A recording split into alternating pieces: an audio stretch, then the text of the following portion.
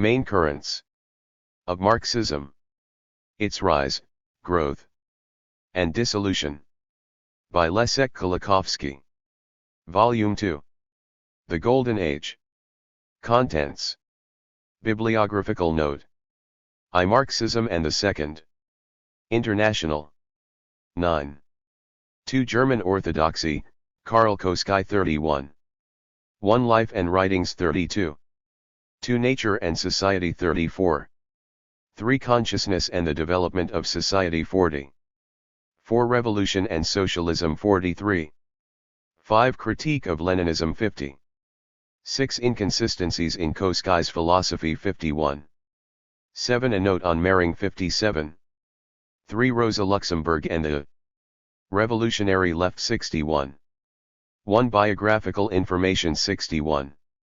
2 The Theory of Accumulation and the Inevitable Collapse of Capitalism 65. 3 Reform and Revolution 76. 4 The Consciousness of the Proletariat and Forms of Political Organization 82. 5 The National Question 88. 4 Bernstein and Revisionism 98. 1 The Concept of Revisionism 98. 2 Biographical Information 100. 3 The Laws of History and the Dialectic 102. 4 The Revolution and the Ultimate Goal 105. 5 The Significance of Revisionism 111. V. Jean-Georges. Marxism as a Soteriology 115. 1 Jurisprudential as a Conciliator 115. 2 Biographical Outline 117. 3 The Metaphysics of Universal Unity 120. 4 The Directing Forces of History 125. 5 Socialism and the Republic 125. 6 J. Orz's Marxism 138. VL Contents. 6 Paul Lafargue, a Hedonist. Marxism 141. 7 Georges Sorel, a Jansenist. Marxism 151 1. The Place of Sorel 1512. Biographical Outline 154 3. Rationalism versus History. Utopia and Myth. Criticism of the Enlightenment 156 4. Ricorsi. The Separation of Classes and the Discontinuity of Culture 162 5. Moral Revolution and Historical Necessity 164 6. Marxism, Anarchism, Fascism 170. 8 Antonio Labriola, An Attempt at an Open Orthodoxy 175. 1 Labriola Style 175. 2 Biographical Note 177. 3 Early Writings 179. 4 Philosophy of History 183. 9 Ludwig Kruse Wiki, Marxism as an Instrument of Sociology 193. 1 Biographical Note 194. 2 Critique of the Biological Theory of Society 197. 3 Prospects of Socialism 198. 4 Mind and Production. Tradition and Change 201. X. Kazimierz Kells Kraus, a Polish. Brand of Orthodoxy 208. 11 Stanislaw Brzozowski, Marxism as Historical Subjectivism 215. 1 Biographical Note 217. 2 Philosophical Development 219. 3 The Philosophy of Labor 223. 4 Socialism, the Proletariat, and the Nation 231. 5 Brzozowski's Marxism 236. 12 Austro-Marxists, Kantians in the Marxist Movement, Ethical Socialism 240. 1 The Concept of Austro-Marxism 240. 2 The Revival of Kantianism 243. Contents VN 3. Ethical Socialism 245 4. Kantianism in Marxism 247 5. The Austro-Marxists, Biographical Information 254 6. Adler, The Transcendental Foundation of the Social Sciences 258 7. Adler's Critique of Materialism and the Dialectic 268-8. Adler, Consciousness and Social Being 272-9. What is and what ought to be 274-10. The State, Democracy, and Dictatorship 276-11. The Future of Religion 282-12. Bauer, The Theory of the Nation 285-13. Hilferding, The Controversy on the Theory of Value 290-14. Hilferding, The Theory of Imperialism 297. 13. The Beginnings of Russian Marxism 305-1. Intellectual Movements during the Reign of Nicholas I 305-2. Herzen 311-3. Chernyshevsky 313-4. Populism and the First Reception of Marxism 316. 14. Plekhanov and the Codification of Marxism 329. 1. The Origins of Marxist Orthodoxy in Russia 329. 2. Dialectical and Historical Materialism 336. 3. Marxist Aesthetics 345. 4. The Struggle Against Revisionism 34-7. 5. The Conflict with Leninism 350. 15. Marxism in Russia before the rise of Bolshevism 354-1. Lenin, Early Journalistic Writings 356-2. Struve and Legal Marxism 362-3. Lenin's Polemics in 1895-1901 373. 16. The Rise of Leninism 381. 1. The Controversy over Leninism 381. 2. The Party and the Workers' Movement. Consciousness and Spontaneity 384. 3. The Question of Nationality 398. 4. The Proletariat and the Bourgeoisie in the Democratic Revolution. Trotsky and the Permanent Revolution 405. 17. Philosophy and Politics in the Bolshevik Movement 413. 1. Factional Struggles at the time of the 1905 Revolution 413. 2. New Intellectual Trends in Russia 419. Contents 3. Empiria Criticism 424-4. Bogdanov and the Russian Empiria Critics 432-5. The Philosophy of the Proletariat 441-6. The God Builders 446-7. Lenin's Excursion into Philosophy 447-8. Lenin and Religion 459-9. Lenin's Dialectical Notebooks 461. 18. The Fortunes of Leninism, From a Theory of the State to a State. Ideology 7. 1. The Bolsheviks and the War 467. 2. The Revolutions of 1917 473. 3. The Beginnings of Socialist Economy 481. 4. The Dictatorship of the Proletariat and the Dictatorship of the Party 485. 5. The Theory of Imperialism and of Revolution 491. 6. Socialism and the Dictatorship of the Proletariat 497. 7. Trotsky on Dictatorship 509. 8. Lenin as an ideologist of totalitarianism 51-3. 9. Martov on the Bolshevik ideology 517-IO. Lenin as a polemicist. Lenin's Genius 520. Selective Bibliography 529. Index 537. Bibliographical Note. Sources of quotations used in the text. Lenin, V.I., Collected Works, 4.5 volumes, Lawrence and Wishart, London. 1960-70. McClellan, D., Karl Marx, Early Texts, Blackwell, Oxford, 1971. Marx, K., Capital, Lawrence and Wishart, London, 1974. Sarl, G., Reflections on Violence, Trans.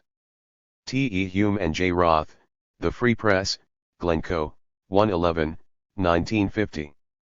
Trotsky, L., The Defense of Terrorism, Labour Publishing Co. and Allen and Unwin, London, 1921. Chapter I.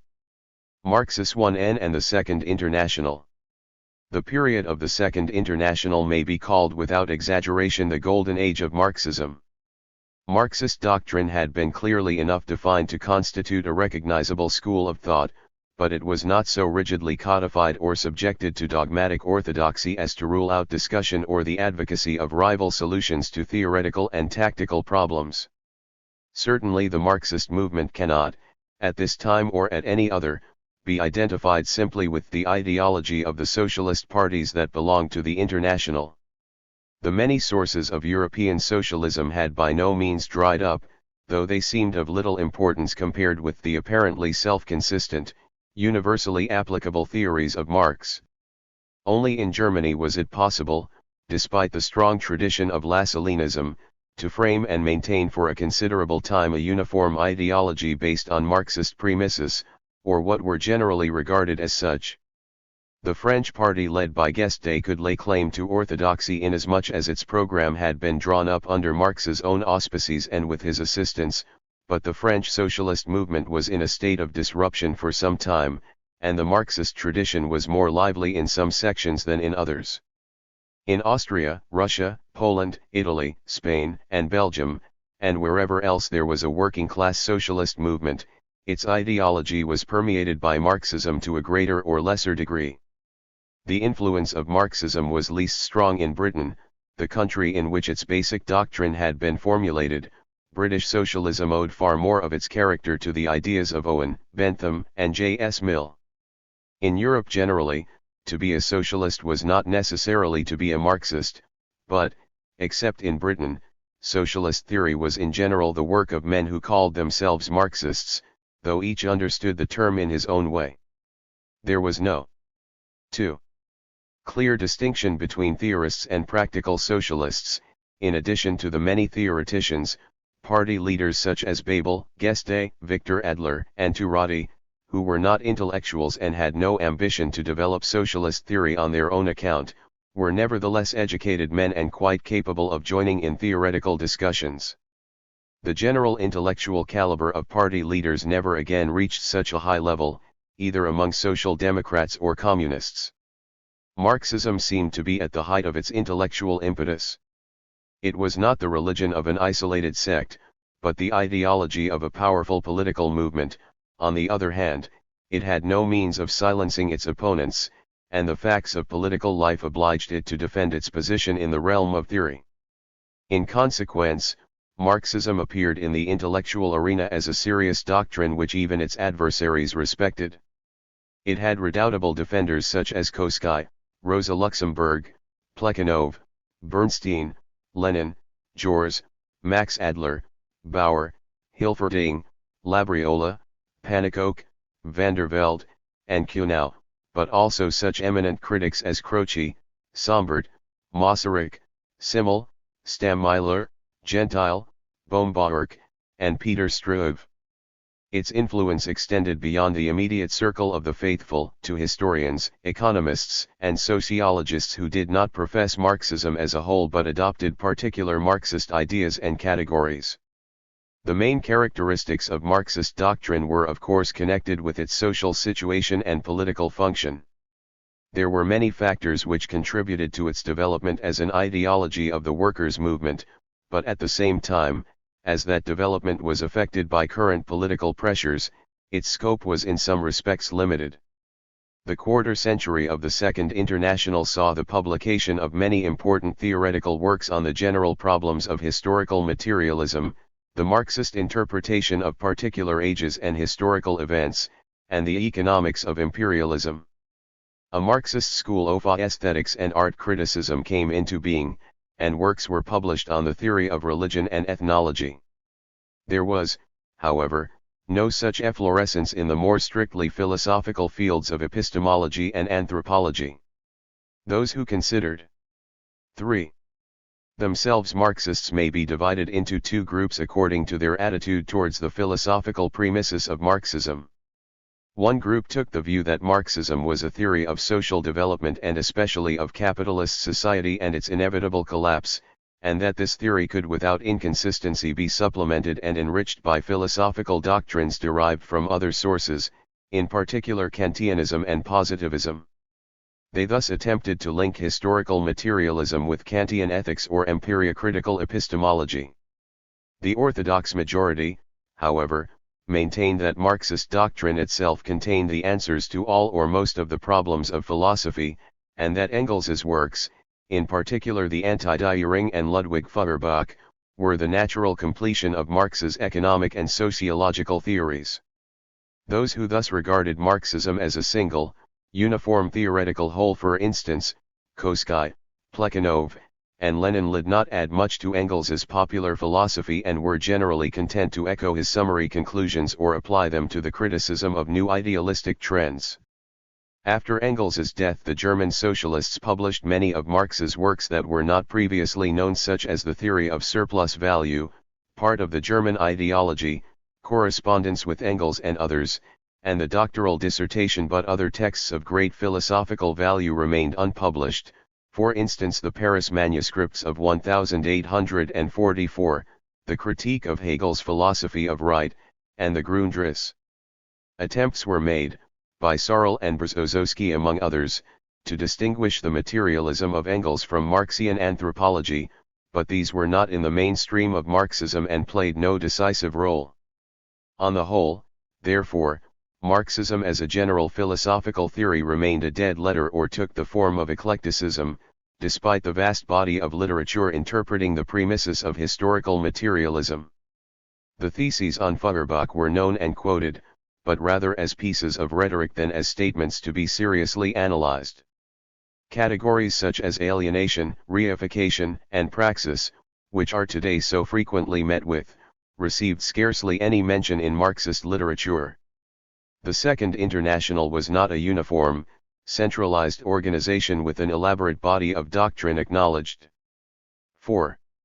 by all its members, but rather a loose federation of parties and trade unions, working separately though united by their belief in socialism.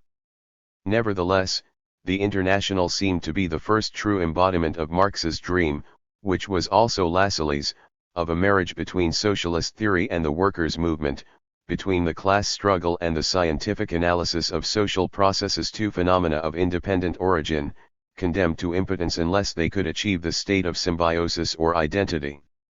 Although non-Marxist traditions of socialism had not lost their strength, it was Marxism that stood out as the dominant form of the workers' movement and the true ideology of the proletariat. Unlike the First International, which was an ideological center rather than an organization of the workers' movement, the second was an assemblage of parties representing the masses.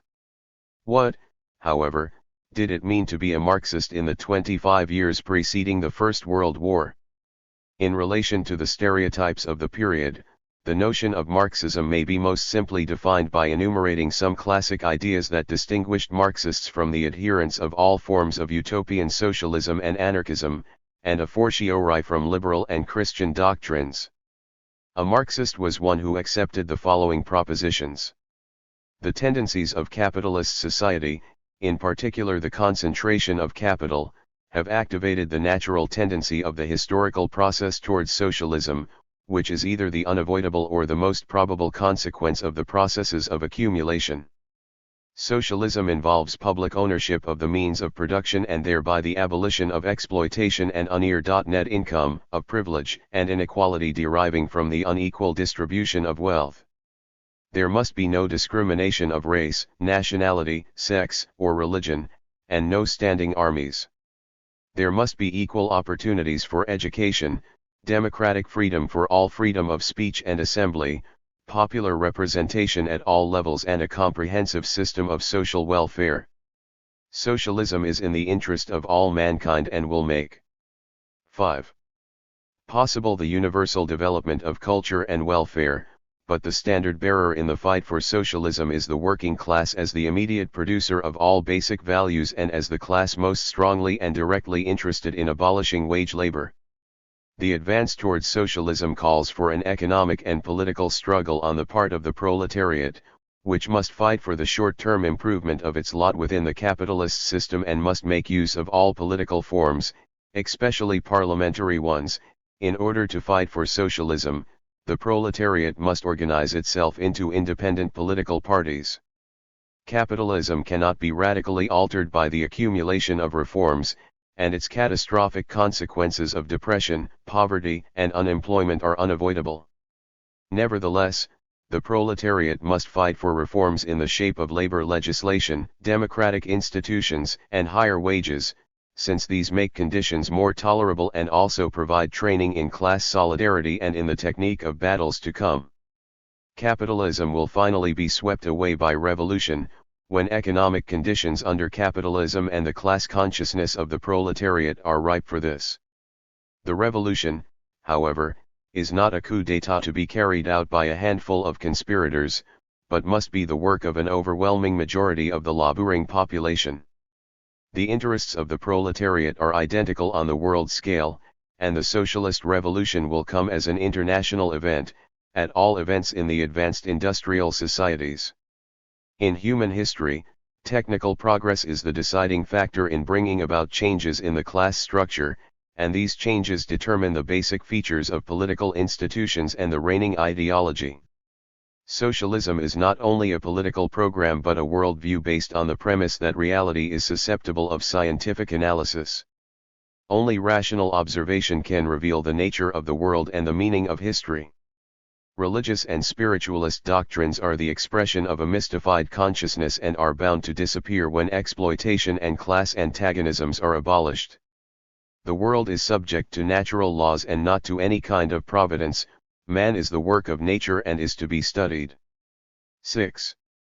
Accordingly, although the rules that govern his being cannot be simply reduced to those of the pre-human universe, the main lines of Marxist doctrine as thus formulated were, however, open to important differences of interpretation, and in certain conditions these led to the formation, within Marxism, of political movements and theoretical positions that were radically hostile to one another. Within the framework of the general definition it was possible to hold quite different views as to, for example, the degree of validity of historical materialism or the relationship between the base and the superstructure. Socialism might be regarded either as a natural inevitability or as a possibility within the historical tendency of the capitalist economy. The struggle for reform might be treated as valuable in itself or merely as training for the revolution to come. It was possible to advocate the political exclusivism of socialist parties or to admit, with greater or less freedom, the legitimacy of alliances of various kinds with non-socialist movements. The revolution could be envisaged either as a civil war or as the result of nonviolent pressure by the majority. It was possible to hold either that the socialist worldview was an all-embracing, self-contained system providing the answer to every important philosophical question, or that philosophical criticism might draw freely on pre-Marxist or non-Marxist thought in respect of questions that Marxism itself did not decide one way or the other. All these differences were of great importance in defining the objectives and policy of socialist parties. The latter were not mere discussion groups but had to take many practical decisions. They were constantly confronted by situations which Marx's doctrine had, so to speak, not foreseen. This obliged them to draw particular conclusions from the master's principles, and they did not always agree as to the mode of doing so.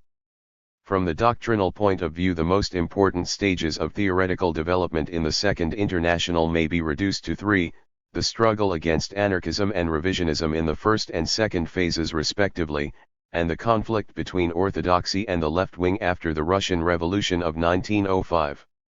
From the point of view of the fate of Marxism and the socialist movement, the decisive conflict was of course that waged against revisionism in all its ramifications. The most important factors of the European situation affecting the development of socialist thought during the period of the Second International may be summarized briefly as the retreat from liberalism in ideology and economic practice, the democratization of political institutions, especially the introduction of equal and universal suffrage in many European states, the economic expansion of Western Europe, and the growth of imperialist tendencies. The decline of liberalism was expressed above all in the abandonment of two principles that had been fundamental to liberal social philosophy. The first of these laid down that the main function of state institutions was to protect the safety, freedom, and property of the individual. Questions of production and exchange lay outside their competence and should be left to private initiative, which gave the best assurance of prosperity. The second, more specific principle was that the relationship between the employer and the wage earner was a particular kind of free contract between free individuals and must be left subject to the laws of such contracts. It was an infringement of freedom for the law to interfere in labor agreements or for trade unions to exert collective pressure on employers to improve conditions.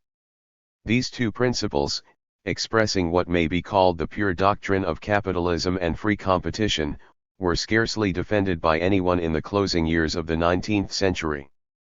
This was partly the result of socialist propaganda and partly because changes in the world economy had made the ideal of unrestricted free trade unworkable. Socialist ideas had effectively destroyed the fiction that the employer and the wage earner met on equal terms, and most liberal theorists had also abandoned this position.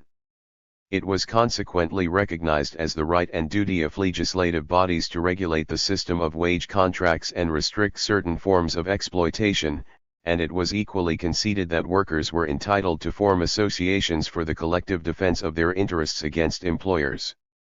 The recognition of the principle of state intervention between workers and employers, and the possibility of exerting pressure through freely elected legislative bodies, faced the socialist parties of Western Europe with a situation to which Marxist 8.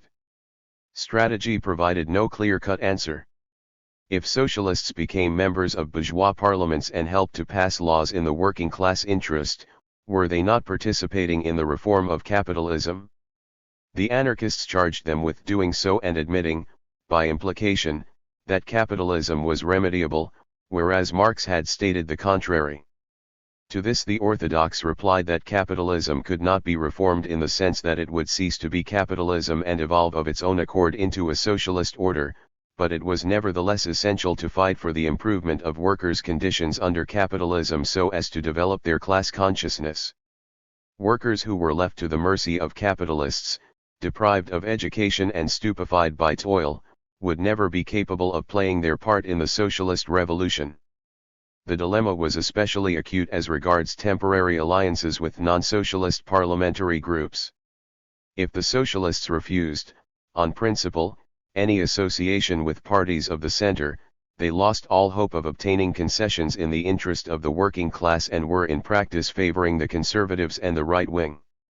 But if they agreed to such associations, it meant cooperating with the bourgeoisie to improve the capitalist system, and thereby blunting the edge of class antagonism.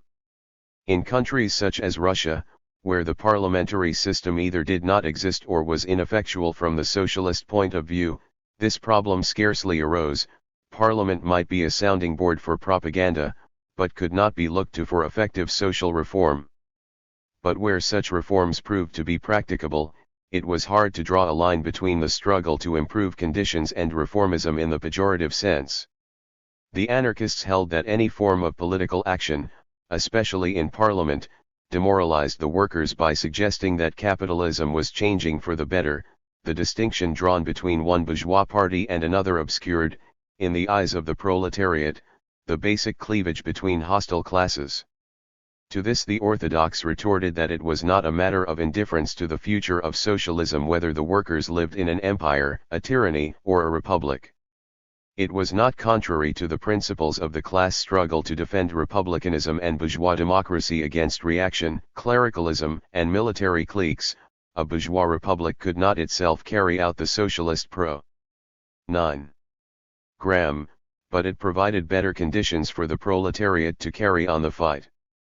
The history of the socialist movement is that of a continuing debate between these two points of view.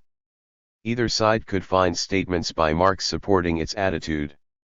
If it were held that the proletariat does not belong to bourgeois society and cannot amend that society, but only destroy it, that the natural laws of capitalist production operate against the workers, and that this state of things can no more be altered than physical bodies can be made to fall up instead of down, then any struggle for reform, any temporary parliamentary alliance, Any distinction between one bourgeois party and another is a betrayal of the proletariat and an abandonment of the revolution. But, on the other hand, did not Marx expressly reject Lassalle's view that all the non-proletarian classes form a single reactionary mass? Did he not approve of the proletariat fighting not for total revolution but for democratic rights or factory laws, and did he not condemn the absurd principle the worse, the better? The anarchists, and particularly the anarcho-syndicalists, set their faces against parliamentary tactics and any idea of reforming capitalism or coming to terms with the bourgeoisie. The older generation of orthodox socialists, such as Geste, and the young German left accepted the need for political action but were against temporary alliances, and they regarded the struggle for reforms as valuable not in itself but only in relation to the ultimate aim. The orthodox of the center persuasion accepted political alliances provided the working class party remained fully independent, and they recognized the fight for short-term objectives as valid in itself.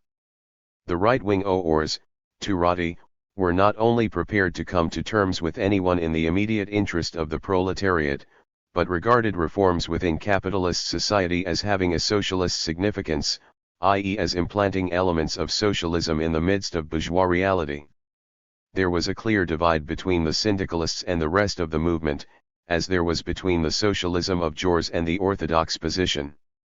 Between intermediate schools of thought the barriers were more fluid and made themselves felt occasionally, in particular controversies.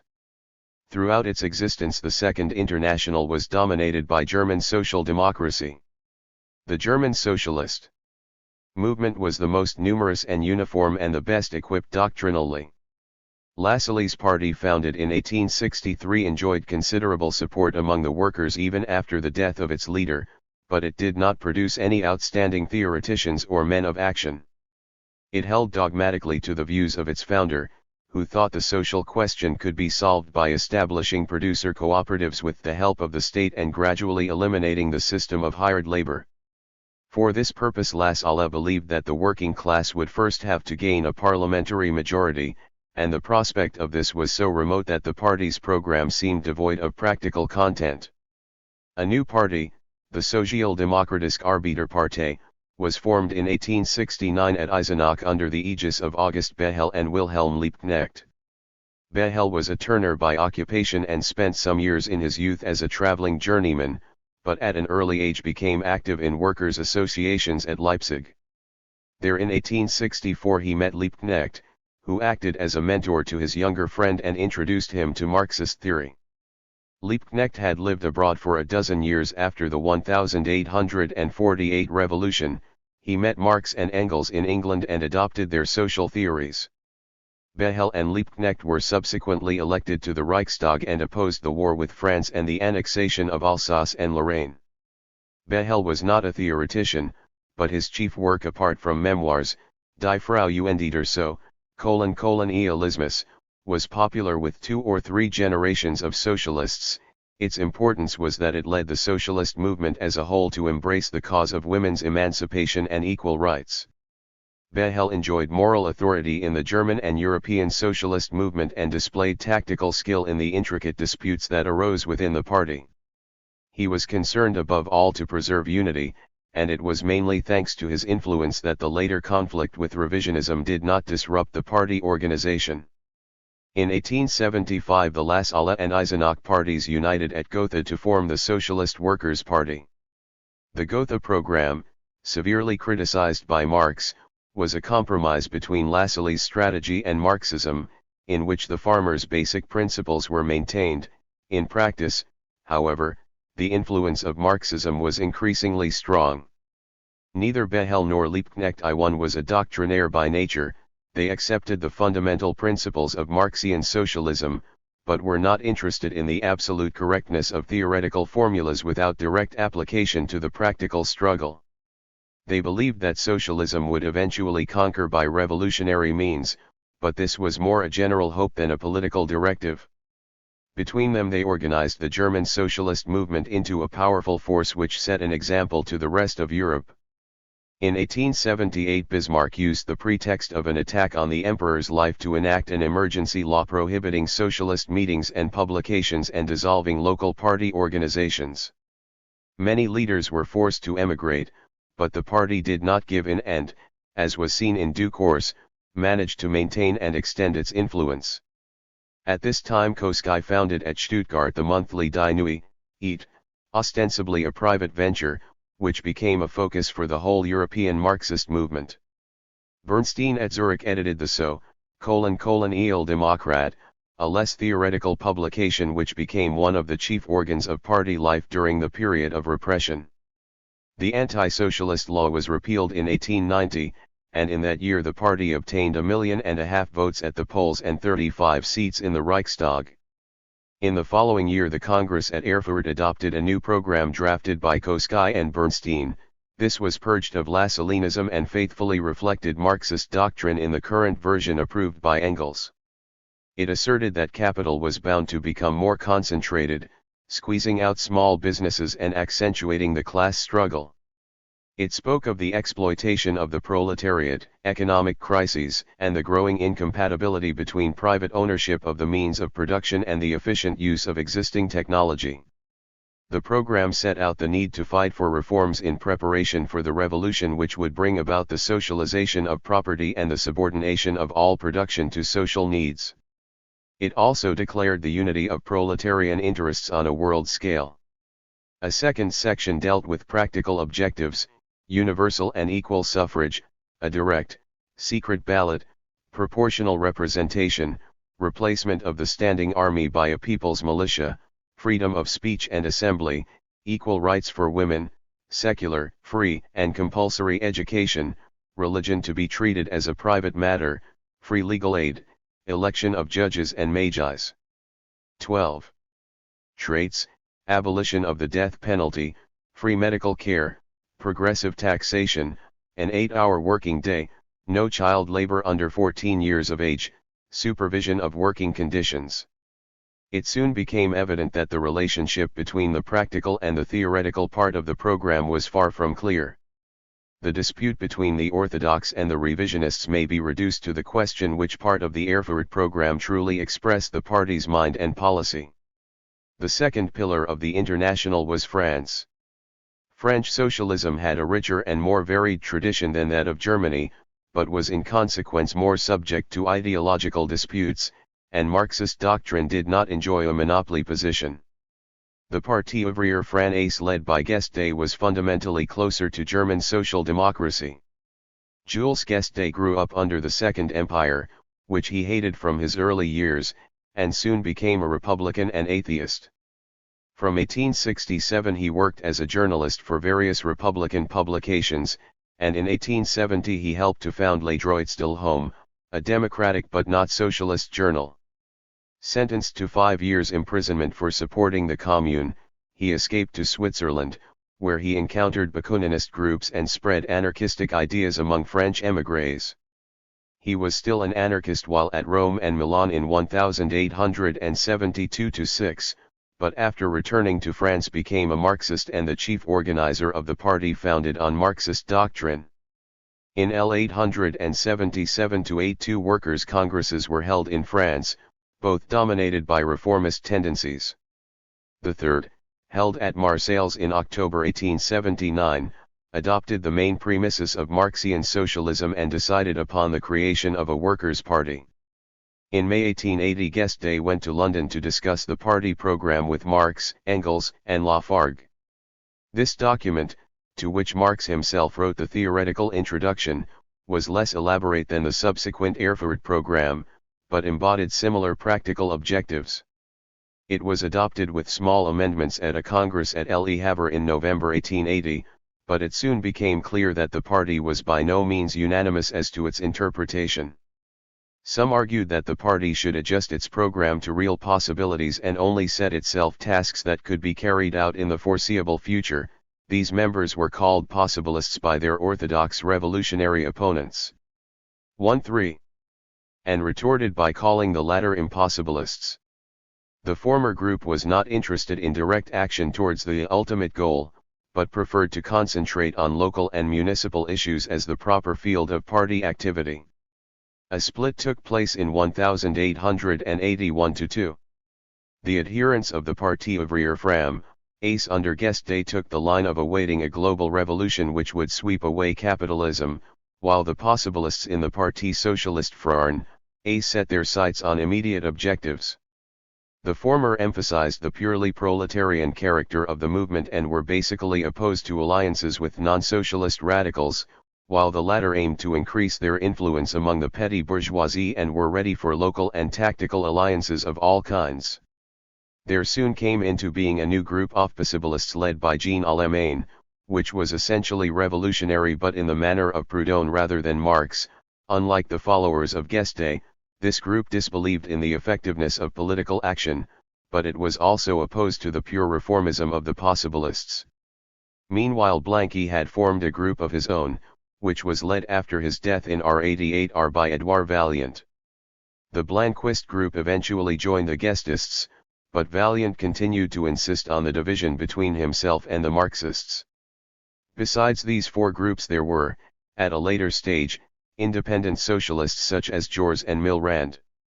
At the beginning of the 20th century French socialism was divided into three main streams: the Parti Socialiste Frarn, ACE, with Jaurès as its chief ideologist, the Parti Socialiste de France, and the Syndicalists.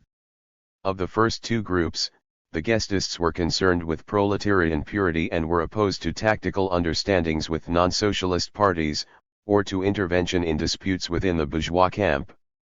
They disbelieved in the value of reformist action and firmly rejected the idea that any reforms within the existing system could be of significance for socialism. Jaurès and his followers, on the other hand, while they saw the transition to socialism in terms of revolution, believed that some socialist institutions could be established and maintained in bourgeois society, as socialism was not the negation of republicanism but a development of its principles. They were also prepared to contract alliances with non-socialist forces in the interests of any cause currently defended by the socialists. The Syndicalists, the 14. least important of the three groups, were opposed in principle to all political activity and especially to parliamentary action. Their periodical, the Mouvement Socialiste, was edited from 1899 to 1914 by Hubert Lagardelle, and the chief ideologist of the movement, although he stood outside it, was Georges Sorel. The Guesde and Jaurès groups united in 1905, but this did not put an end to ideological differences within French socialism. Marxism, however, did not produce any important theoreticians in France during the period of the Second International. Guesde was not a scholar, and Lafargue, no doubt the chief French Marxist in the classic sense of the term, was more of a popularizer than an independent thinker. Jaurès and Sorel, who were genuinely original writers, could only be called Marxists in a very loose sense, but both influenced French intellectual life by their different interpretations of Marxism as well as in other ways. British socialism, as already mentioned, was hardly affected by Marxian doctrine. Strictly speaking, there is nothing in the ideological basis of Fabianism that can be called specifically Marxist. Fabian essays in socialism, which struck the keynote of British socialism for generations to come, comprised a program of reform which was either contrary to Marxist theory or rooted in principles drawn from the general arsenal of 19th-century socialism. The Fabians were not interested in social philosophy unless it was directly related to feasible reforms. Their main ideals were equality and rational economic planning, and they believed that these could be achieved by democratic pressure within the framework of existing political institutions and their gradual improvement. They accepted that the concentration of capital created the natural economic preconditions of socialism, but they believed that social reform and the gradual limitation of unearned income would make it possible to give this process a socialist sense without the revolutionary destruction of the existing state. It would seem that in the course of time the idea of rational, scientific social organization and economic efficiency came to loom larger in Fabian ideology, at the expense of democratic values. Despite the great importance of the British movement in the history of socialism, it made no significant contribution at this time to the evolution of Marxist doctrine, except of course for the British role in the formation of European revisionism. The Belgian socialist movement was more Marxist than the British, but less doctrinally consistent than the German. The Parti Ouvrier Belge, formed in 1885, had as its chief theoretician Emile van der Velde, chairman of the International from 1900 to 1914. He considered himself a Marxist, but felt free to diverge on points of theory that he regarded as doctrinaire. Plekhanov, for one, denied that he was a Marxist at all. But he was not a leader of the type, common in the Second International, that was interested in doctrine only for its direct relation to political and reformist action. On the contrary, he strove after an integral worldview and regretted that socialism, unlike Catholicism, had not evolved one. In l'Idealisme dans le Marxisme he gave an extremely loose interpretation of historical materialism, retaining only the general idea of the reciprocal influence of all historical circumstances, technical, economic, political, and spiritual, a position which almost everyone at that time accepted, but which left no room for Marxian monism. He also argued, following Croce, that the term historical materialism was misleading. No type of historical change was absolutely prior to any other, and in different circumstances different kinds of change might give the initial impetus. Demographic processes or changes of geographical environment might of themselves affect social developments. Nor was it true that spiritual phenomena were simply the consequence of changes of economic structure. They could not exist outside that structure, just as a plant had to have soil in which to grow, but it was absurd to say that the soil was the cause of the plant. Technical development was itself conditioned by man's intellectual activity, which was a spiritual phenomenon. Moral factors, too, played an independent part in historical change. Marx and Engels, in attacking capitalism, had been moved by moral considerations. Historical materialism was a useful device for seeking out the hidden causes of social ideas and institutions, but it was wrong to regard it as providing the sole cause of the entire historical process. Arguing in this way, van der Velde rejected the determinist aspect of the doctrine, while accepting that the general tendency of capitalist economy led towards the socialization of industry. This did not mean that he accepted the theory of 16. Increasing misery, or of socialism as requiring the transfer of all production to public ownership, or, above all, the inevitability of revolution. On the contrary, all the signs were that socialism would come about gradually, in different ways and not necessarily in the same form everywhere. Socialization was not the same as nationalization. One of its most essential elements was the gradual elimination of political authority centralized in the state. The development of socialism was more likely to be aided by local groupings and forms of self-government which permitted genuine social control over the productive process. Van der Velde was not an outstanding theorist, and his views on theoretical questions are generally cursory and commonsensible. In politics he stood perhaps closest to Jors, but he had not the latter's analytical mind or rhetorical gifts. The Austrian socialist movement was, next to the German, the most active from the theoretical point of view. The Social Democratic Party, formed in 1888, was led for many years by Victor Adler, a doctor by profession.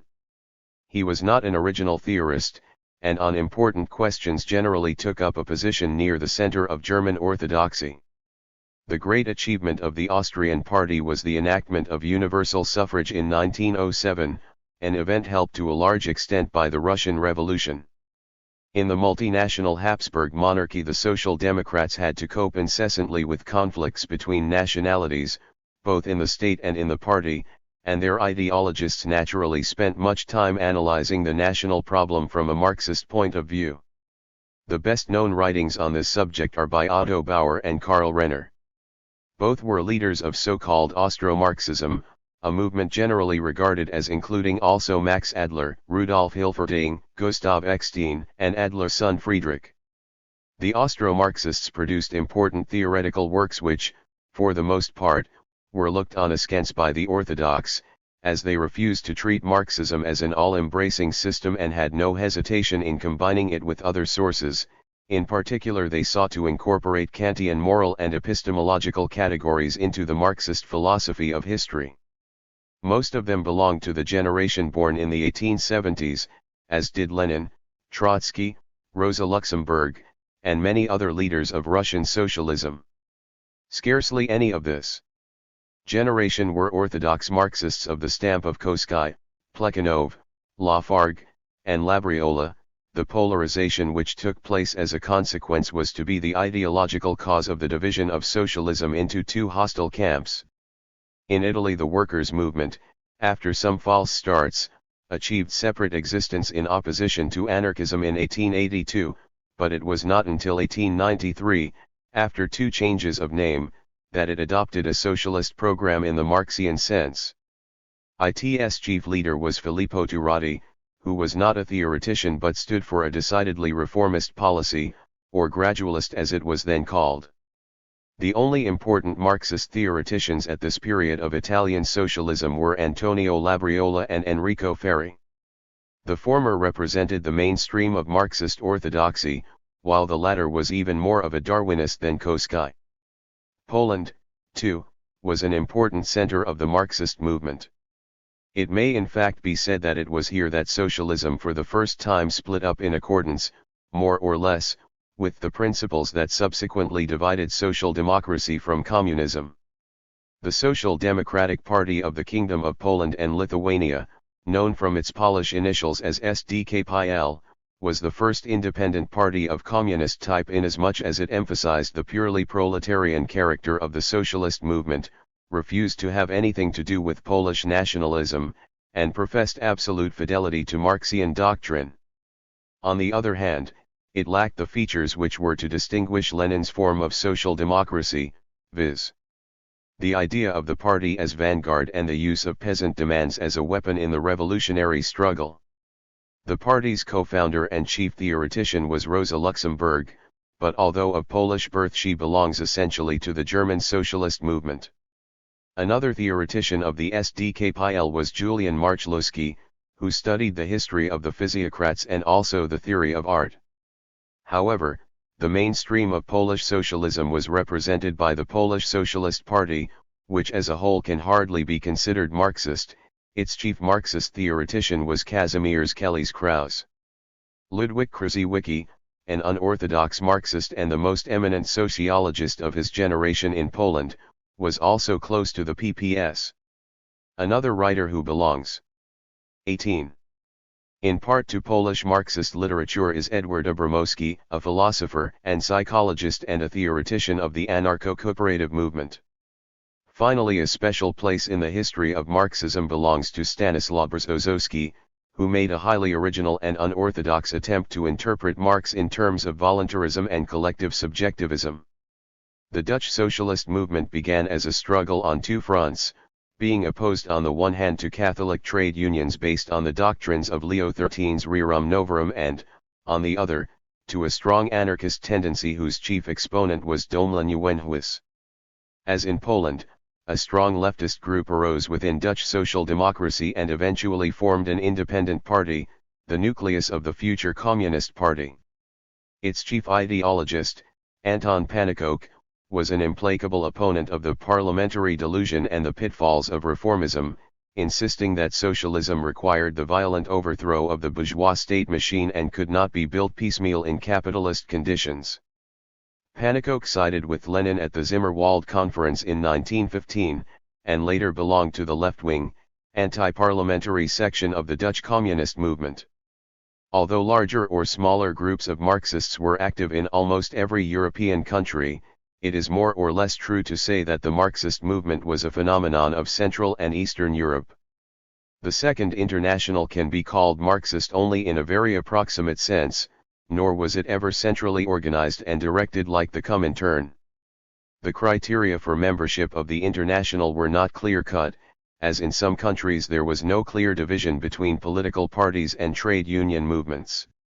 Nevertheless, its inaugural Congress at Paris in July 1889 was attended by the whole elite of European Marxism including Engels, although he had expressed in letters his misgivings at setting up an international organization.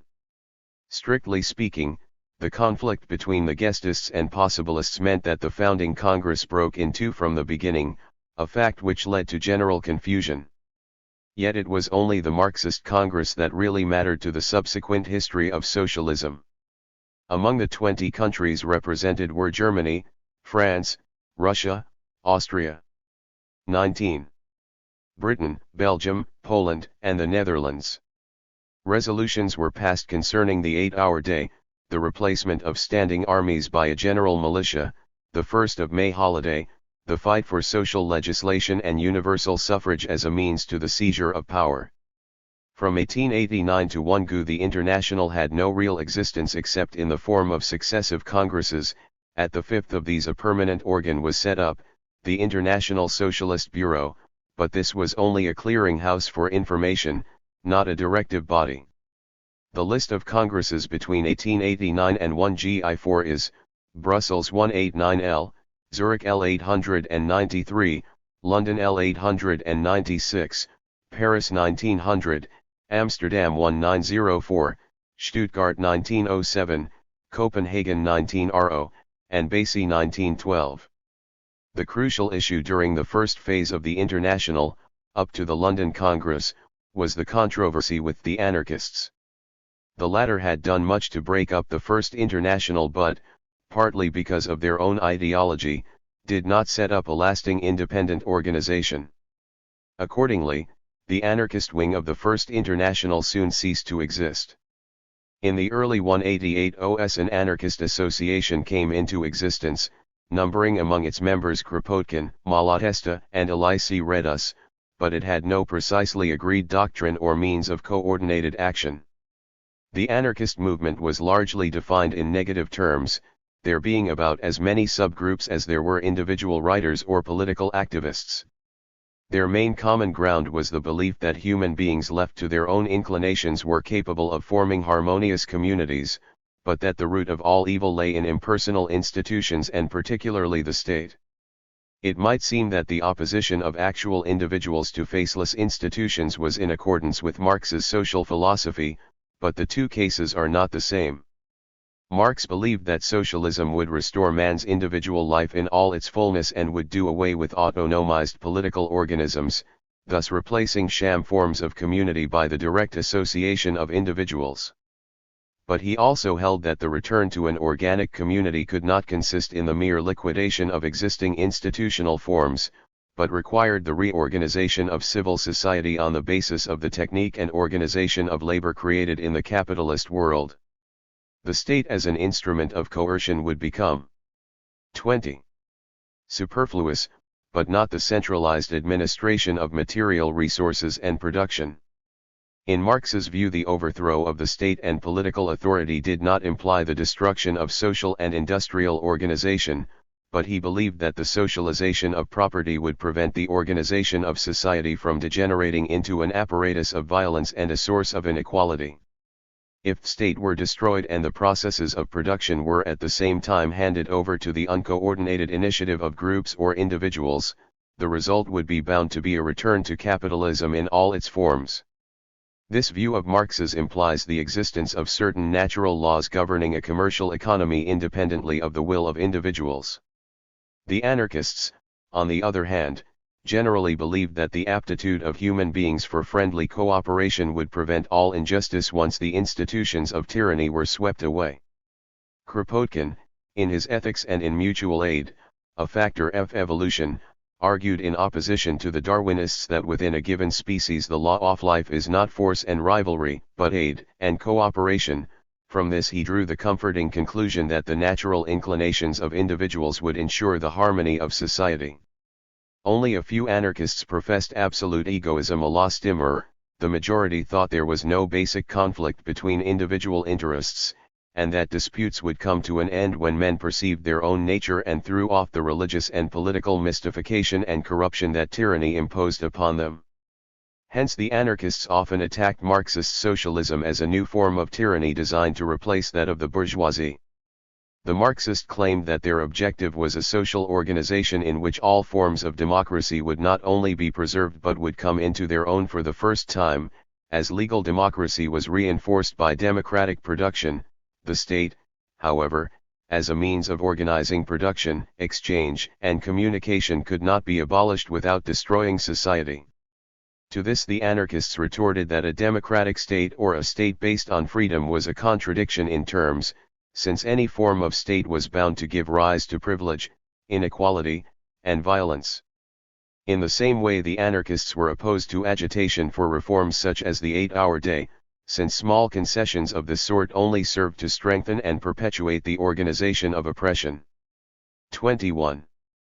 Political action, 2, in the sense of socialist parties engaging in current rivalries, elections, parliamentary contests, etc., was a fraud at the expense of the downtrodden classes.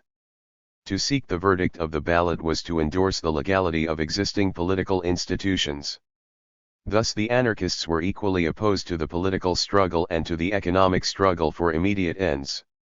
They rested their hopes either on a transformation of the moral consciousness of the oppressed which would cause the breakdown of coercive institutions, or on a violent revolution engineered by a terrorist conspiracy. Their ideal was complete equality and the abolition of all organizational forms beyond the range of immediate democracy, i.e. the complete decentralization of public life. In addition, the anarchists, and especially the syndicalists, were mistrustful of middle-class intellectuals in the revolutionary movement, as they suspected them of seeking to dominate the workers. Some anarchist groups professed violent hatred of intellectuals as such. Of the whole body of scientific knowledge and art, it was the duty of the working class, they believed, to sever all continuity with culture as it had hitherto existed. This tendency was represented only by a few writers and groups, but it is in accordance with the spirit of a movement which sought to begin human history anew, to go back to the sixth day of creation and restore mankind to a state of paradisal purity. The anarchists were influential in France, owing in part to Proudhonist tradition. They were stronger still in Spain and Italy, and had active groups in Holland and Belgium. They were least firmly rooted in Germany. At the Zurich and London congresses they were finally excluded from the International, since a rule was adopted confining membership to parties which accepted that political activity was indispensable. In 1896 to 1900, between the London and Paris congresses, events took place which brought to light or exacerbated profound differences within the socialist movement: the Dreyfus case, the controversy over Millerand joining the Waldeck-Rousseau government of 1899 to 1902, and the debate over revisionism in Germany. The agitation over Dreyfus and ministerialism might appear purely tactical, but in fact these issues involved fundamental questions of the class interpretation of the French socialist movement. Those who, headed by Georges 22, demanded that the party commit itself without reserve to the defense of Dreyfus argued that socialism, as the cause of all mankind and of the moral values created throughout history, must take up arms against injustice wherever it appeared, even if the victim was a member of the governing class. Guesde and his followers objected that if the party sprang to the defense of a particular member of the military caste it would blur the distinction between the proletarian party and bourgeois radicalism and, by weakening class consciousness, would play into the hands of the bourgeoisie. The dispute, although it was not so formulated, can be seen as reflecting two different interpretations of Marxism. Marx himself, especially after his polemic with German True Socialism, held that although socialism is the affair of all humanity and not just of a single class, the advance towards socialism is the concern of the working class and must therefore be inspired by its class interests and not by humane moral values in general. This could be interpreted to mean that socialists should not get involved in conflicts that did not affect proletarian interests, especially those between different sections of the bourgeoisie who, by definition, could not be upholders of socialist values. It was possible, following Guesde, to defend the political exclusivism of the working class and treat the possessing classes as essentially a single, uniform, hostile camp. But strategic and theoretical arguments could also be advanced, from a Marxist point of view, in the opposite direction. Marx did not accept the oversimple and ruinous principle that it was all one to the proletariat what kind of system prevailed until the day of revolution. On the contrary, he and Engels repeatedly distinguished between reaction and democracy, royalists and republicans, clericals and radicals in the political groupings of the propertied classes. As they were well aware, for the working class to look on passively while the bourgeois quarreled among themselves not only brought the revolution no closer but condemned the workers to impotence.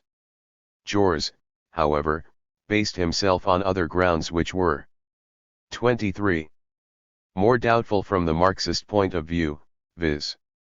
That the party must take an active part in all conflicts involving universal moral values because by defending those values it was building socialist reality in the midst of bourgeois society. While the ouvriérisme professed by Guesde and his followers was no doubt a false and oversimplified interpretation of Marxism, Jors was guilty of unorthodoxy when he represented the party's moral commitment as itself a realization of socialism. In Marx's view, the socialist revolution was to be a violent breach of continuity with bourgeois institutions, and could certainly not be realized in whole or in part within bourgeois society. To an orthodox Marxist, then, it would seem that support for Dreyfus might be justified on strategic or tactical grounds but not on moral ones. On the other hand, it was hard to find a text in Marx stating that the revolution meant a breach of moral as well as institutional continuity.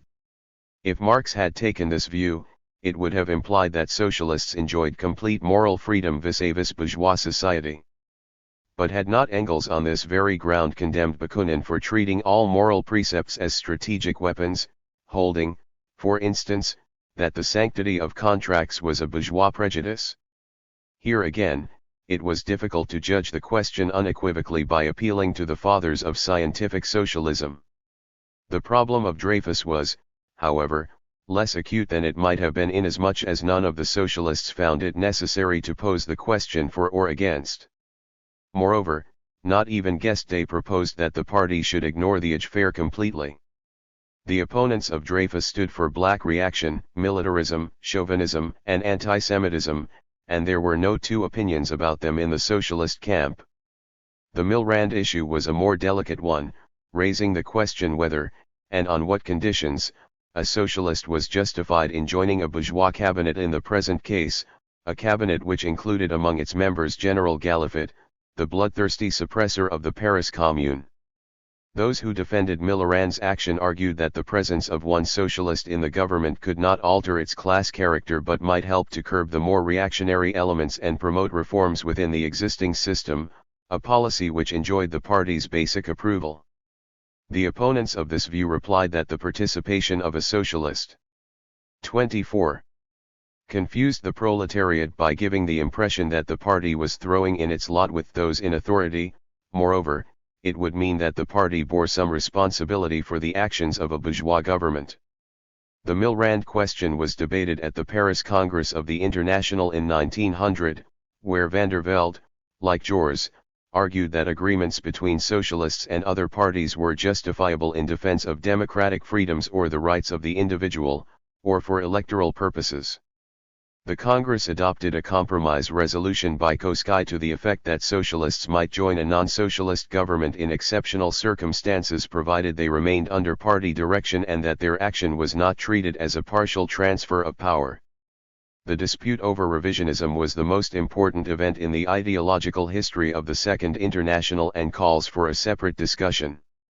The International was less concerned with the theoretical sources of antagonism between the revisionists and the orthodox than with the question of reformism and the significance of reforms, which from the theoretical point of view reflected more fundamental divergences. The German Social Democrats passed a resolution against revisionism at their Congress in Dresden, and at the Amsterdam Congress Guesde proposed that the International adopt the same resolution. On this occasion Jo Residential made his famous speech declaring that the doctrinal rigidity of the German socialists was only a mask for their practical ineffectiveness. The anti-revisionist resolution was adopted by a majority, but the revisionist movement continued to grow. The German party did not expel its revisionists, neither Babel nor Kolakowski wanted a split, and the strength of revisionism lay not in Bernstein's theoretical arguments but in the practical situation of the German working class. Those party activists who supported Bernstein were not interested in his critique of the dialectic, or even in the theory of value or the concentration of capital, but rather expressed that state of mind of the workers' leaders who saw a gulf between the austere revolutionary formulas of the party's program and its actual policy, and who could no longer ascribe a practical meaning to traditional Marxist dogmas.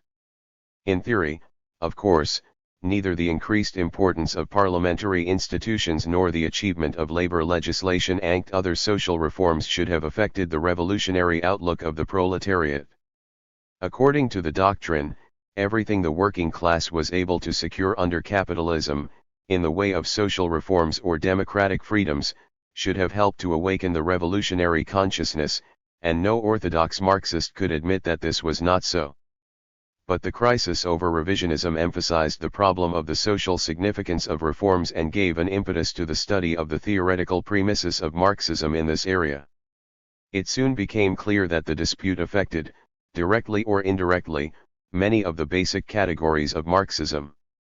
The idea of revolution, classes, and the class struggle, the continuity and discontinuity of culture, the state, historical inevitability, historical materialism, and the meaning of socialism itself, all these were called in question. Once the debate on revisionism was engaged, orthodox Marxism was no longer the same as before. Some of its adherents held by the old positions, but new forms of orthodoxy gradually supplanted the classic Marxism of Kolakowski, Babel, and Labriola. The last years of the Second International were overshadowed by the approach of war. The threat of a European conflict and the problem of socialist policy were discussed many times, especially at the Stuttgart Congress in 1907. The question was closely bound up with that of nationalities and self-determination. Some general principles were accepted by all socialists. All but a group of the German Social Democrats were opposed in principle to militarism and colonialism, and all opposed national oppression. But this did not suffice to determine a common attitude towards war or particular international conflicts. The International had condemned militarism in general terms at Brussels in 1891, and at London in 1896 it adopted a resolution for the replacement of standing armies by people's militias. But as the respective socialist parties were organized on national lines and were obliged in the event of war to take up a position in view of the policy of their own governments, such resolutions had no tangible consequences for any of them. As regards the discussions of war and peace, the folioing General Paintes may be singled out. Geste, faithful as ever to his dogmatic Marxism, was unenthusiastic about any special anti-war campaign. Wars were inevitable under capitalism, and the way to stop them was to abolish it. This was in effect a repetition on the international plane of Geste's position in regard to the Dreyfus case. Socialists should not interfere in disputes among the possessing classes. Imperialist war is an instance of such a dispute, and is not the proletariat's concern. This was also the view of some German Social Democrats, but it meant abandoning all hope of exerting a socialist influence on events. If war broke out, a large part of the proletariat was bound to be mobilized and take part in the general slaughter, and if the socialists stood aside in the name of doctrinal purity, they would in practice be endorsing the actions of governments. Several leaders accordingly urged that the International should adopt a definite policy of preventing war. Jors and Valiant were for active resistance, including rebellion if necessary, but they also held that if a country was attacked it had a right to defend itself and it was the duty of socialists to take part in the defense. At Stuttgart in 1907 Gustav Hervé proposed a resolution calling for a general strike and mutiny in the event of war, but the Germans opposed this, chiefly for fear that their party might be outlawed. Even the call to strike and rebel was within the bounds of a reformist policy. The left wing, represented by Lenin, Rosa Luxemburg, and Karl Liebknecht, put forward more radical proposals. In their view, the business of socialists, should a war break out, was not to attempt to stop it, whether by means of strikes or invoking international law, but to use it to overthrow the capitalist system. The resolution adopted at Stuttgart spoke in general terms of acting to stop a war or using it to hasten the downfall of capitalism, but these were purely ideological statements and comprised no specific plan. The idea of taking advantage of the imperialist conflict could be interpreted, as it afterwards was by Lenin, in the sense of turning it into a civil war, but the great majority of socialist leaders were not thinking on these lines. At the Basie Congress in 1912, although the First Balkan War had broken out, the mood was one of concord and optimism. A further anti-war resolution was passed, the slogan "War on War" was vociferated, and the delegates dispersed in the conviction that the socialist movement was strong enough to prevent the carnage plotted by imperialist governments. The International was also divided, though along different lines, on the question of national self-determination. National oppression was of course condemned by all, but neither this nor Marxist theory provided a solution to the complicated ethnic problems of Central and Eastern Europe. In general, it was accepted that while national oppression and chauvinism were contrary to socialist ideas, the former was only a function of social oppression and would vanish along with it. The nation-state was likewise associated with the development of capitalism, and there was no reason for Marxists to regard it as a guiding principle. The Austrian Marxists put forward the idea of cultural autonomy within a multinational state. There was no need for the state to be organized on a national basis, but every ethnic community was entitled to maintain its cultural traditions and language without interference. Rosa Luxemburg violently attacked the principle of self-determination on the ground that socialism would do away with national quarrels in due course, while the fight for socialism was going on. To raise the national question as a separate problem would distract the proletariat from its proper objective and assist the bourgeois policy of national unity. Lenin and the left wing of the Russian Social Democrats upheld the right of every nation to form a state of its own. Rosa Luxemburg's dogmatism on this issue was similar to the rigid attitude of Geste towards other disputes. As all important historical processes were determined by the class struggle, there was no such thing as a separate national problem, and in any case it was not a proper object of attention for the working class movement. As for Lenin, he did not advocate the idea of the nation-state for its own sake, but regarded national tension and oppression as a powerful source of strength that could be exploited in the interest of the social struggle. The collapse of the International in the face of the IG-14 war was the more unexpected and depressing as the socialists had built such high hopes on the strength of their movement. The left wing did not expect it either. Lenin at first refused to believe that the German Social Democrats had obeyed the fatherland's call to arms. In every country of Europe the great majority had instinctively adopted a patriotic attitude. Even among the Bolshevik émigrés in the West, a large number did so without hesitation. Plekhanov, the father of Russian Marxism, had no doubt that Russia must be defended against invasion, and almost all the Mensheviks thought likewise. At the beginning of August the large Social Democratic Party in the Reichstag voted for war credits. A minority which had been outvoted at a previous party meeting conformed to the majority line. At the next Reichstag vote in December, Karl Liebknecht alone broke the ranks of party solidarity. During the next 2 years the number of active dissidents rose to the point at which there was a split. The opponents of war were expelled and, in April 1917, formed the independent German Socialist Party, which drew its members from all parts of the German Socialist Party. The war brought about new political divisions. The USPD included orthodox centrists like Koski and Hugo Hasse, revisionists like Bernstein, and the left wing, which had formed itself into the Spartacus League at the beginning of 1916 and now joined the USPD in a body. In France the anti-patriotic opposition was if anything even weaker than in Germany. Jors, who might have hesitated, was murdered on the eve of the war. Geste and Sembat joined the war government, as did Van der Velde in Belgium. Hervé, the most radical of French anti-war agitators, changed almost overnight into an ardent patriot. The International was in ruins. In the summer of 1914 the socialist movement suffered the greatest defeat in its history, when it became clear that the international solidarity of the proletariat, its ideological foundation, was an empty phrase and could not stand the test of events. Both on the side of the Entente and on that of the Central Powers, attempts were made to justify the upsurge of patriotism on Marxist grounds. Marx had often denounced Russia as a bulwark of barbarism and reaction, and a war against her could well be represented as defending European democracy against Tsarist despotism.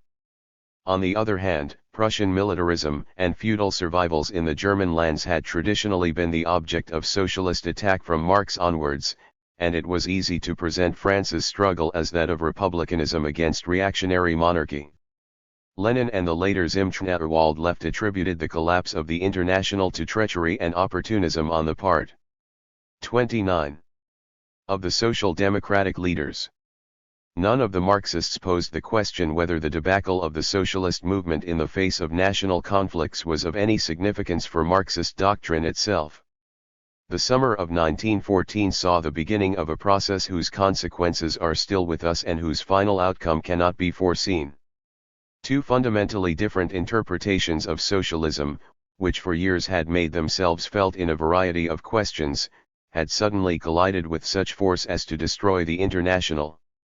Marxists at the time did not clearly examine or decide the question whether, and in what sense, socialism is a continuation of human history and in what sense it represents a breach with all that has gone before, or, to put it another way, how far and in what sense the proletariat is part of bourgeois society.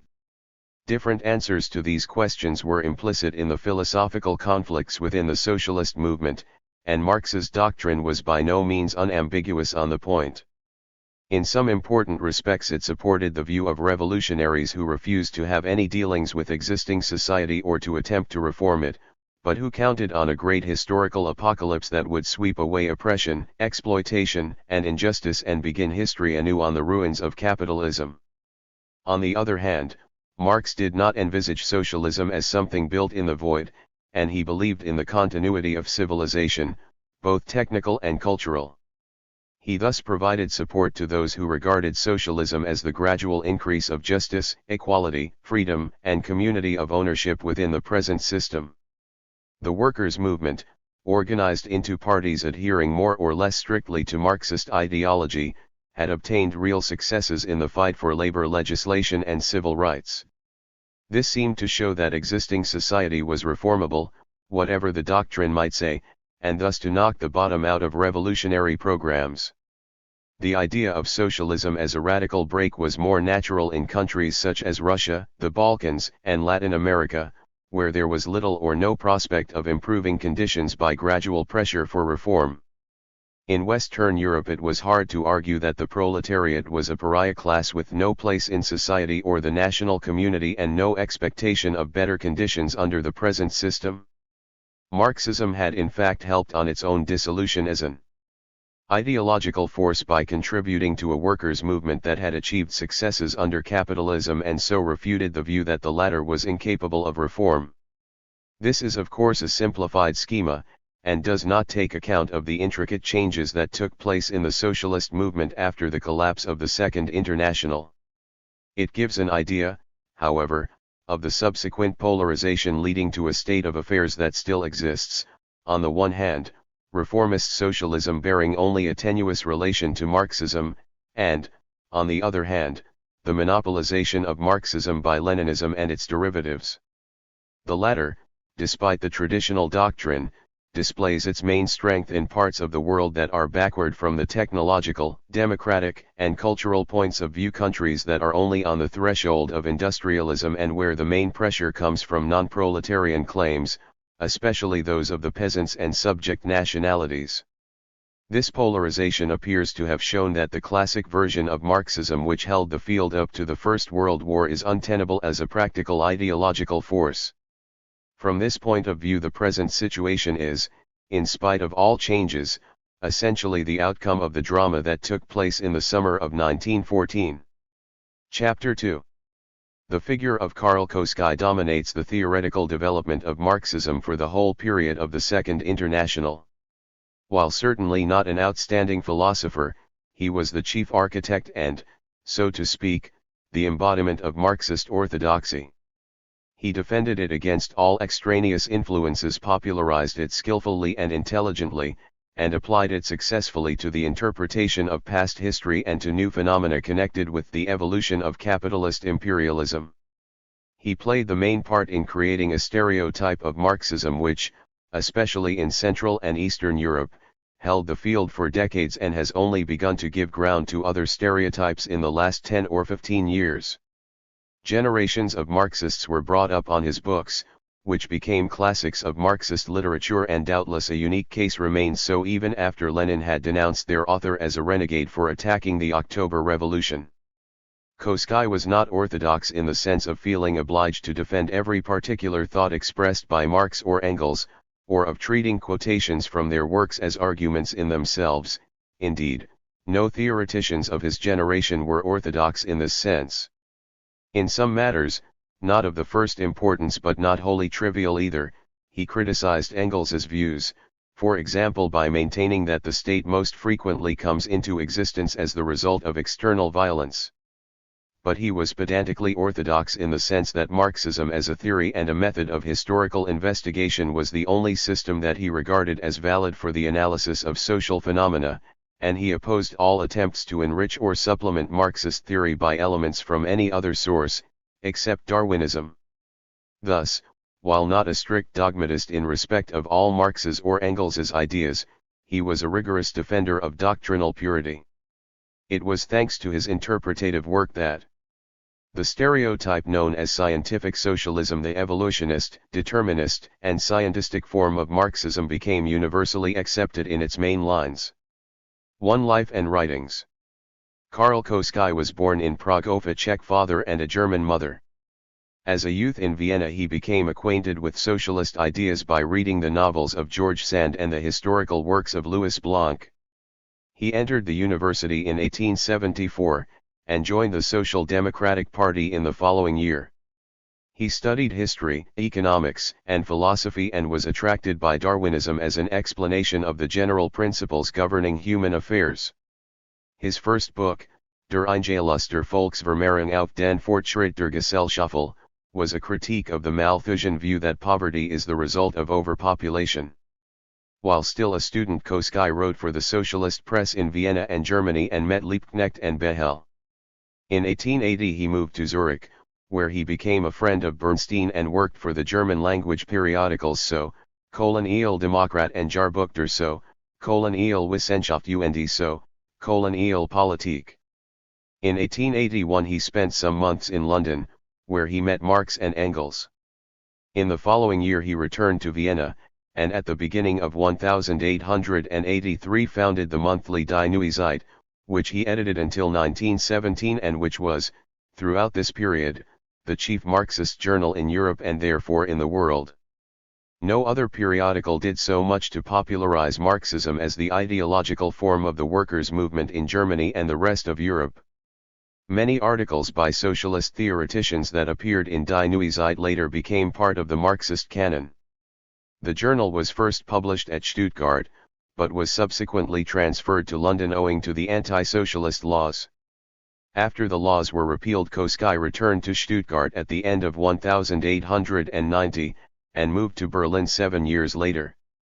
The Erfurt program adopted at the German Social Democratic Congress in October 1891, the first party program based strictly on Marxist premises, was the work of Kolakowski and Bernstein, the former being responsible for the theoretical section. Kolakowski attended every Congress of the German Party and of the International, defending his Concept. 33. Of orthodoxy against the anarchists, Bernstein, the revisionists, and the left wing. In matters of political strategy he was the chief exponent of what was then usually called the center point of view, opposing the reformist idea that socialism could be introduced into capitalist society by way of gradual reforms and cooperation between the proletariat, the peasantry, and the petty bourgeoisie. At the same time he opposed the revolutionary theory that the party's proper task was to prepare for a single violent upheaval at a moment dictated by political circumstances. In the same way, when the war came and the International fell apart, Kolakowski took up a middle position between the nationalism of the German party as a whole and the revolutionary defeatism of the left wing. His sharp criticism of the October Revolution in Russia caused him to be branded as a traitor by Lenin and his followers. In the 1920s he returned to politics and took a prominent part in drafting the program adopted by the German Social Democratic Party at Heidelberg in 1925. He lived in Vienna until shortly before the Anschluss, and died at Amsterdam. Kolakowski's writings cover all the important problems that confronted Marxism and the socialist movement in his time. Amid his huge output of books and articles, those on history and economics achieved the most permanent reputation. In 1887 he published Karl Marx's Ökonomische Lehren, in effect a summary of Volume I of Capital, which served for some decades as a handbook of Marxist economic theory for beginners. 4 historical works, applying the Marxist method of class analysis to the study of ideology and political conflict, are perhaps the most important part of his theoretical activity. These are Thomas More und seine Utopie, Die Klassengegensätze von 1789, Die Vorleuerden waren Sozialismus, and Der Ursprung des Christentums. The first of these works analyzed the state of England under Henry VIII and the life and best-known work of Thomas More in terms of the class conflicts of the age of primitive accumulation. The third work is a historical review of socialist ideas from Plato's Republic to the French Revolution, with particular attention to revolutionary Anabaptism, while the 34th is concerned with the historical significance of early Christian ideas. Kolakowski's most important work of general theory published before 1914 is Ethik und materialistische Geschichtsauffassung, which contains a history of ethical doctrines and an exposition of Darwinist and Marxist views on the biological and social significance of moral ideas and behavior. Works dealing directly with political theory and the strategy of social democracy are his extensive commentary on the Erfurt program was a philosophical discourse in the strict sense and expressed his basic metaphysical views, which are important for the understanding of his public life. The second thesis was in Latin, De primis socialismi Germanici lineamentus apud Lutherum, Kant, Fichte et Hegel. This is more directly related to J. Ors's socialist views, giving his interpretation of the philosophical sources that inspired the social theories of Marx and Lassalle. At this period he also wrote socialist articles, chiefly in the Dépêche de Toulouse. When re-elected to the chamber in 1893 he was a socialist not only in the sense of upholding the principles of a socialist order, but in believing that the future of those principles depended on action by the working class. During the next 5 years he became an acknowledged leader of the socialist group in Parliament, and until 1914 his life was an integral part of French history. In the main issues of the time, the Dreyfus case and the Milrand affair, questions of war and peace, Morocco and the French colonial empire, the role and significance of the international George's attitude was always important and sometimes decisive. Generally his views can be traced to philosophical principles which he appears to have had constantly in mind.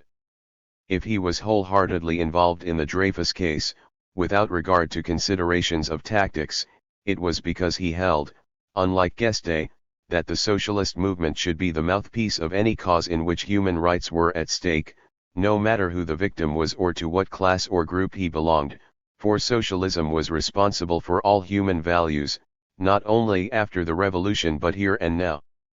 When, after much hesitation and to the indignation of the whole socialist left wing, he supported Millerand's action in joining Waldeck Rousseau's government, it was because of his view that advantage should be taken of every means of influencing existing forms of public I-19 life. If cooperation with class enemies seemed likely to pay off in a particular case, it should not be rejected on grounds of strategic exclusivism. His socialist opponents retorted that he was abandoning the class viewpoint and was prepared to accept the shoddiest allies for the sake of some immediate gain. He was, they claimed, a reformist and an opportunist. J. Ors was not a reformist, however, in the sense of abandoning the ultimate goal or limiting his sights to the short-term, partial interests of the working class. On the contrary, he insisted at every turn on the basic principles and objectives of socialism. However, unlike the revolutionary syndicalists and the extreme left of the International, but in agreement with most of the center group, he regarded reforms not merely as a preparation for the final conflict but as an improvement of the workers' lot here and now. He did not consider that the proletariat embodied the whole virtue of society, since human values could not be the monopoly of a single class, even though that class might enjoy the historical privilege of bringing them to a state of complete fulfillment. A policy of conciliation, compromise, and piecemeal agreements did not, as he saw it, signify opportunism or lack of principle, but was an expression of faith in the power of the socialist ideal. The opponents of socialism were bound to recognize that in many matters it had right on its side, and in this way it could enlist support outside its natural home in the working class. Both Ors and Geste lost their seats in the election of 1898, when the Dreyfus agitation was at its height. Re-elected in 1902, Georges spoke frequently in Parliament and at meetings and wrote innumerable pamphlets and articles on current politics and problems of socialism. He no longer had time to produce large single works, and most of the volumes he published at this period were collections of short pieces. They include Les Preuves, Études Socialistes, Action Socialiste, and L'Organisation Socialiste de France. L'Armée Nouvelle. In addition, he edited, and partly wrote, a Histoire Socialiste de la Révolution Française, published in installments from 1879 to 1900. Georges's contributions were republished separately by A. Matthees in 1922-4.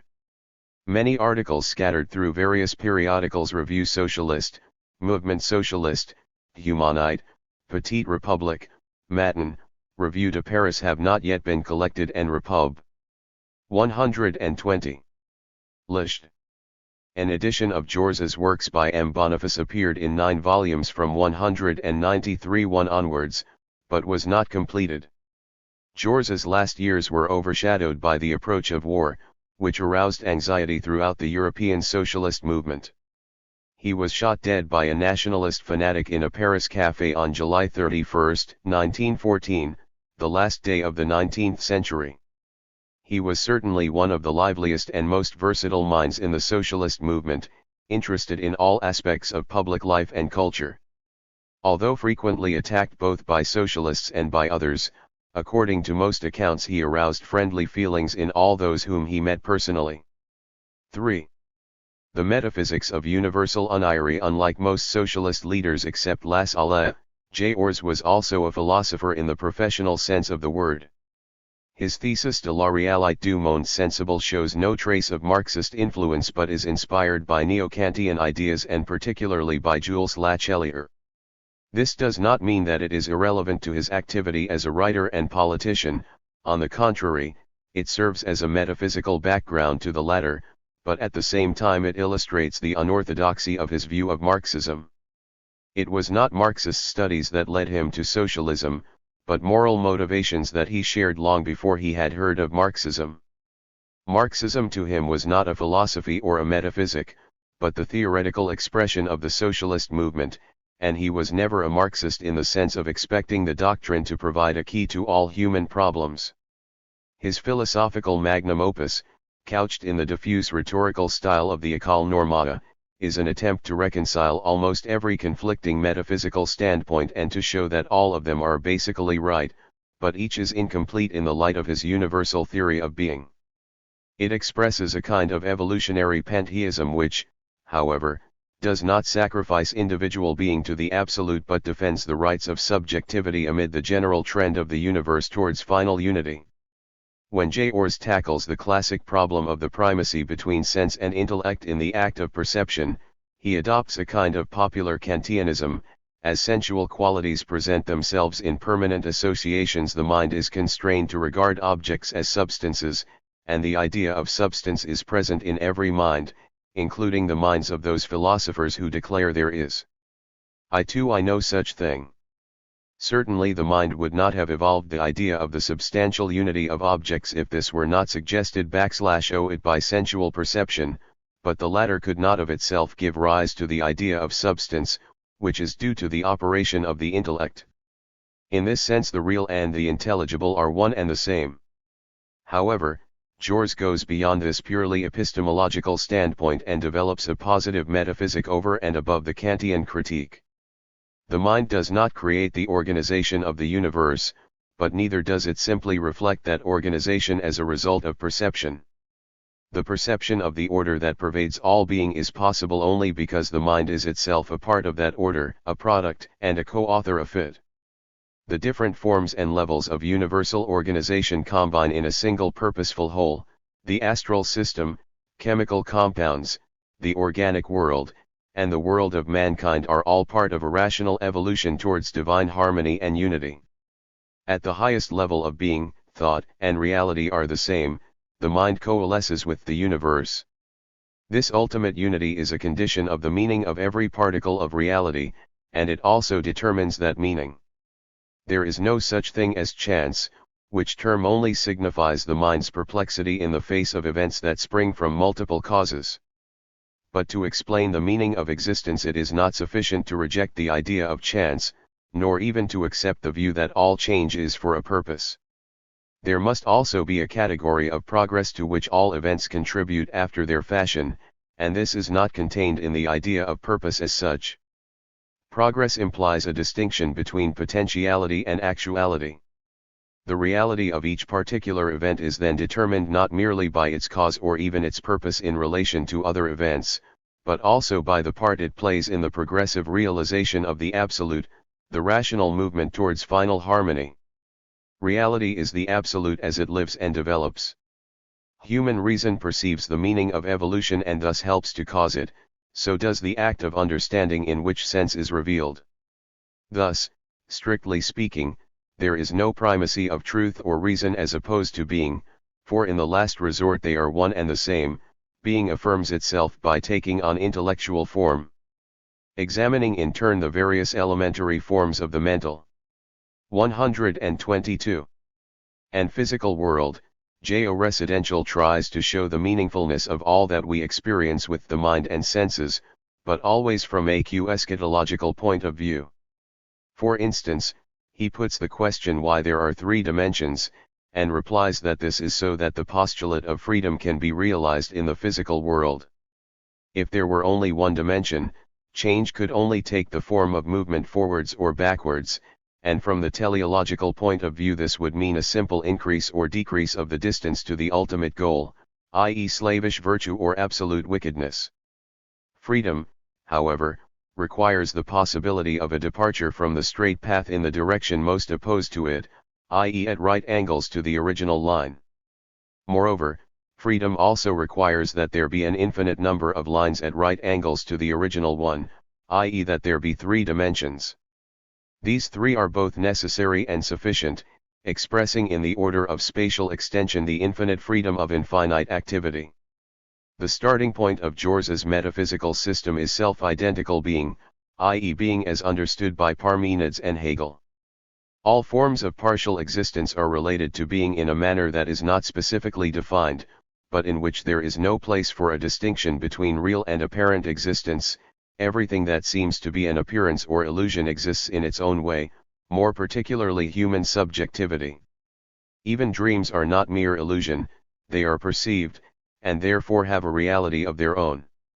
Consciousness does not reduce being to an illusion, nor is it itself an illusion or a mere fleeting manifestation of being. On the contrary, it can, as Descartes observed, arrive at the fact of being by merely contemplating itself, and in so doing it shows that its own existence is not merely a fact but a necessity.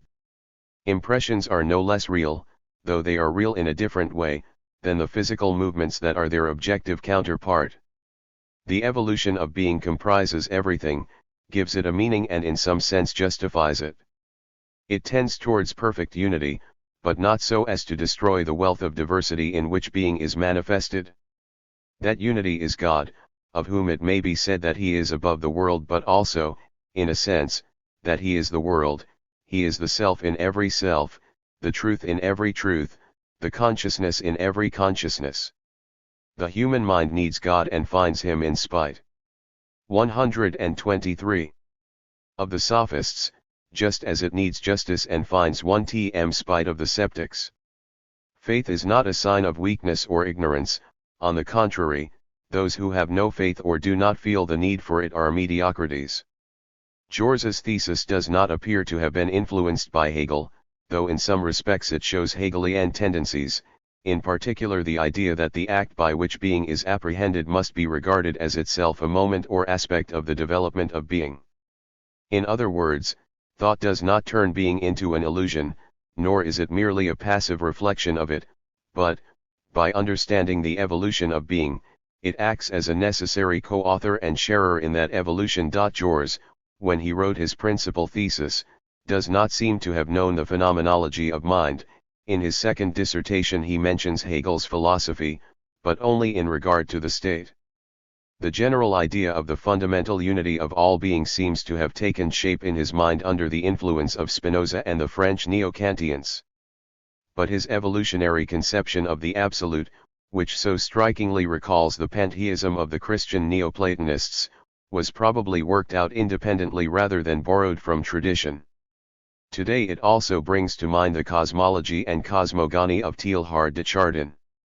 The importance of Jours's metaphysical pantheism does not lie in the field of Marxist theory, on which it had no influence whatever, but in the fact that it led him to embrace socialism and that he never departed from it in later years.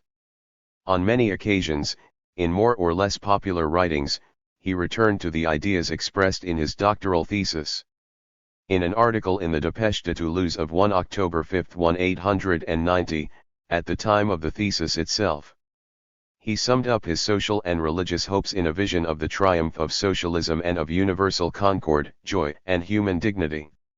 In that day, men will understand the profound meaning of life, whose secret aim is the harmony of all minds and forces and of every individual freedom. They will understand history better and will love it more, for it will be their own history, as they will be the heirs of the whole human race. And they will understand the universe better too, for as they behold the triumph of mind and spirit in humanity, they will soon realize that the universe out of which humanity is born cannot be fundamentally brutal and blind, that there is soul and spirit everywhere, that the universe itself is nothing but an obscure, infinite. 124. Yearning and progress towards harmony, beauty, freedom, and goodness.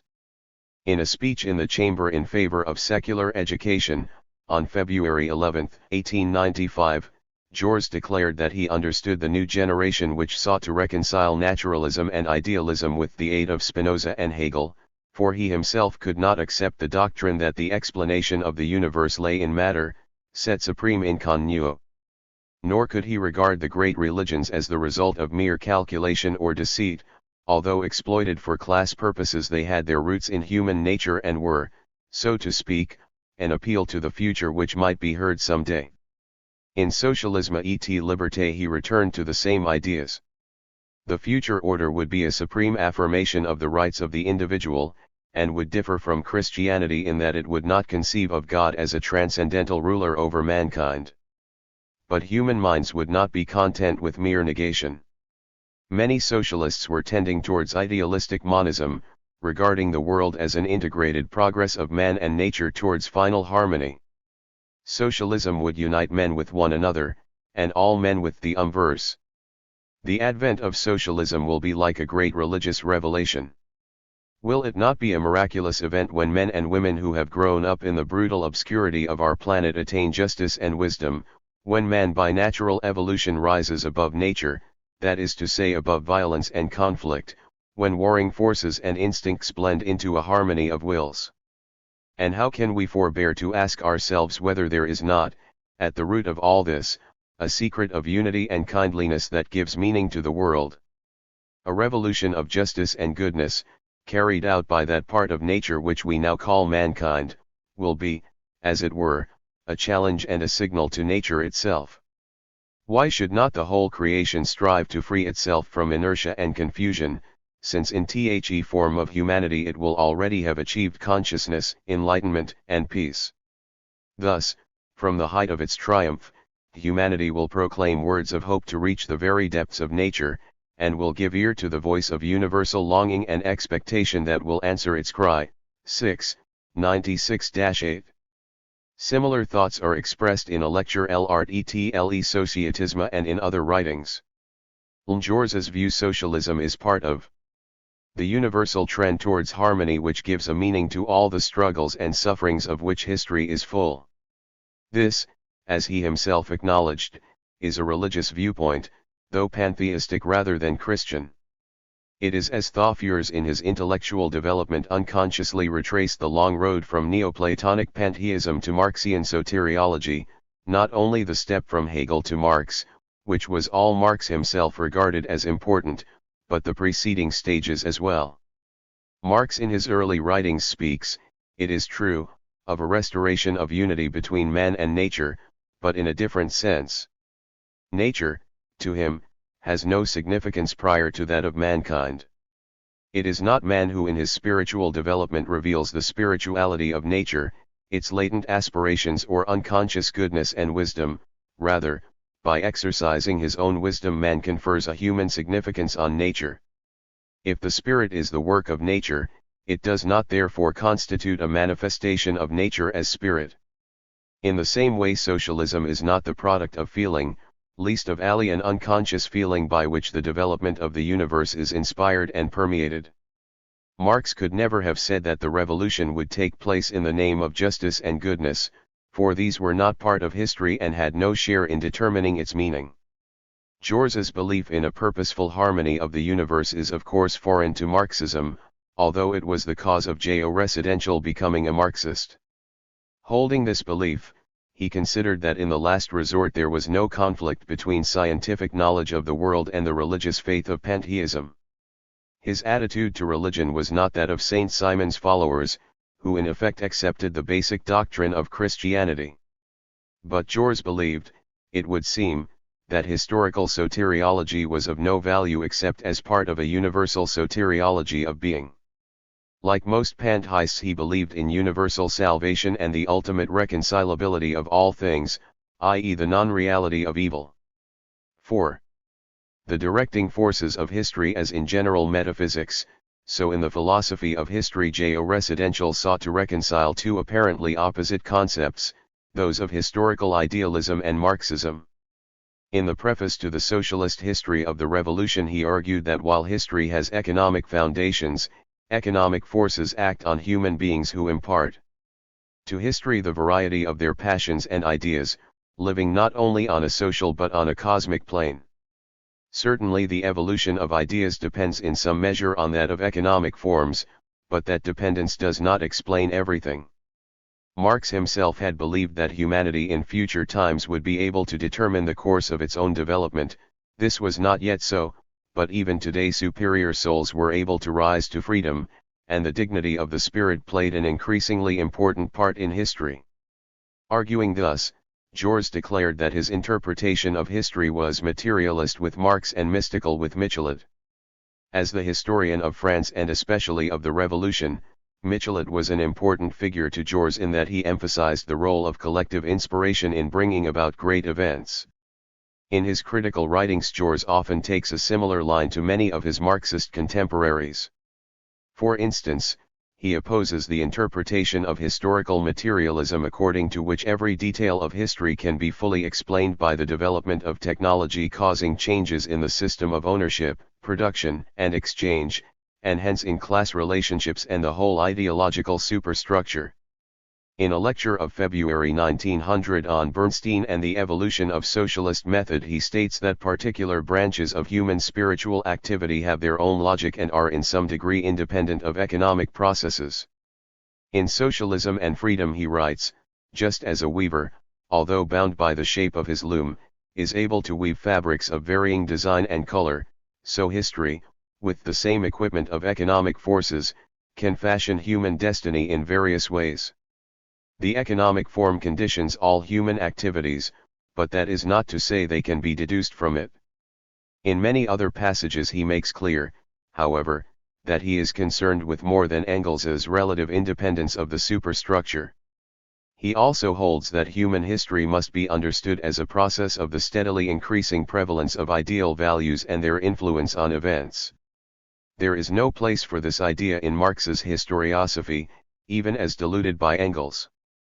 In the preface to a book by Benoit Malin, J. Ors observes that in spite of all conflicts human beings have an instinct of mutual sympathy that expresses itself in religion and philosophy and, most fully of all, in the working class movement. In a lecture of December 1894 on the 127 idealistic and materialistic views of history, he says that historical development arises from the conflict between man and the use that is made of him, and that this development will come to an end when man is used according to what he is. Humanity thus realizes itself in economic forms that conflict less and less with its own idea. And in human history there is not only necessary evolution, but also an ideal sense and a purposeful direction. Through all the moral changes due to the pressure of economic forces, humanity preserves an unchanging impulse and an undying hope of rediscovering itself. There is no conflict between materialism and historical idealism. History is affected by mechanical laws, but it also reflects a moral urge and an ideal law. Recalling Marx's critique of Bentham, George observes that Marxism itself would be meaningless if it were a mere description of indifferent historical necessities, and not also an affirmation of the human values enshrined in socialism. It would be contrary to common sense to suppose that the socialist idea could assert itself automatically, without the aid of human faith and enthusiasm. Capitalism, it is true, prepares the way for socialist forms of life and draws the lines of the future state, but we cannot confer the stamp of natural necessity on historical evolution. Socialism would not exist without the forces set in motion by capitalism in the form of technology, labor organization, and property, but it would also not exist if it were not for the conscious will of humanity, a thirst for freedom and justice, and inspired by the energy to transform the opportunities offered by capitalism into reality. In discussing the problem of socialism as historical necessity and socialism as a value, George does not resort to the typical categories of ethical socialism, i.e., he does not put the question assuming that we know socialism to be the inevitable result of historical laws, how does it follow that we must approve its values? Unlike the Neo-Kantians, he rejects the dualism of what is and what ought to be, claiming to have overcome this by his pantheistic theory of development. Since the universe develops in accordance with ideal laws determined in the last resort by a future harmony, and since goodness, beauty, and love are not immanent in human history but are part of the creative surge of nature itself, while humanity brings to its fullness the divine potentiality of being, it follows that the apprehension by man of 128 Jean-Ors, Marxism as a soteriology. His future destiny is not a purely intellectual act, to be complemented by a subsequent act of moral approbation. The end to which mankind has aspired more or less consciously throughout history, and to which it still aspires, is not an arbitrary creation of the mind, it is the articulation of the aspirations of universal being. Men are part of nature not only as organisms but as creatures endowed with mind, feeling, and desires.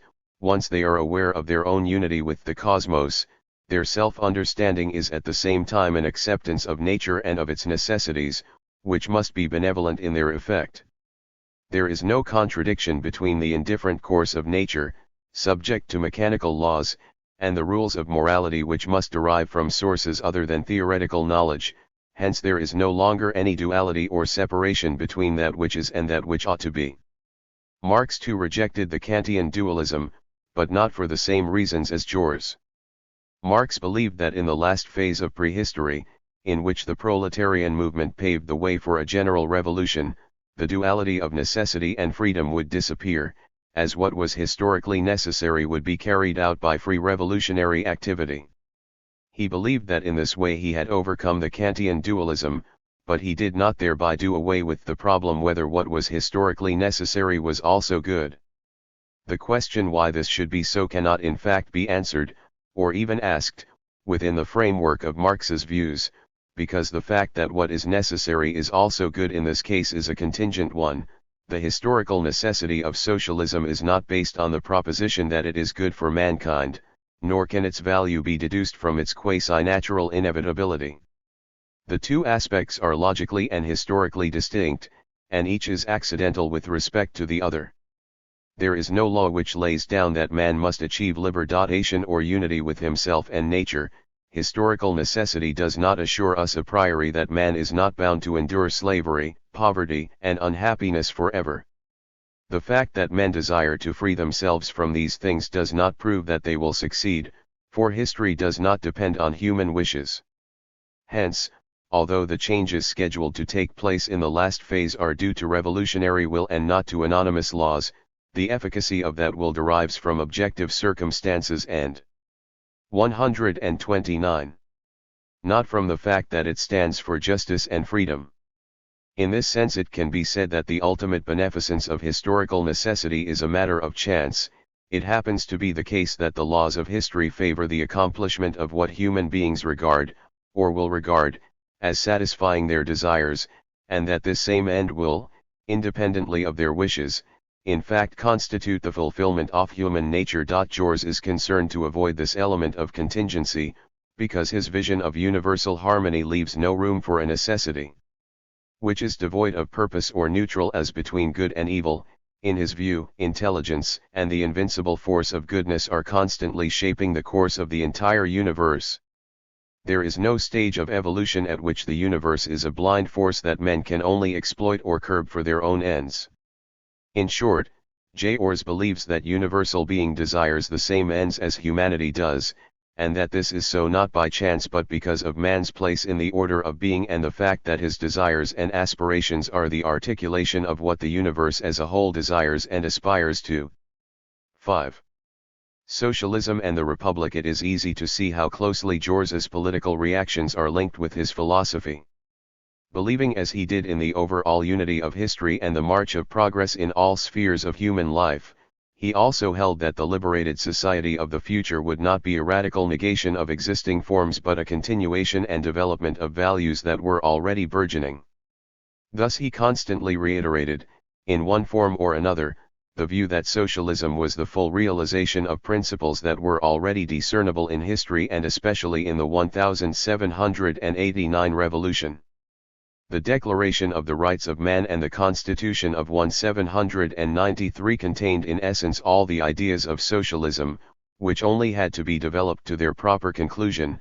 In particular, freedom, equality, and justice must be extended from the political field to that of ownership and the system of production, and this was the proper meaning of socialism. The individual freedom guaranteed by the revolution did not apply to economic affairs, and privileges of ownership remained although political privilege had been swept away. In justice, every human being had an equal right to the enjoyment of all the resources accumulated by humanity since the beginning of time. As Marx had contended. 130. Under socialism accumulated labor should serve to enrich workers' lives, whereas under private ownership living labor only went to increase the accumulation of labor in the form of capital.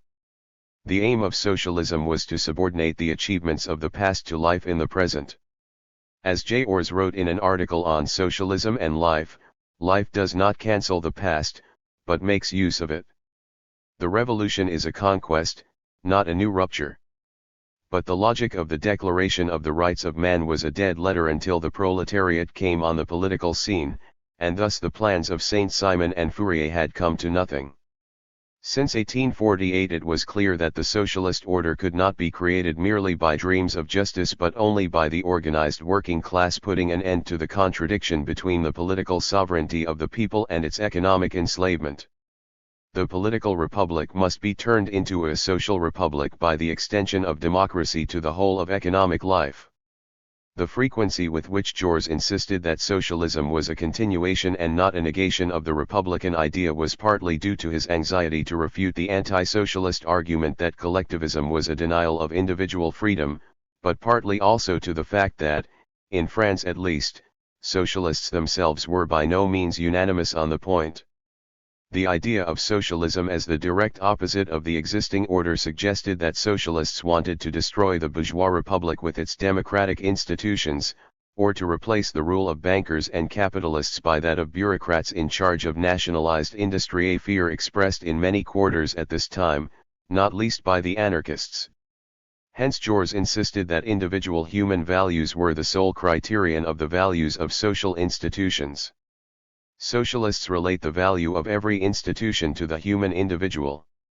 It is he who, by asserting his will to freedom and development, confers strength and vitality on institutions and ideas. The individual is the measure of all things, the fatherland, the family, property, humanity, God himself. This is the logic of revolutionary thought. This is what socialism means. The collectivization of property would be a travesty of socialism if it meant that the political authorities were put in charge of the economy as well. If the politicians and administrators who already control the nation's diplomacy and armed forces were also given authority over the whole labor force, and if they could appoint managers at all levels in the same way as they now appoint army officers, this would confer on a handful of men such power as Asian despots never dreamt of, or they controlled only the surface of public life and not the economy of their countries. Socialists did not propose to strengthen the state as an instrument of coercion but, on the contrary, to place state institutions and production once more under the control of associated individuals. The abolition of classes meant the abolition of those private interests that fought for control of the administrative machine, and hence an end to its corruption and oppressive function. Everyone would be, in the same sense, a worker for the public good. There would be no separate caste or group of administrators tyrannizing over the public. Freedom to work and enjoy the fruits of one's labor, freedom of speech and the printed word, freedom of assembly, of the arts and sciences, all this could be guaranteed incomparably better by socialism than by a system where these freedoms were curtailed by the privileges of private ownership. There was no reason to fear that people would be reluctant to do unpleasant or laborious work. Rates of pay could take account of the nature of the job, and anyhow there might be people who felt a vocation to be dustmen. Nor should it be feared that producers would be deprived of initiative or that workers would lack incentive to increase and improve production, for it was easy to devise rewards for productivity and invention. In any case, production would not be wholly centralized. There would be increased scope for corporations covering different branches of production, and for municipal and regional bodies. Representative institutions, both on a national scale and on the basis of smaller geographical or industrial units, would ensure that the people as a whole were able to supervise the entire economy. Freedom would not be curtailed but greatly extended when the basic social functions of production and distribution were placed under public control. The state would remain in charge of public services which required to be administered from the center, but it would be a state of a different kind. Instead of private owners, as now, using the state's social functions for their own ends, the state would act for the benefit of society as a whole and would, as socialists had always maintained, cease to exercise political authority over individuals. It was not the purpose of socialism to impose on the public any particular idea of happiness, but to create conditions in which everyone could pursue his own happiness as he saw fit. Socialism preserved and maintained all the values that mankind had created over the centuries, and had no intention of sacrificing anything that would increase man's dignity, freedom, and energy or further the quest for harmony. In particular, contrary to what was often asserted, it did not seek to diminish the idea of nationality, to deprive people of a fatherland or of patriotic feelings. The famous remark on this subject in the Communist Manifesto was no more than a boutade. Now that the proletariat enjoyed universal suffrage and education and had become a political power, it was absurd and insulting to suggest that it did not form part of the existing state and nation or that it must remain nothing until it became everything, so Georges declared in Chapter X of L'Armée Nouvelle. It was indeed counter-revolutionary to assert that the proletariat did not belong to the patrie, for it meant denying the value of the day-to-day struggle and of partial gains, without which there could be no final liberation. Since the revolution, the national and the democratic idea had been inseparable. The unity of a nation was not a matter of land ownership, as some pretended, but the natural, almost physical longing of human beings to live in a community larger than the family. The whole of mankind was too large a unit to satisfy that need. Socialism was not out to destroy patriotism but to enlarge it. Abstract internationalism, ignoring national differences, was a chimera. Mankind could only achieve unity by the federation of free nations. It was natural, therefore, that socialists defended the right of every nation to independence. The international character of the workers' movement in no way conflicted with patriotism or the desire to defend one's country against threats and aggression. The nation was not the primary object of socialism, which was concerned above all with individual freedom, but it was nevertheless an essential form of life without which socialism would wither away. It was impossible to imagine social liberation in conditions of national enslavement, or a socialist movement that did not operate on the national plane before it became international. Chauvinism, wars, aggression, and hatred were not part of the national idea. 133. But were a contradiction of it. Socialism presupposed France and the French Republic, as it presupposed every other human value. As socialism thus laid claim to everything of value that the human race had ever produced, it may be said that in George's mind all such values were, consciously or otherwise, a contribution to socialism. He did not perhaps assert this in so many words, but he seems concerned to persuade everyone that they are really socialists at heart and that if they attack socialism it is because they have not thought out their own ideas properly. Republicans, anarchists, Christians, intellectuals, patriots all would be socialists if they reflected sufficiently on the best way of preserving the values that they hold most dear. In the past as well as in the present, George is constantly discovering more or less conscious socialist tendencies, hampered by ignorance or inconsistency. In the French Revolution he finds them among Babovists, Girondists, and Jacobins. In his thesis on the origins of German socialism he detects the germ of socialist ideas at every point in the history of German idealism, beginning with Luther. The idea of Christian equality paved the way for that of civic equality. Fighting against the tyranny of Rome, Luther taught his countrymen to fight tyranny of every kind. The Lutheran notion of freedom as circumscribed by the divine law is part of the critique of false freedom in the economic sphere. Kant and Fichte, too, contributed to socialism by reconciling the freedom of the individual with the authority of the state and its right to control economic affairs. Even Kant's idea that property is a precondition of citizenship was consistent with socialism in the sense that wage laborers who own nothing are not full citizens. Fichte's Geschlossener Handelsstaat embodied a kind of moral socialism, for it involved the social regulation of production in the common interest of its citizens. Hegelian philosophy was another source of socialism, especially when it distinguished abstract freedom, which was no more than individual caprice, from freedom governed by reason and universal law. Perfect freedom was not, as the liberals claimed, freedom short of injuring others. Its true definition implied that freedom of the individual, instead of separating people, involved universal aspirations. Hegel came close to socialism when he defended the organic unity of a society in which individual values are 34. Preserved and subjected to the law of reason. Finally, Lassalle and Marx resolved the contradiction between the moral and historical interpretations of socialism, reconciling Fichte and Hegel and especially in Lassalle's case discovering eternal justice in the dialectical movement of the world. Socialism could not become a live movement until there was an active, self-conscious working class to uphold its values. But, as Marx had shown, socialism was in the interest of all mankind and not only of the workers. It was even in the interest of today's exploiters, sick men refusing to be cured, who were victims of the system despite their privileges.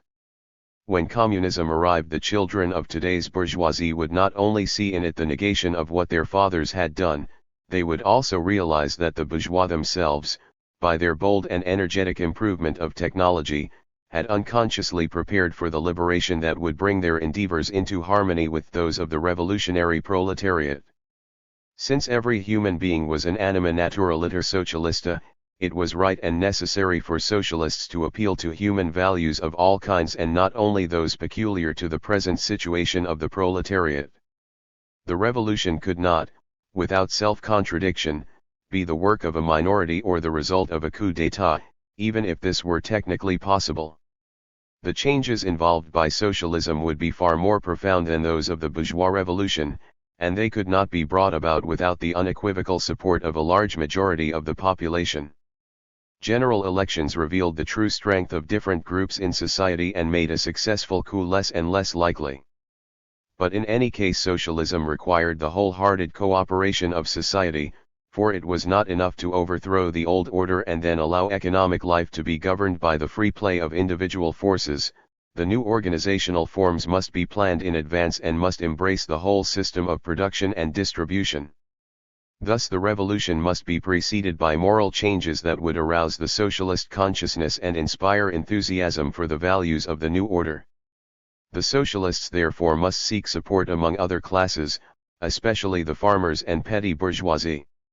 Jors recalled that in Leszek's view the working class should be taken to include all those who lived wholly or mainly by the work of their hands. 135. i.e. the peasantry and the petty bourgeoisie as well as the industrial proletariat. Moreover, Liebknecht maintained, the Socialist Party should be more interested in whether its members professed socialist ideas than in whether they were wage earners. If the movement were based exclusively on the industrial proletariat, it could not become a majority or achieve its aims. It must be a movement of the whole people other than the nobility, clergy, and upper bourgeoisie, who together formed only a small percentage of society. Jo residential thought on similar lines, socialism, by its universality, would attract almost the whole people, and the socialist revolution, unlike the bourgeois one, could therefore be accomplished without violence, bloodshed, or civil war. Cooperation with the bourgeoisie and bourgeois parties on particular issues was possible and desirable not only on tactical grounds but because the spirit of cooperation was the guiding principle of socialism. We want a revolution, said Jors in a lecture on Bernstein's views, but we do not want everlasting hatred. If, for the sake of some great cause, trade unions, cooperatives, art, or justice, even bourgeois justice, we can get the bourgeoisie to march with tis, how strong we shall feel when we can say to them, what a joy it is that those who were divided by hatred and mistrust can join forces even in a temporary fashion, for a single day, and how much more sublime and lasting will be our joy at the final encounter of all mankind. What we wish is that the Socialist Party should be the geometrical locus of all great causes and all great ideas. This does not mean that we are abandoning the fight for social revolution, on the contrary, we are arming ourselves in strength, dignity, and pride so that the hour of revolution may strike all the sooner. This was the theoretical basis of Jors's activity in regard to the Dreyfus case, and also his attitude to the controversy over ministerialism. Many French socialists of the ouvriériste persuasion took the view that the affair was a quarrel among bourgeois, with a member of the military caste as its protagonist, and was therefore no concern of the socialist movement. Guesde did not share this view and took a similar line to Jors at the outset, but he afterwards came to think that the party should not commit itself to the defense of a single individual in the opposing camp, as its proper task was to stand up for the whole oppressed working class. The bourgeois intrigues of which Dreyfus was a victim were not a good reason for abandoning the class struggle. The opposing arguments of Guesde and Jors were subsequently published in the pamphlet Deux Methods. Guesde's position was summed up in the contention that the proletariat should be guided solely by its own class egoism, since its interests are identical with the ultimate, universal interests of the whole human race. There has been and can be no change in society until capitalist ownership is abolished.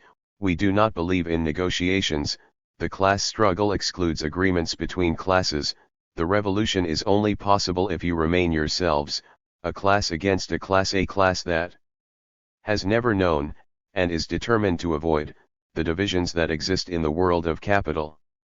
Jors, on the contrary, held that the universal character of the proletariat struggle was not something that only came into play after the revolution, but that it must manifest itself here and now, in all matters, in order that the revolution might come about.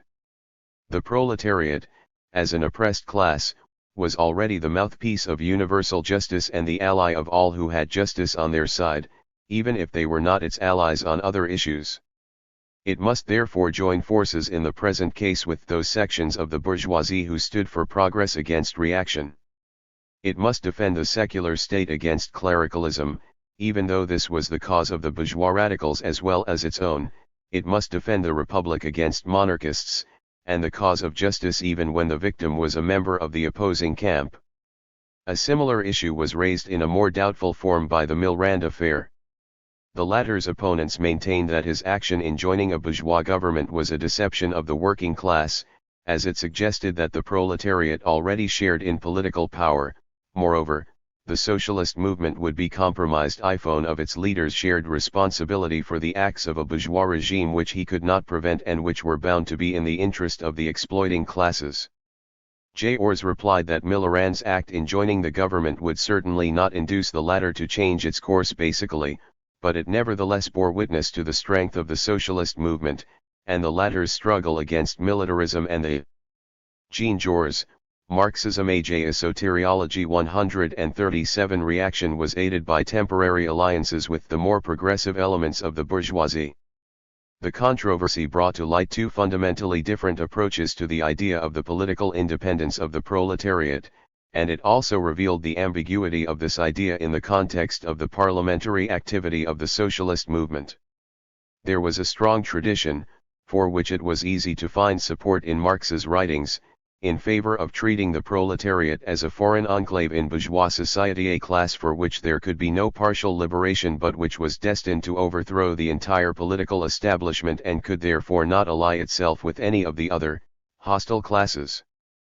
But this exclusivism could not be consistently maintained in a situation in which socialist parties took part in parliamentary life and secured improvements in the condition of the working class by legislative means. Every improvement of this kind was to some extent an improvement of capitalism, and if Guesde consistently believed in his own principle that such improvements should be left to the capitalists, he ought not to involve the Socialist Party in parliamentary life or the struggle for immediate economic and legislative gains. The revolutionary syndicalists were more consistent in this respect, but by the same token they had no hope of influencing conditions in France.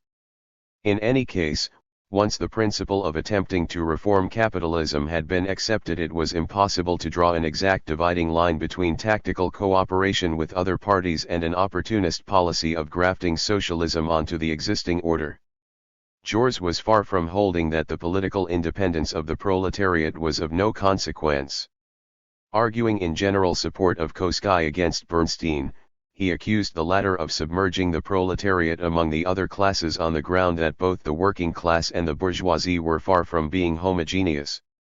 This was fallacious, Jaures claimed, as there was a clear distinction between the haves and the have-nots. These two basic classes were radically opposed, but socialists need not be afraid of temporary alliances provided they kept in mind that their ultimate objective was not to improve the present system but to transform it. Socialism was unthinkable except as an achievement of the working class, and the hopes of such men as Fourier, Louis Blanc, and Owen could, I 38. Only be idle dreams. But and this perhaps is the kernel of the dispute between Jaures and the exclusivists, the working class was building elements of socialism within the capitalist system.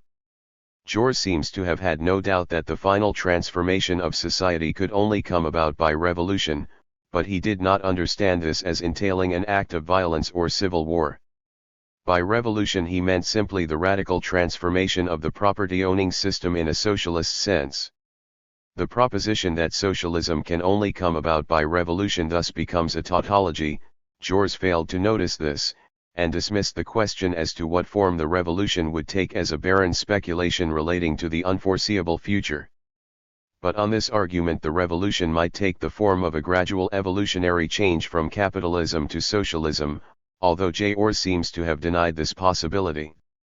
In his view socialism was taking shape within capitalism in many ways, thanks in particular to the workers' growing historical sense and power of self-organization, but also to democratic reforms in the working class interest, universal education, labor laws, improved living standards, the secularization of public life, and the effect of unions and cooperatives in curbing exploitation. The ultimate goal of socialism was distinct from these reforms, but the latter were more than a mere process of training for the decisive battle.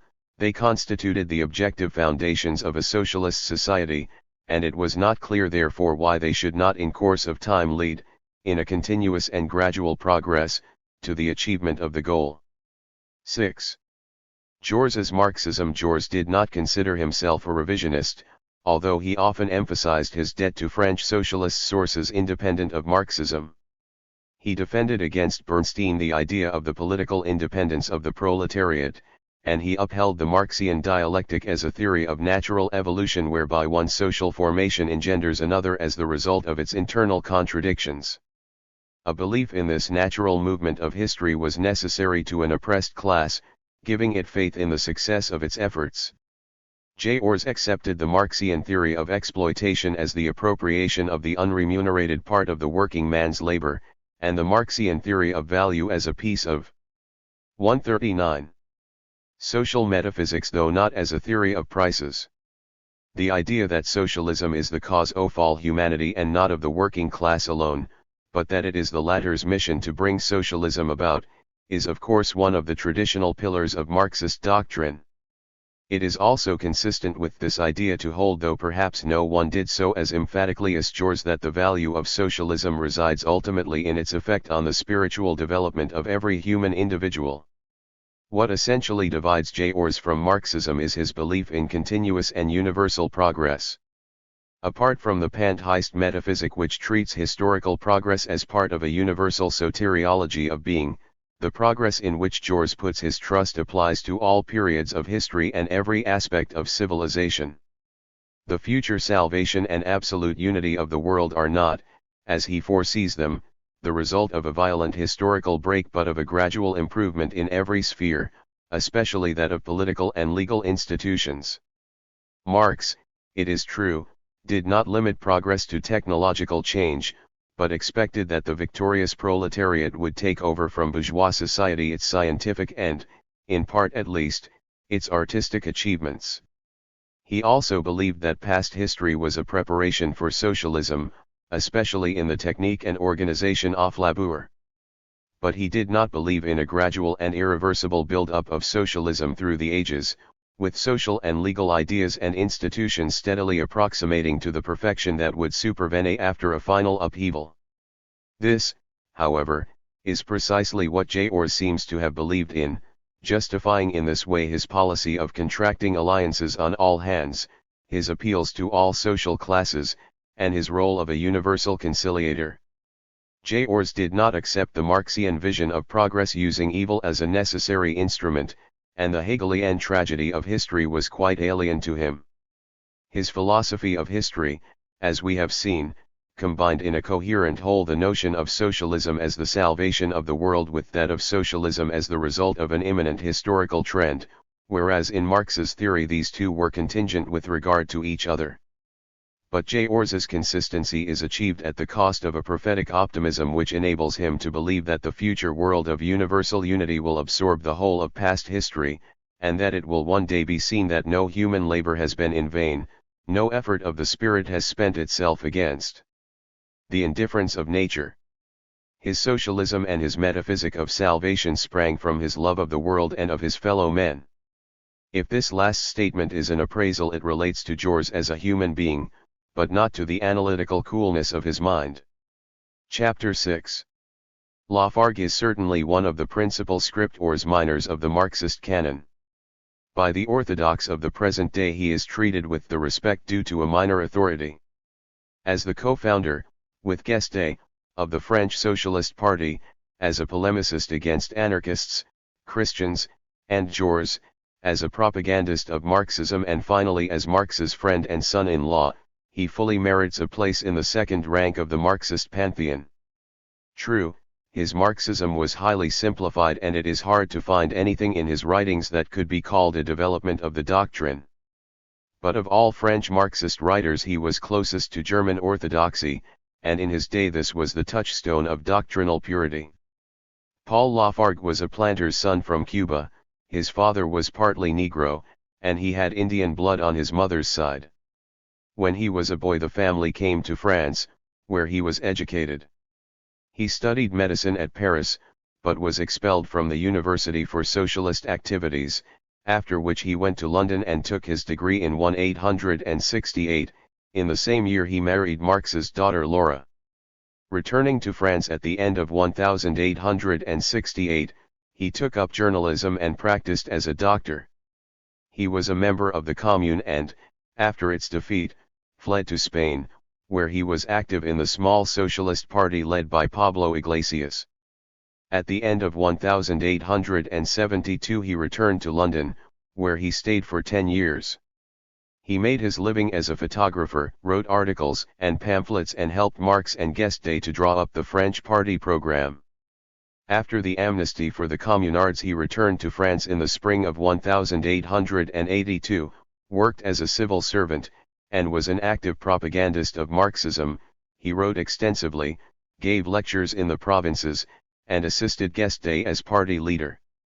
In 1891 he was elected to the chamber. He and Laura committed suicide, not from despair but in order to escape the onset of senile decay. As a writer and theorist, Lafargue was a gifted and versatile dilettante, one of many examples in the history of Marxism. His articles and pamphlets popularized a certain style which, like that of Plekhanov, contributed to diluting the intellectual values of Marxism. He wrote on almost every branch of social science, philosophy, history, ethnology, linguistics, religion, economics, and literary criticism. He was not an expert on any of these subjects, but knew something about all of them at second hand. Like most Marxists, he believed that as Marx had provided a universal key, it could be used by anyone to unlock the secrets of all sciences, however little particular knowledge he might possess. He also believed that he was contributing to the triumph of Marxism by discovering elements in non-Marxist works that seemed to confirm the truth of historical materialism by relating political and literary phenomena or social customs to this or that mode of economic production. He did not realize that it is easy to point to such relationships in large number but that they do not prove Marx's general theory, any more than a theory of genetics can be established by accumulating instances of the likeness between parents and their children. In short, it cannot be said that Lafargue enlarged or improved upon Marxist doctrine in any way. Nonetheless, he is of some importance in the history of Marxism, both because he did more than anyone else to make it known in France and because his writings, simplified as they are, brought into prominence an aspect of Marxism that is less evident in writers of a more serious stamp. He was one of the first to criticize literature in a Marxist spirit, and his amusingly malicious pamphlet on Victor Hugo is still quite readable. There is as yet no complete edition of Lafargue's writings. His most important works are Le Déterminisme économique, La méthode historique de Karl Marx, a popular pamphlet Le droit à la Paris, Le programme du Parti ouvrier, and a discussion with Georges on historical materialism. Lafargue's philosophical works do not go beyond popular sensationalism and the materialism of the Enlightenment. He lays great stress on the derivation of all abstract ideas from sensual perception, using the arguments of Locke, Diderot, and 143. Condillac. He maintained that the Platonist idea that abstracts can be intuited independently of perception was not only false but socially reactionary, as it regarded man as something more than a physical being and thus opened the way to religious mystification. This was why the bourgeoisie, having fought Christianity under the banner of materialism and sensationalism, had dropped its old iconoclasm as soon as it achieved power, turning to an alliance with the Church and reinstating the Platonic Christian belief in supersensual cognition. Such had been the evolution of Maine de Byron and Cabanis, while the whole Romantic movement, from Chateaubriand onwards, was nothing but an attempt to reconcile the bourgeoisie with Catholicism. The bourgeoisie needed the fiction of eternal truths and supersensual knowledge in order to consecrate and perpetuate the social order that served its ends. Meanwhile, the materialism of the Enlightenment was taken over by the proletariat, as a weapon against the ascetic morality preached by the Church in order to maintain class divisions and exploitation. Lafargue's materialism is expressed in crude formulas similar to those of de la Mettrie, Cabanis, or Moleschott, i.e. to what Marxist tradition stigmatizes as vulgar materialism. He says, for instance, that the brain is an organ for thinking as the stomach is for digesting, or that the brain transforms impressions into ideas as a dynamo transforms motion into electricity. The epistemological problem of the independent function of abstraction is not touched on in his writings. The only valid objection, in his opinion, to the views of the 18th century sensationalists is that the brain, thanks to the inheritance of acquired experience, has a disposition to assimilate abstract ideas and is therefore not a mere tabula rasa. An argument he frequently advances in favor of sensationalism is that etymology shows that terms denoting abstract ideas such as justice, goodness, and the other virtues, as well as the idea of number and all other universals, are all derived from the names of empirical objects or qualities apprehended by the senses. In his philosophical argumentation, Lafargue is closer to Feuerbach than to Marx, a late Feuerbach, freed from any encumbrance of Hegelianism. Idealistic philosophy and the 144. History of religion are nothing to him but a system of delusions and an instrument of class division. Unlike Marx, he sees no cognitive value in the history of idealism. As for the age-long controversy between sense and spirit, beginning with the opposition between Zeno the Stoic and Plato, it is simply the history of truth versus error. Religion is the projection of human passions, mores, and social conditions into a world of supernatural beings. The idea that a soul inhabits the body arises from primitive attempts to explain the nature of dreams. The existence of dream figures led men to imagine supernatural beings and deities and to conjecture that the soul was immortal. The belief in an incorporeal soul was characteristic of matriarchal society and disappeared as the patriarchal system prevailed, but revived as the latter declined, thus preparing the way for Christianity. Elsewhere, in his commentary on the party program, Lafargue explains religion as being due to fear of the unbridled forces of nature. It is the reaction of primitive man, still half an animal, to his own helplessness in the face of elemental powers. As men succeed in extending their power over nature, so religion declines. It will disappear completely when the socialist revolution enables man fully to control the conditions of his own existence. In his treatment of economic determinism, Lafargue again simplifies Marxism out of all recognition. He understands by historical materialism, firstly, that there is in social development no pre-existing purpose or intention. Everything, including human behavior, is the effect of natural, ineluctable causality. Free will is a delusion. Men's acts are wholly determined by their natural circumstances or those they have created for themselves. In the man-made environment, changes occur most frequently in the mode of production. These changes inevitably bring about corresponding changes in social institutions and ideologies. If the latter are not completely identical in different societies at the same level of technology, it is because of differences in the natural environment. In general, however, Lafargue agrees with Vico, who observed that all human societies go through the same phases of development. Matriarchate, patriarchate, slave owning, feudalism, capitalism, all human communities pass through. 145. These stages on the way to communism, and the last is as necessary as its predecessors. The starting point of social development is primitive communist equality, in which the ideas of justice and property are unknown, as are moral restrictions of all kinds. Along with other stereotypes of the Enlightenment, Lafargue to some extent revived the myth of the noble and contented savage, which was unusual among Marxists of his day, though traces of it can be found in Engels. In almost all respects, he maintained in physical development, happiness, and purity of soul primitive men were on a far higher level than those of today. It has been proved that men and women in communities felt neither jealousy nor parental affection. They lived polygamously, the woman having as many husbands as she pleased and the man as many wives as he could. Travelers tell us that all these people lived in a state of greater contentment and fellowship than do the members of sad, selfish monogamous families. So Lafargue declares in the discussion with Jors, while in The Right to be Lazy he writes, "Consider the noble savage whom the missionaries of trade and the traders in religion have not yet depraved by Christianity, syphilis, and the dogma of labor, and then look at our wretched servants of the machine." The physical beauty and the noble bearing of members of primitive tribes, as yet uncorrupted by what Poppig calls the poisonous breath of civilization, arouses the admiration and amazement of European observers.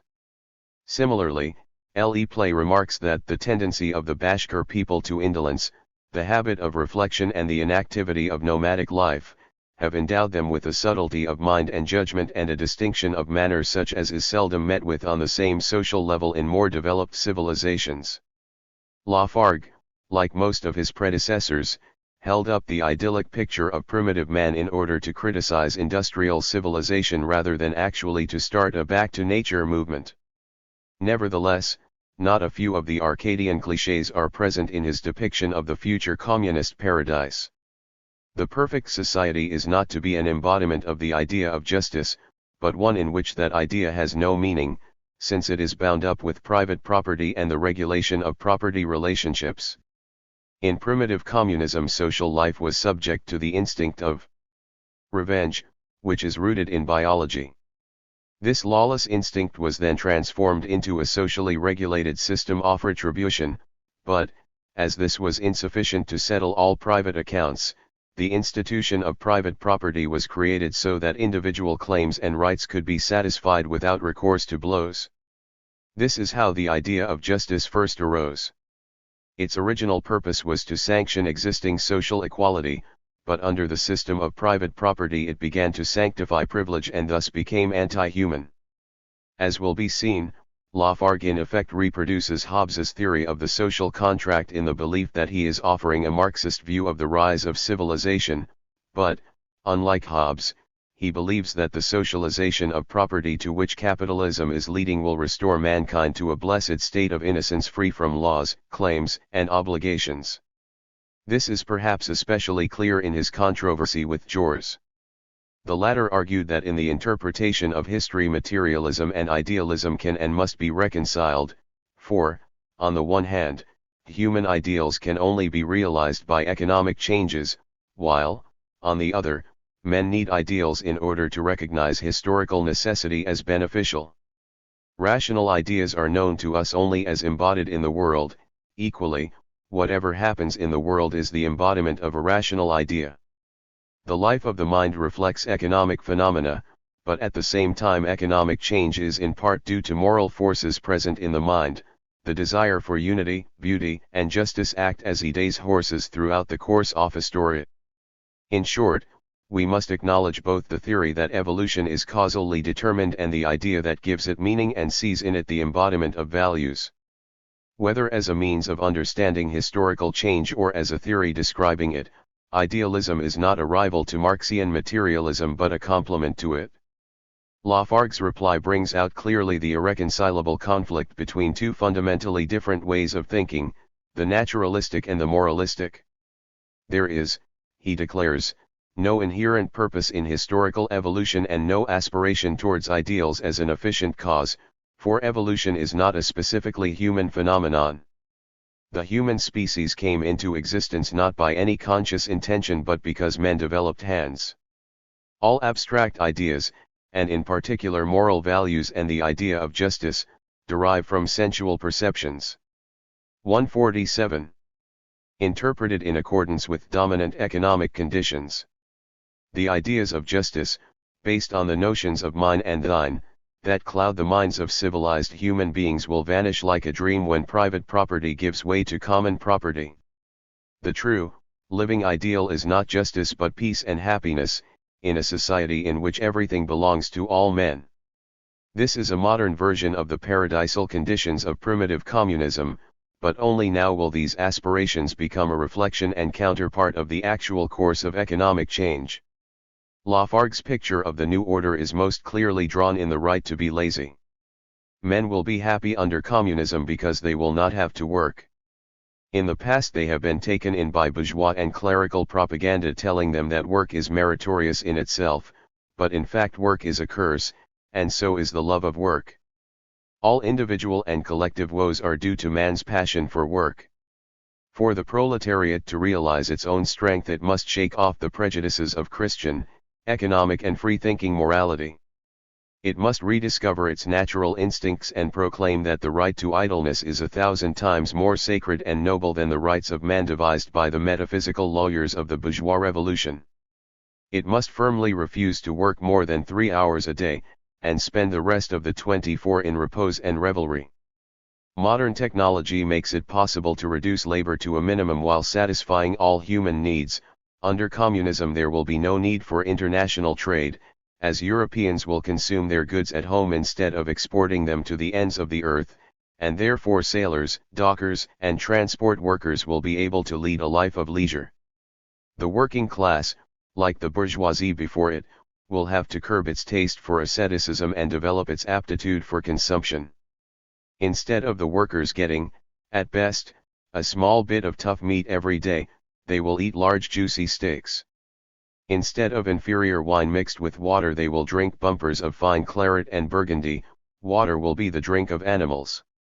In this way Lafargue, unlike Marx, envisages communism from the angle of consumption only.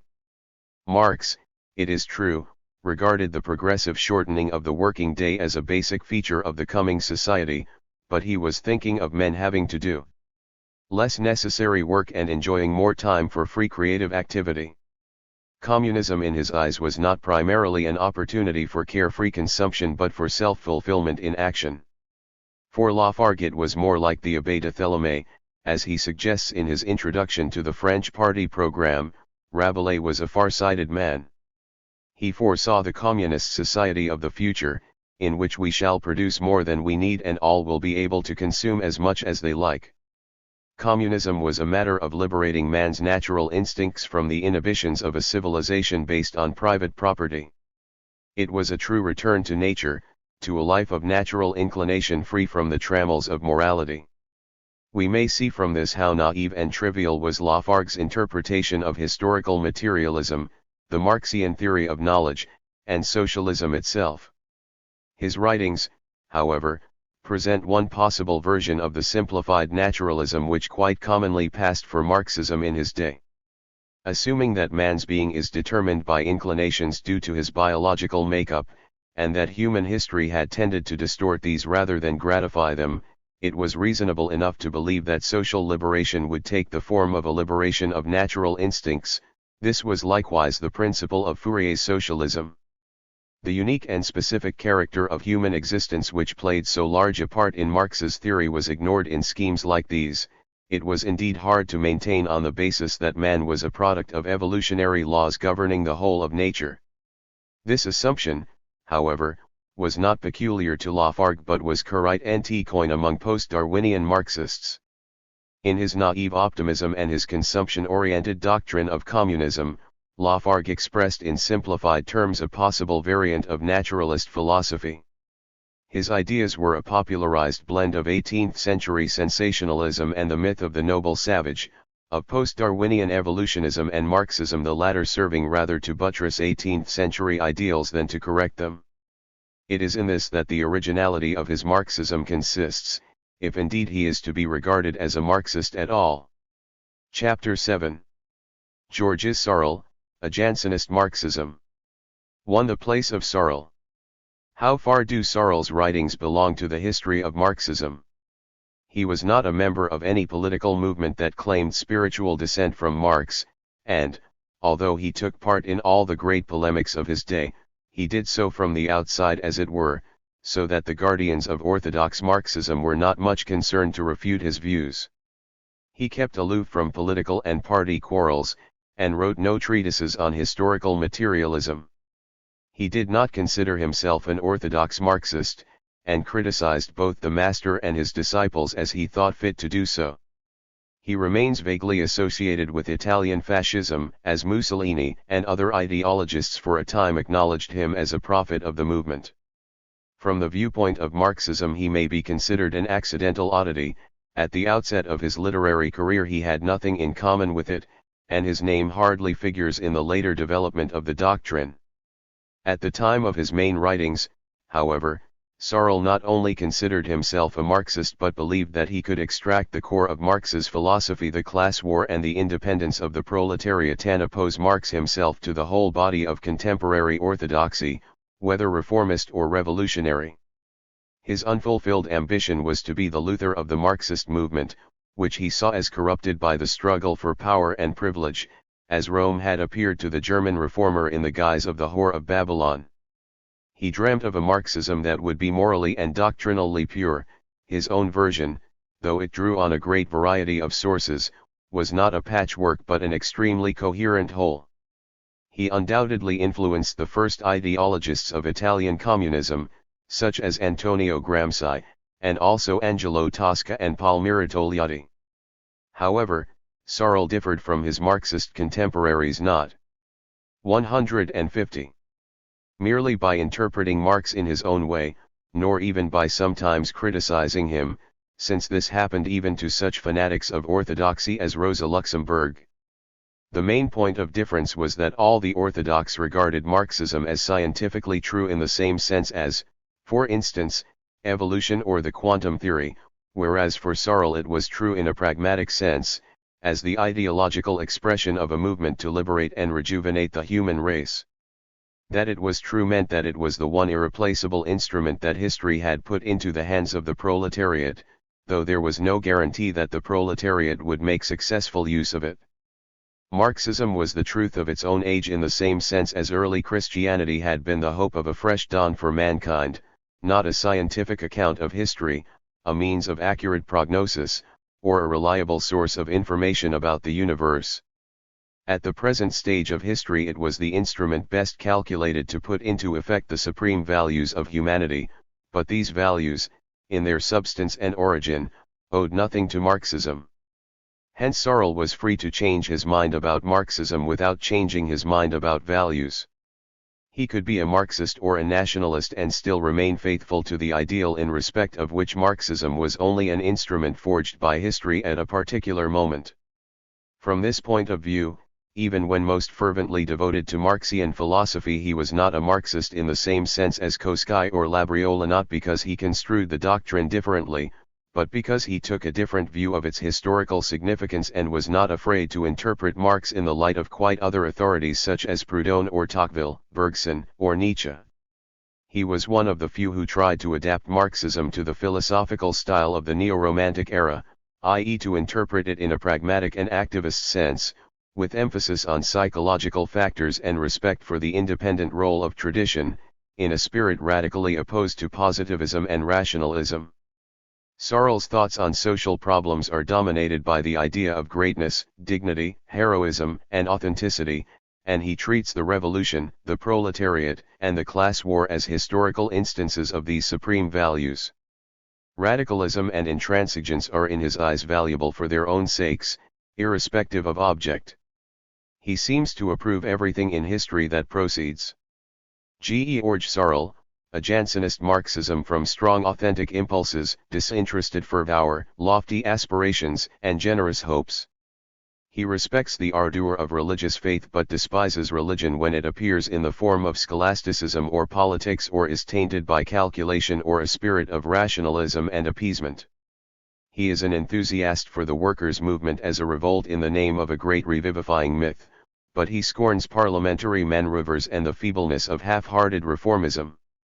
He rejects the tradition of anti-clericalism as a bridge between socialists and petty bourgeoisie radicals, but also as a hangover of 18th-century rationalism with its optimistic faith in steady, inevitable progress. He opposes nationalism as a device for depriving the proletariat of its absolute separateness, but when estranged from the syndicalists, he turns towards nationalist radicalism with the same hope that made him a Marxist, namely that of recreating the world in its pristine image. In all struggles he is more interested in the heroism of the contendants than in who wins or who is in the right. The conquering spirit of the proletariat excites him more than the vision of socialism. When he joins the proletarian movement it is not for the sake of improving the lot of the oppressed, but because the surge of historic events promises a rebirth of greatness. He stands for the complete spiritual separation of the proletariat from the bourgeoisie and all its works. Different as Searle's intellectual sources are, they form a coherent pattern in his work. His Jansenist upbringing no doubt gave him a dislike of any optimistic faith in the natural goodness of mankind, an easy triumph of good over evil, or the attainment of great ends at small cost. From the same source came his contempt for Jesuitical tactics of conciliation, his general intransigence, the all-or-nothing rejection of compromise, and the belief in a sharp distinction between the elect and the rest of the world. In opposition to the doctrine of automatic progress, he was attached to the tradition of radical Christianity, i.e. the Christianity of the martyrs. His technical education and work as an engineer instilled into him a cult of expertise and efficiency, a dislike of dilettantism and empty rhetoric, a conviction that it was production and not exchange that mattered, and an admiration for capitalism in its early, ruthless, expansionist forms, before it was contaminated by philanthropy and the spirit of compromise. From Marx he learned to believe that the revolution that would restore society was to be carried out by the proletariat, a clearly differentiated class of direct producers, obliged to sell their labor power and embodying the hope of a total revolution that would liberate mankind. The basic tenets of Searle's Marxism are class war, contempt for utopianism, a literal belief in the abolition of the state, and the expectation of a total revolution carried out by the proletariat alone, in isolation from the rest of society. Battista Vico contributed the notion of ricorso, the cyclical return of mankind to its own forgotten sources. The proletarian revolution was to be a reversion of this kind, a rediscovery of the primal values rooted in tribal morality. Another influence was Proudhon, from whom Searle learned to regard socialism as primarily a moral question, that of breeding a new type of man, and to consider the proletariat as a kind of race apart, called on to divide the world between itself and all the rest. The importance Searle attaches to family and sexual morality in social life is due to Proudhon, as is the habit of characterizing socialism in terms of justice and dignity rather than welfare. Bergson was the chief philosophical exponent of the style of thought that dominates the work of Searle, the opposition between global intuitive perception and analytical thought, which in Searle takes the particular form of opposing myth to utopia. Bergson also provided Searle with the conceptual means of contrasting scientific determinism, combined with a belief in the predictability of social processes, with the idea of unforeseeable spontaneity. In addition, Searle derived from Bergson a conviction of the inexpressibility of the concrete, which enabled him to protect his idea of the myth against rational argument. The influence of Nietzsche is clearly felt in Searle's cult of greatness, his hatred of mediocrity, and of party huckstering in political life. The great exponents of liberal conservatism Tocqueville, Taine, Renan exercised a strong influence on Searle in his early period, and to some extent in his Marxist phase as well. From them he learned to approach politics soberly, to perceive the corruption of democratic institutions and the interests that underlay humanistic rhetoric. From these authors too he 153. Bibbed an understanding of early Christianity, the Revolution, and the Ancien Regime. From these various sources of inspiration Searle created an ideological whole which shattered traditional agglomerations of values and combined ideas in a different way from any of his predecessors. It was as a Marxist that he stood up for values traditionally associated with the right, the dignity of marriage and of the family, tribal solidarity, honor and tradition, customary law and the sanctity of religious experience. As a writer he paid little attention to coherence and structure and was more of an apostle than a controversialist. His thoughts appeared to develop without a plan, gropingly as it were, but always in accordance with certain ruling tendencies and values. His works make laborious reading, not because they are obscure but because they lack literary unity. Sometimes he begins by stating a problem and then plunges into digressions, long quotations, aggressive polemics, and violent challenges, in the course of which he seems to forget the point at issue. As a writer he stood far above the orthodox Marxists, but he had insufficient command over his talent. His polemical ardor and lack of logical discipline make it especially hard to summarize his thought, but some recurrent themes can be clearly identified. Berezovsky, himself a writer of a similar kind, thought this spontaneity and lack of preconceived system a great merit in Searle. The latter's style is reminiscent of Bergson's creative evolution, developing in obedience to a governing tendency but without a predetermined goal. The easiest way to present, or represent, Searle's thought in a systematic fashion is to list in parallel columns the ideas and values which he opposed or criticized and those which he advocated. This produces a result on the following lines. Utopianism, epistemological rationalism. Sociological rationalism, determinism, happiness, political socialism, dilettantism. Marxist historical realism. Bergsonian intuition and thinking in terms of wholes, respect for tradition, spontaneity, dignity and greatness, syndicalism, professionalism. 154. Cult of the French, cult of early Christianity, revolution, reform, belief in progress. Interclass alliances, politics and power. Optimism, intellectuals and politicians, political parties, political revolution, utopia, democracy, consumer morality, scholastic religion. Decadence, social sciences, the state. Revolution, voluntarism, individual responsibility, separateness of the proletariat, production and the organization of production, pessimism, the proletariat, working class, syndicates, general strike, myth, freedom, producer morality, the religion of mystics and martyrs, ricorso. A return to the sources, the activist myth, an association of producers. The set of antitheses may seem strange to anyone acquainted with the stereotypes and conceptual associations of classical Marxism, but Searle's positive values, taken together, define his polemical attitude with great clarity. He was opposed to contemporary socialist politicians, the leaders of the International, who in his eyes were a mere band of self-seekers out to enjoy the fleshpots of office once they had wrested them from the bourgeoisie. Jaurès, in particular, he pilloried in almost all his writings as a symbol of petty bourgeois socialism, seeking to win over the bourgeoisie in order to appease the proletariat, to destroy the idea of the class struggle, and to introduce a new system of privilege on the basis of a spurious unity. 2. Biographical outline. Georges Searle was born of bourgeois parents at Cherbourg in 1847. He studied at the École Polytechnique and became an engineer in the Département de Pensée et Chaussées, where he worked until 1892. His first writings were published shortly before he retired: Le Procès de Socrate, Contribution à l'étude. 155. Profane de la Bible, La Ruine du Monde Antique. In about 1893 he became interested in Marx and afterwards in an anti-political syndicalist movement based in part on Proudhonist and anarchist traditions, its chief organizer being Fernand Pelloutier. In 1898 Searle published L'Avenir Socialiste des Syndicats, later reissued as part of Matériaux d'une théorie du prolétariat. This was the first attempt at a theoretical analysis of the experience of the syndicalist movement developing independently of the socialist parties and even in opposition to them. In the 1890s Searle wrote for L'Air Nouvel and Devenir Social, where in 1895-6 he published studies of Durkheim and Vico. Active in the defense of Dreyfus, he was disillusioned to find that the socialist Dreyfusards exploited the affair for purely party ends.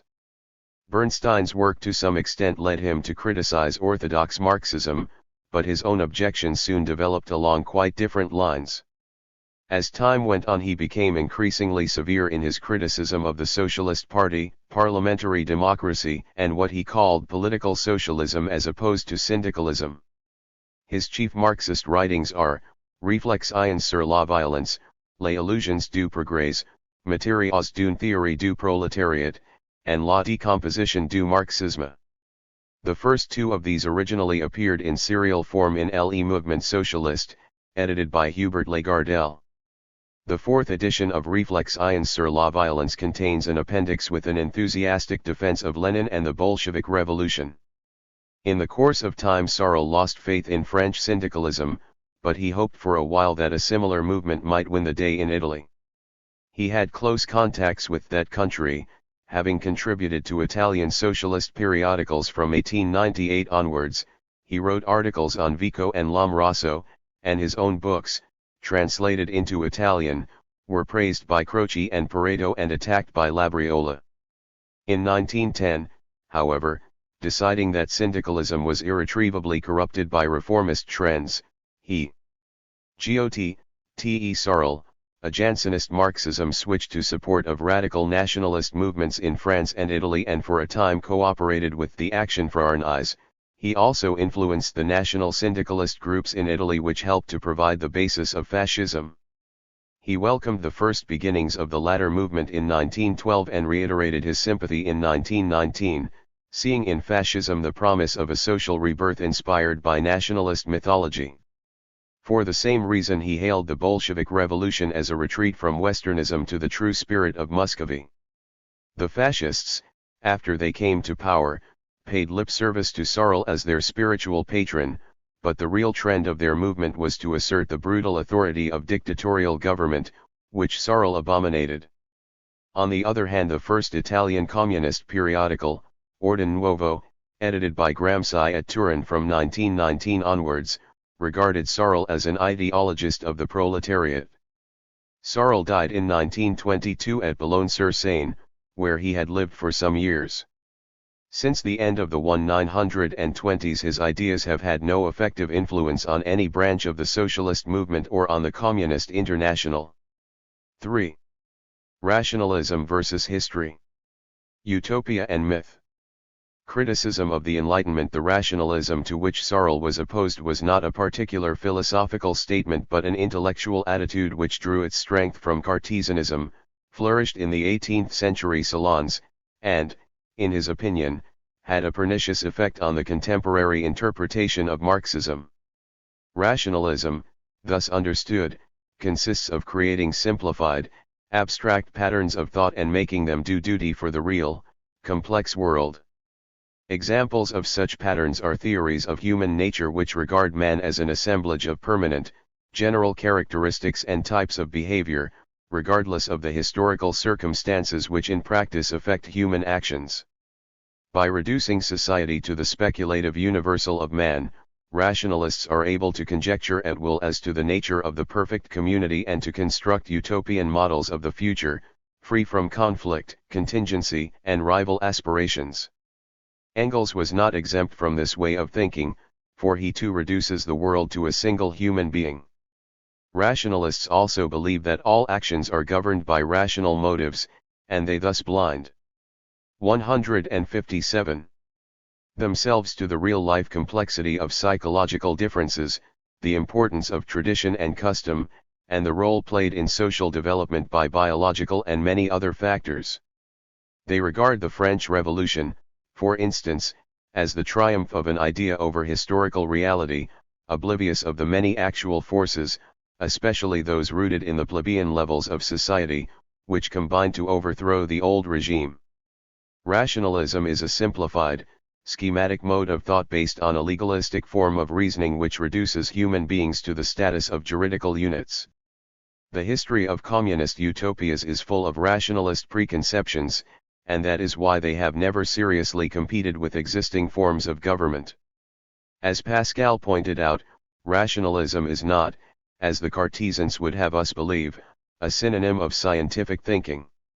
Cartesianism was successful and popular because it turned science into a drawing room topic. Like the scholastics, Descartes set up between man and reality ingeniously devised intellectual machines which prevented man from using his mind to any purpose. He provided the uninstructed laity with a simple formula for discoursing on scientific subjects in the belief that the natural light enables everyone, however amateur, to pass judgment on everything. The Enlightenment writers adopted the same style. For Condorcet as for Fontenelle, the object was not to instruct men how to be farmers or manufacturers, but merely salon philosophers. The dominant ideology of the 18th century was that of men in the service of the monarchy, with the philosopher playing the role of court jester, causeurs, satirists, panegyrists, clowns in the pay of a degenerate aristocracy, to quote Sorel summing up. To justify the moral depravity of the salons, Diderot taught that the only instincts in nature were those of self-preservation and generation, and in Sorel's day Darwinism was interpreted in the same sense. The encyclopedia contributed nothing to the development of science, but was a mere farrago of dilettantism for the purposes of polite conversation. The communist fantasies of Enlightenment authors were no threat to anyone. It was dangerous to criticize inhuman conditions in the mines, but the monarchy and its hangers-on had no objection to abstract praise of communism, republican virtues, and the natural law, or to those who disparaged tradition in the name of some paradisal utopia. Utopian literature from Plato onwards was, Sorel argued, a typical and sterile product of rationalist delusion. Since the Renaissance, utopias have become a literary genre which, by simplifying economic, political, and psychological questions to the extreme, has had a deplorable effect on the intellectual formation of revolutionaries. Utopias are sterile because they postulate an abstract human individual uninfluenced by history, religion, inherited custom, or any national, biological, or psychological traits, and they create an imaginary state made up of such beings. They are also harmful, since their authors appeal to the prudence, enlightenment, or philanthropy of the privileged classes and weaken the proletariat's understanding of the class struggle. Marxism is closer to the Manchester school of bourgeois economics than to the utopian writers, for it is a realistic look at society torn by the class struggle, which can neither be avoided nor mitigated. Marx's occasional lapses into utopian naivete, as in the critique of the Gotha program, are contrary to the true spirit of Marxism, which does not appeal to a universal sense of justice or attempt to compress society into a logical schema, but takes account of the forces that have actually affected history in all their complexity. Thanks to Marxism, socialism has parted company with utopian ideas. It no longer seeks to be a scientific blueprint for a future society, or to compete with the bourgeoisie in theorizing on the organization of production. Its purpose is to provide the ideology of a radical class war. Instead of constructing abstract plans for a perfect society, our task is to discover how social institutions have come into being spontaneously in the course of history, and to interpret them in the light of all the psychological and economic circumstances. This was done by Savigny when, in opposition to the rationalist doctrine of a social contract, he expounded the notion of law arising in the form of local custom, gradually accumulating and adapting itself to new conditions in the course of history. The utopians were ready with draft constitutions for the whole of mankind because they took little heed of actual history. Marxism offered an analysis of history as it really was, not as it appeared in a rationalist schema. In Reflections on Violence, Searle devotes special attention to those aspects of social life that offer most resistance to rationalization. 159. And form, as it were, a core of mystery, yet have more effect on social development than all the rest. In the field of morality, the clear, rational element comprises relationships of reciprocity analogous to commercial exchanges, while sexual life, by contrast, remains opaque and difficult to reduce to simple formulas. In legislation, the most easily rationalized measures are those relating to debts and contracts, the most refractory are those concerning the family, which affects the whole of social life.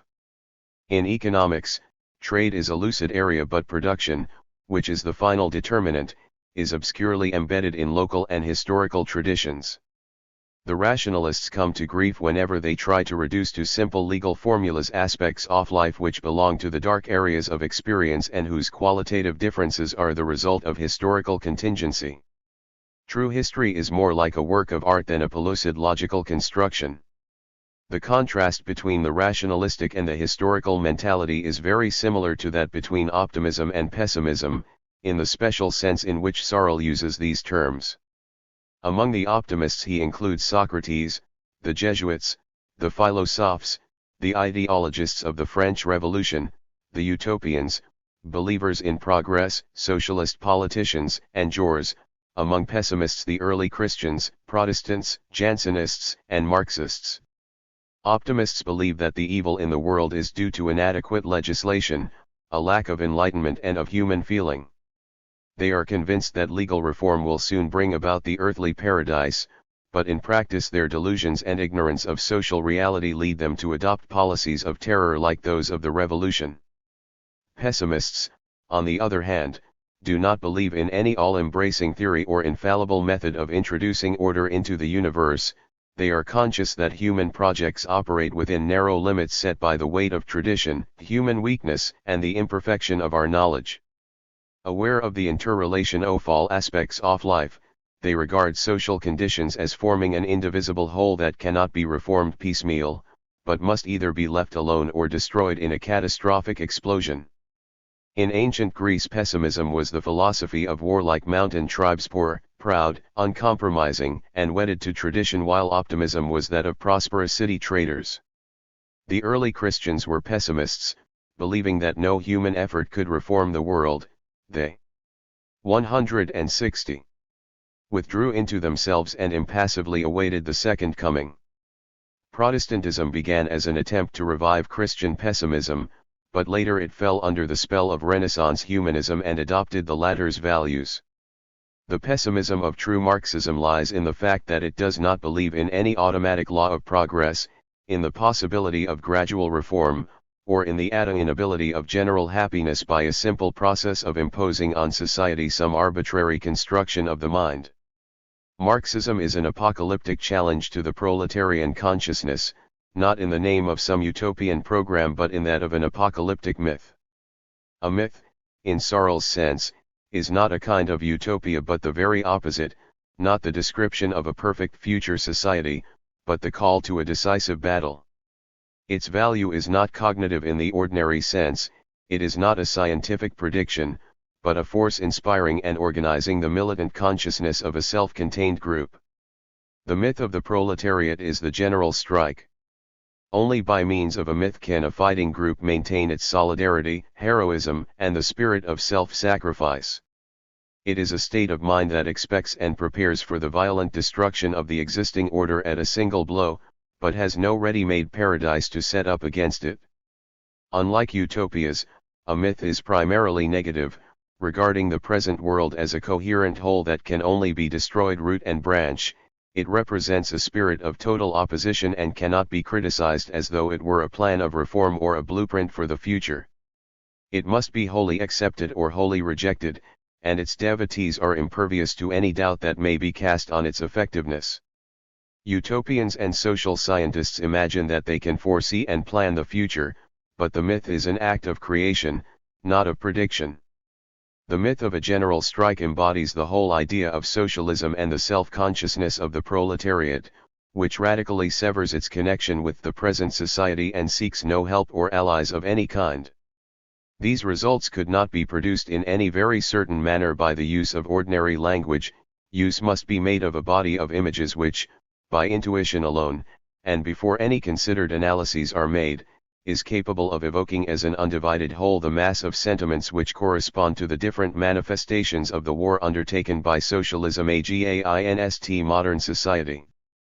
The syndicalists solve this problem perfectly, by concentrating the whole of socialism in the drama of the general strike. There is thus no longer any place for the reconciliation of contraries in professorial gibberish. The myth is not a motif of thinking about the future or planning it.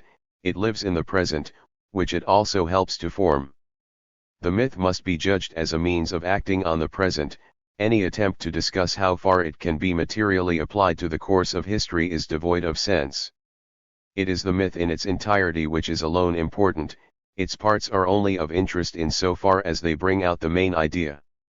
As will be seen, while Searle criticizes the rationalism of Descartes or the Enlightenment, he does not expressly oppose to it an irrationalist point of view. He regards rationalist delusions as simply a mark of historical dilettantism, the mentality which prefers elegant speculation to complex reality. But when he contrasts social planning with the mythopoeic act, he is no longer opposing historical reason to a priori abstractions, but upholding the claims of sentiment against analytical reasoning in general. The myth is an indivisible, inexpressible whole that can only be grasped in a single act of intuitive perception as described by Bergson.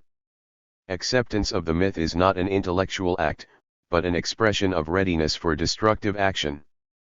The myth is proof against argument, discussion, or compromise. It is anti-intellectual in a more radical sense than we find in Bergson, who did not condemn analytical reason as a source of decadence but merely defined the limits of its usefulness as an instrument for technical manipulation in describing physical or social reality. In Bergson's view, rational and analytical thought on social problems was far from valueless, though it could not take account of historical breaches of continuity due to spontaneous creativity. For Searle, however, belief in the myth was to be a complete substitute for sociological knowledge, and all practical acts must be subordinate to the expectation of an undefined, indescribable apocalypse. By thus setting up a mythology immune to rational criticism, Searle gave advance endorsement to political movements founded on instinct, From this point of view the fascists were right to claim him for their own, whereas his connection with Marxism must be regarded as accidental. For Ricorsi, the separation F classes and the discontinuity F culture. Although Searle's myth is a negation of the present in the name of a future catastrophe, it also has some roots in the past, though not in the manner of religious myths. It purports to be a revival of what formerly was, a rejuvenation of the world by stripping it of the accumulated layers of civilization. This is what Vico called a ricorso, when a people reverts to its primitive state and all its works are creative, instinctive, and poetic, as in early Christianity or the decline of the Middle Ages. Revolutionary syndicalism is to bring about a universal rebirth of this kind, based on the proletariat as a self-contained enclave within an alien society. Searle laid a special emphasis on the separateness of the proletariat, but in a different sense from that of orthodox Marxism. When the leaders of the Second International spoke of the independence of the proletariat, they had in mind the political distinctness, the independence of the workers' parties, the movement developing according to its own interests and pursuing its own goals. Neither Kolakowski, Rosa Luxemburg, nor even Lenin and Trotsky ruled out tactical alliances with non-proletarian parties in particular circumstances, nor did they advocate a break with existing civilization. On the contrary, it was taken for granted that this included human values that socialism was capable of assimilating and to which it was indeed the sole rightful heir. To Searle, on the other hand, the point at issue was not the political separateness of the Workers' Party, since he was opposed to parties as such and regarded them as a badge of bourgeois society. The party expressed, naturally and inevitably, the subjection of the proletariat to professional politicians. Not only could it not assist in liberating the proletariat, but it was bound to frustrate its liberation, at best replacing the former tyranny by that of party officials, parliamentary orators, and journalists' clubs. The proletariat's hope lay not in parties, or in trade unions striving to improve conditions for the time being, but in revolutionary syndicates expressly non-political, indifferent to parliamentary tactics, refusing to play the bourgeois game, devoting all their efforts to forming the consciousness and solidarity of the working class. I-63 against the day when society would be totally transformed. The syndicalist movement developed in France in the 1890s, in Italy and Spain a little later. In Germany it did not prevail to any extent. In keeping with the Proudhonist tradition, it rejected any kind of political activity or participation in bourgeois institutions, and subordinated the economic struggle of the proletariat to the coming revolution, which would not replace existing political institutions by new ones of the same kind, but by loosely federated producers' associations governed exclusively by workers. Marx stigmatized this as a petty bourgeois utopia, arguing that workers' self-government could not in itself put an end to competition and anarchy in production, and that if Proudhon's ideal were realized it would bring back all the horrors of capitalist accumulation. To Searle, however, syndicalism offered the only hope of a genuine victory of the proletariat. He did not join the movement, believing that middle-class intellectuals could only do harm as members of workers' organizations, but he provided it with an ideology from outside. The business of the syndicalist movement, then, was to imbue the workers with a sense of alienation from bourgeois society, to break with bourgeois morality and modes of thought, to have nothing to do with party and parliamentary intrigue, and to defend proletarian purity against ideologists and rhetoricians. The proletariat would never free itself if it tried to ape the bourgeoisie. Its first rule must be to preserve its exclusively working-class character by keeping out intellectuals, whose leadership would bring about the re-establishment of hierarchies and create divisions among the workers. It is not only a question of organizational purity, however, but still more of spiritual purity. My friends and I are never tired of urging the workers to avoid being drawn into the rut of bourgeois science and philosophy. There will be a great change in the world when the proletariat discovers, as did the bourgeoisie after the revolution, that it is capable of thinking in a manner appropriate to its own mode of life. The new proletarian culture will be founded on labor, and will afford no cause to regret the disappearance of bourgeois culture.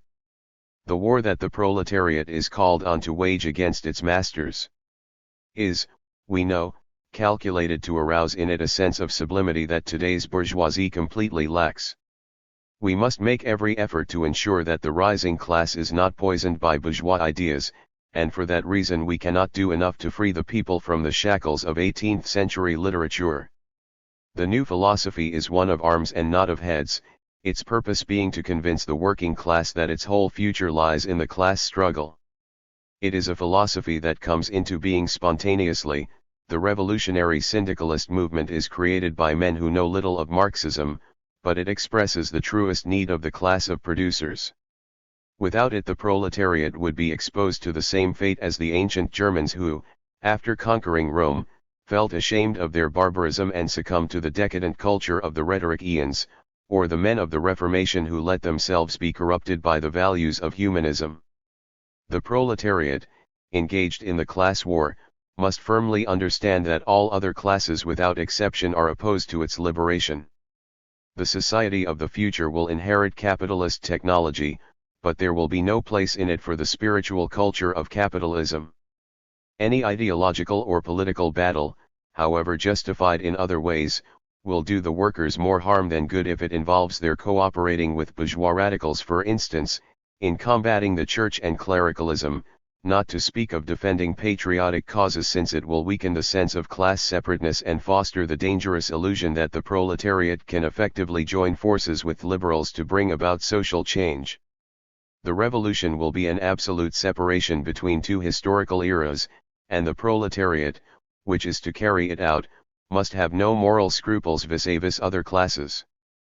People who have devoted their lives to a cause which they identify with, the regeneration of the world, could not hesitate to make use of any weapon which might serve to develop to a greater degree the spirit of the class war. 5.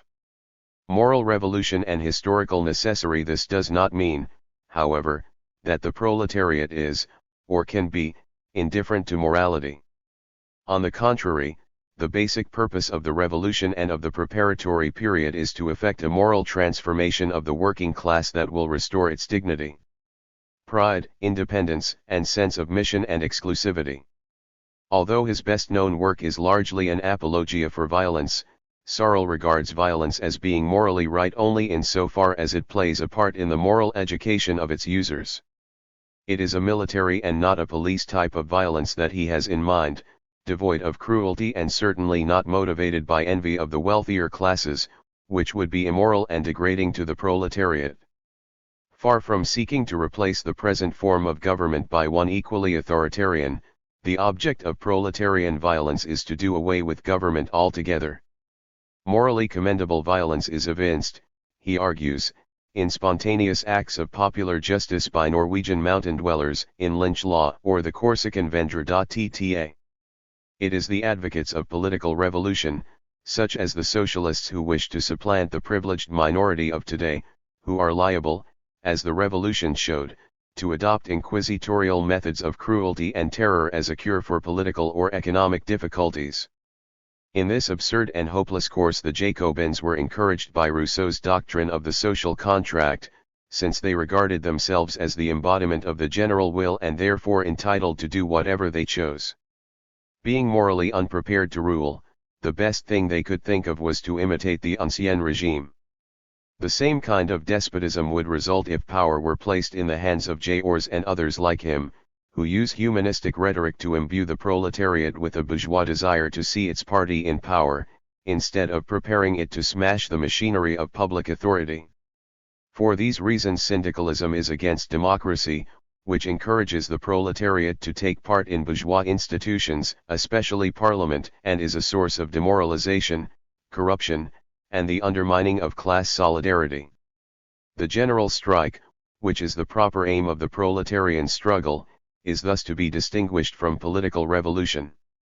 In this conception of Searle's, the conventional opposition between an economic and a political strike does not apply.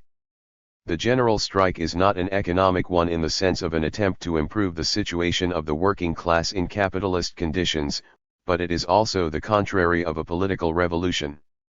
The purpose of the latter is to attain power, and it is subject to all the laws of a fight for power, including tactical alliances, but it 166.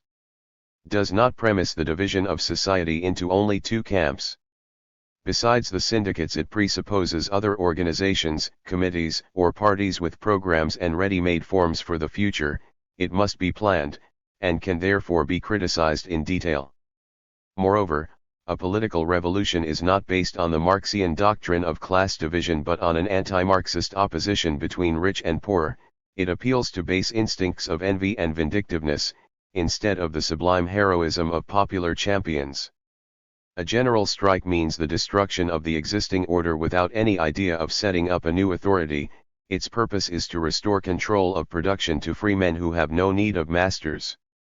It is a single, indivisible action, not to be broken down into stages or conceived as a strategic plan. The definition of socialism in terms of a general strike means that politicians' revolutions have had their day. The proletariat refuses to have new hierarchies set up over it. Our formula has nothing to say concerning the rights of man, absolute justice, political constitutions, and parliaments. It rejects not only bourgeois capitalistic government, but any hierarchy that at all resembles that of the bourgeoisie. Syndicalism cares nothing for doctrines or scientific preparation. It proceeds as circumstances dictate, regardless of dogma, not fearing to commit its forces in ways that prudent men deplore. A site calculated to discourage those noble minds who believe in the supremacy of science in modern times, who expect the revolution to be brought about by a mighty effort of thought, who imagine that the world has been ruled by pure reason since it was freed from clerical obscurantism. But all experience has shown that revolution does not possess the secret of the future. It acts in the same way as capitalism, rushing to occupy every outlet that presents itself. Revolutionary syndicalism is thus equally opposed to utopianism and to the Blanquist doctrine that a group of conspirators claiming a mandate from the proletariat may take advantage of circumstances to seize power and then transform society by means of force and repression. Blanquism or Jacobinism stands for a revolution of the poor against the rich, not a Marxian revolution carried out by producers alone. The latter is by no means aimed at a party dictatorship.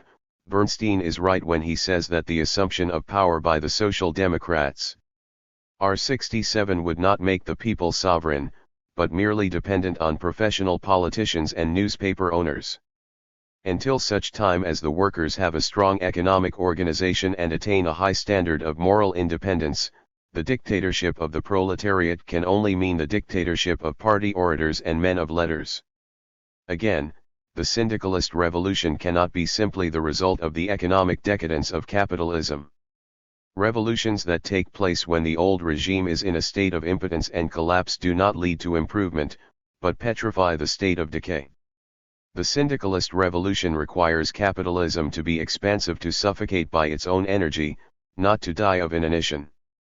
It is not, therefore, in the workers' interest to weaken capitalism by forcing legislative concessions and reforms. It is best for them that capitalists should be overcome by a ruthless, predatory spirit of expansion, like the American conquistadors of capitalism. This is the way to foster the sense of absolute class division, the solidarity of the oppressed, inflexible heroism, the grandeur and dignity of a historical mission, everything that socialist politicians sacrifice when they cheat the exploiters into making petty concessions and in so doing demoralize the working class. Nor should we be deluded by so-called scientific socialism into thinking that victory is assured by historical necessity. As Bergson showed, history proceeds by unforeseeable acts of creation. The illusions of determinism are due to the exaggerated hopes aroused by the progress of natural science in the 19th century. The utopians naively imagined that the future course of society could be plotted like the movements of heavenly bodies. But, as Bergson's theory of personality and evolution makes clear, the future is constantly taking a fresh start as the result of freely creative action. The revolutionary movement is directed towards the future, but it foresees it only in terms of its own spontaneous action, guided by a single, indivisible, unanalyzable idea, the sublime myth of a total transformation of the world in a final, apocalyptic battle. Such was the inspiration of early Christianity, which refused to compromise with the world or to regard itself as part of society, withdrawing instead into the myth of the parousia. but the Church's later history shows how, defying the predictions of the wise, it periodically renewed itself in bursts of vigorous expansion, as initiated by the great reformers. 168. And founders of new monastic orders. The syndicalist movement is likewise a spontaneous process of renewal which may regenerate the working class, corrupted by politicians and legislation, and in due time bring salvation to all mankind. The purpose of the new revolution is not to bring prosperity and abundance, or to make life easy. Searle makes fun of Destry and van der Velde, who imagine the future socialist state as a land of Cocken or a place where the inhabitants may do as they please, as in the Abbe de Theleme.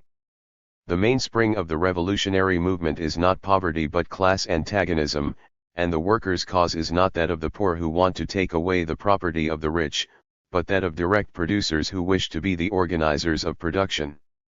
The principal values of socialism are those of morality and not of well-being, and it may be noticed that the poorest members of the proletariat are the least, not the most, revolutionary-minded.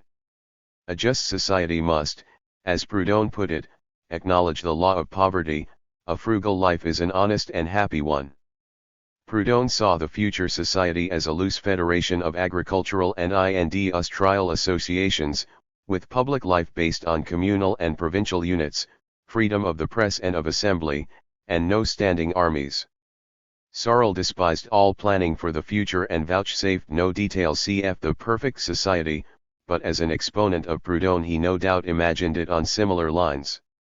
In L'Avenir Socialiste des Syndicats he says that society will be organized according to the plan of production, and that the object of socialism is to apply the workshop system to public life, so that all social issues will present themselves in terms of production units. From the moral and organizational points of view, Searle's ideal seems to have been one of isolated mountain clans or Swiss communes practicing direct democracy, more or less self-sufficient in production, and not involved in commercial exchanges on such a scale as to affect their customs and traditions. The morality of the proletariat was a morality of producers as opposed to merchants. Modern democracy was still modeled on the stock exchange, whereas the democracy of the future would be analogous to cooperative manufacture. These comparisons are not devoid of foundation. The history of democratic ideas and institutions is certainly related to the history of trade, and the whole Mediterranean culture arose and George Searle, a Jansenist and Marxism 169 developed in terms of ports and commercial towns. Trading encourages habits of compromise, negotiation, and bargaining as well as deceit and hypocrisy, rhetoric and demagogy, prudence and competition, love of wealth and comfort, rationalism and disregard for tradition, shrewd calculation and prediction, and the ideal of success. The subordination of production to exchange value, which according to Marx is the essence of capitalism, is a natural culmination of these trends. The society in which everything is for sale, and in which family, tribal, and local links, irreducible to exchange relationships, count for nothing, was attacked by all the Romantics including Marx in his young days. Searle, like Nietzsche, was a sworn enemy of this type of society and to that extent an heir of the Romantics, but the upshot of his criticism was very different from Marx's. He was attracted by the picture of untamed warrior clans fighting for survival rather than wealth or comfort, valiant but not cruel, proud in spite of their poverty, devoted to their tribal customs and their freedom, ready to fight to the death against foreign rule. The main purpose of socialism, in Searle's mind, was to revive this type of morality as opposed to that of commercial society. Socialism is a moral issue in that it provides a new way of judging all human acts, or, in Nietzsche's famous phrase, a revaluation of all values. The new morality takes shape in the working class under capitalist conditions, and is in fact a prior condition of revolution and of economic change.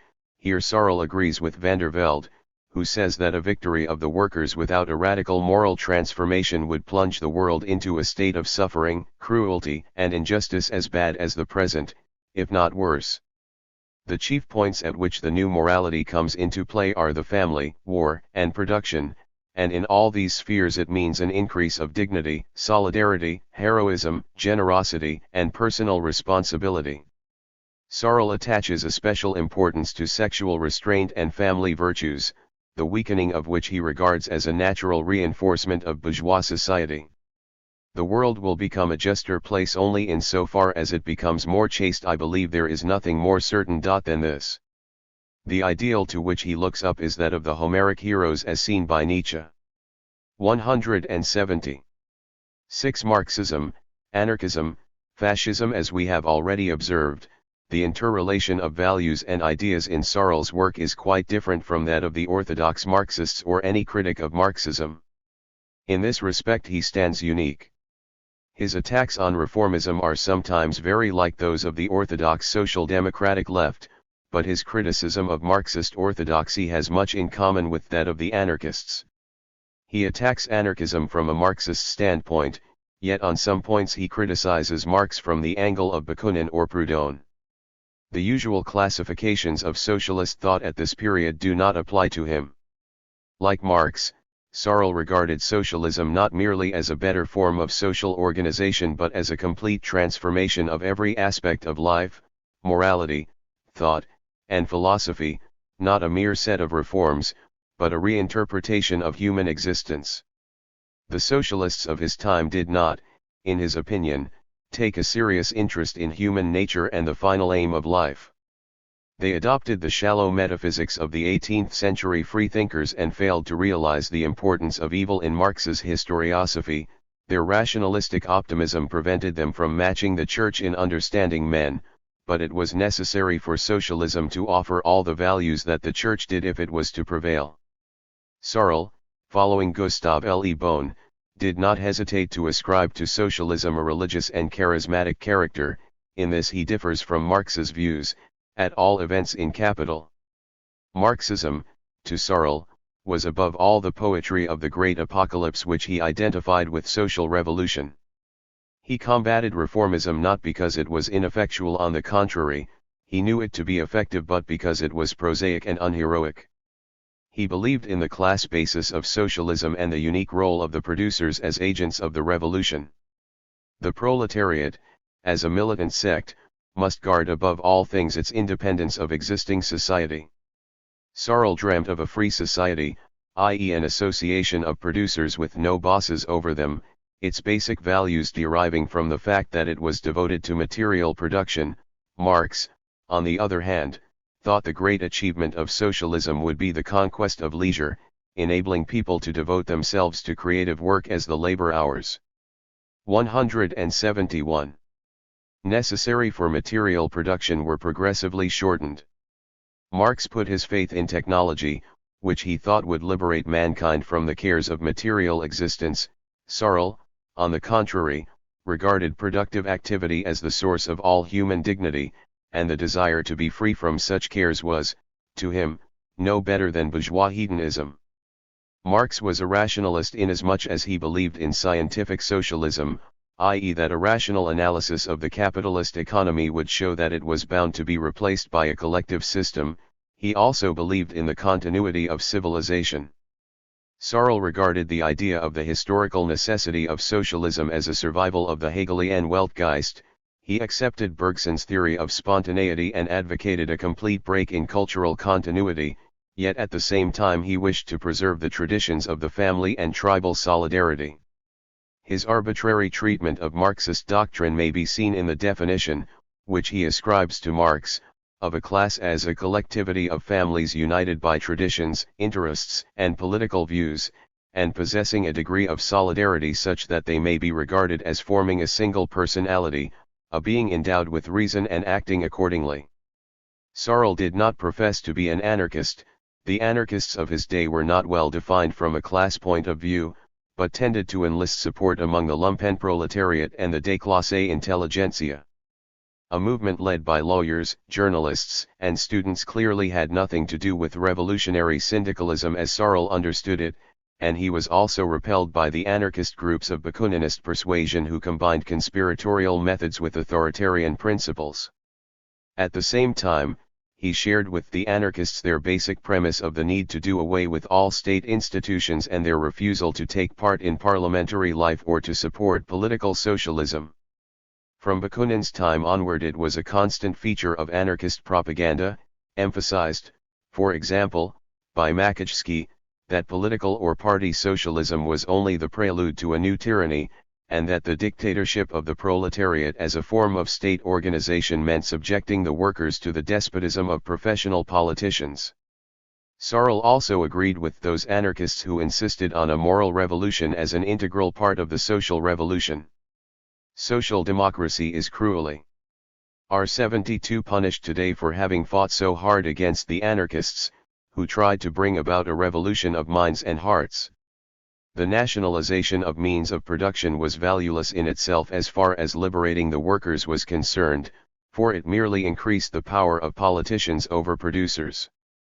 It may appear strange that a writer who so fiercely attacked the idea of patriotism, state institutions, and party organization should have been recognized as an ideologist of the budding fascist movement and should have supplied arguments to the functionaries and apologists of a brutal nationalist tyranny, the more so as, unlike Nietzsche, Searle accepted the basic doctrines of Marxism.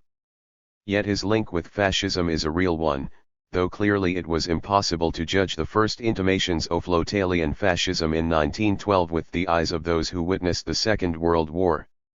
Everything in Searle's work that related to the revolution and the free post-revolutionary society belongs, it is true, to the realm of myth, which in principle admits of no discussion or explanation. Fascism drew its strength from the sense of desperation and desire for absolute change, the disillusionment with democracy and disbelief in the possibility of reform, the obscure need for some radical break with the existing scheme of things. Searle's appeals were well adapted to the spiritual conditions out of which fascism was bred. He did not set up to be the planner of a new order, but the herald of catastrophe. He called for a break in the continuity of civilization in the name of a better culture, a return to the popular sources of legislation and morality.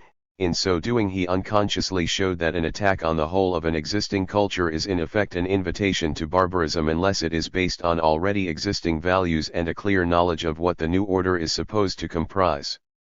Searle aims many shrewd blows at the naivety of the rationalists, but if an attack on rationalism is not clearly distinguished from an attack on reason, if it appeals to a philosophie de bras which is not so very different from a philosophy of the mailed fist, then it becomes a rebellion against the mind and a plea for violence pure and simple. Searle's advocacy of violence related, in his mind, to the warlike variety as opposed to that of a gendarmerie, but the distinction is a fine one, based on literary stereotypes and the idealization of Grecian or Viking heroes. A morality that 173 regards violence in itself as a source of heroism and greatness is very near to being an instrument of despotism. The same is true of Searle's criticism of parliamentary democracy. There was much truth in it, but the same could be said of Hitler's writings on the subject.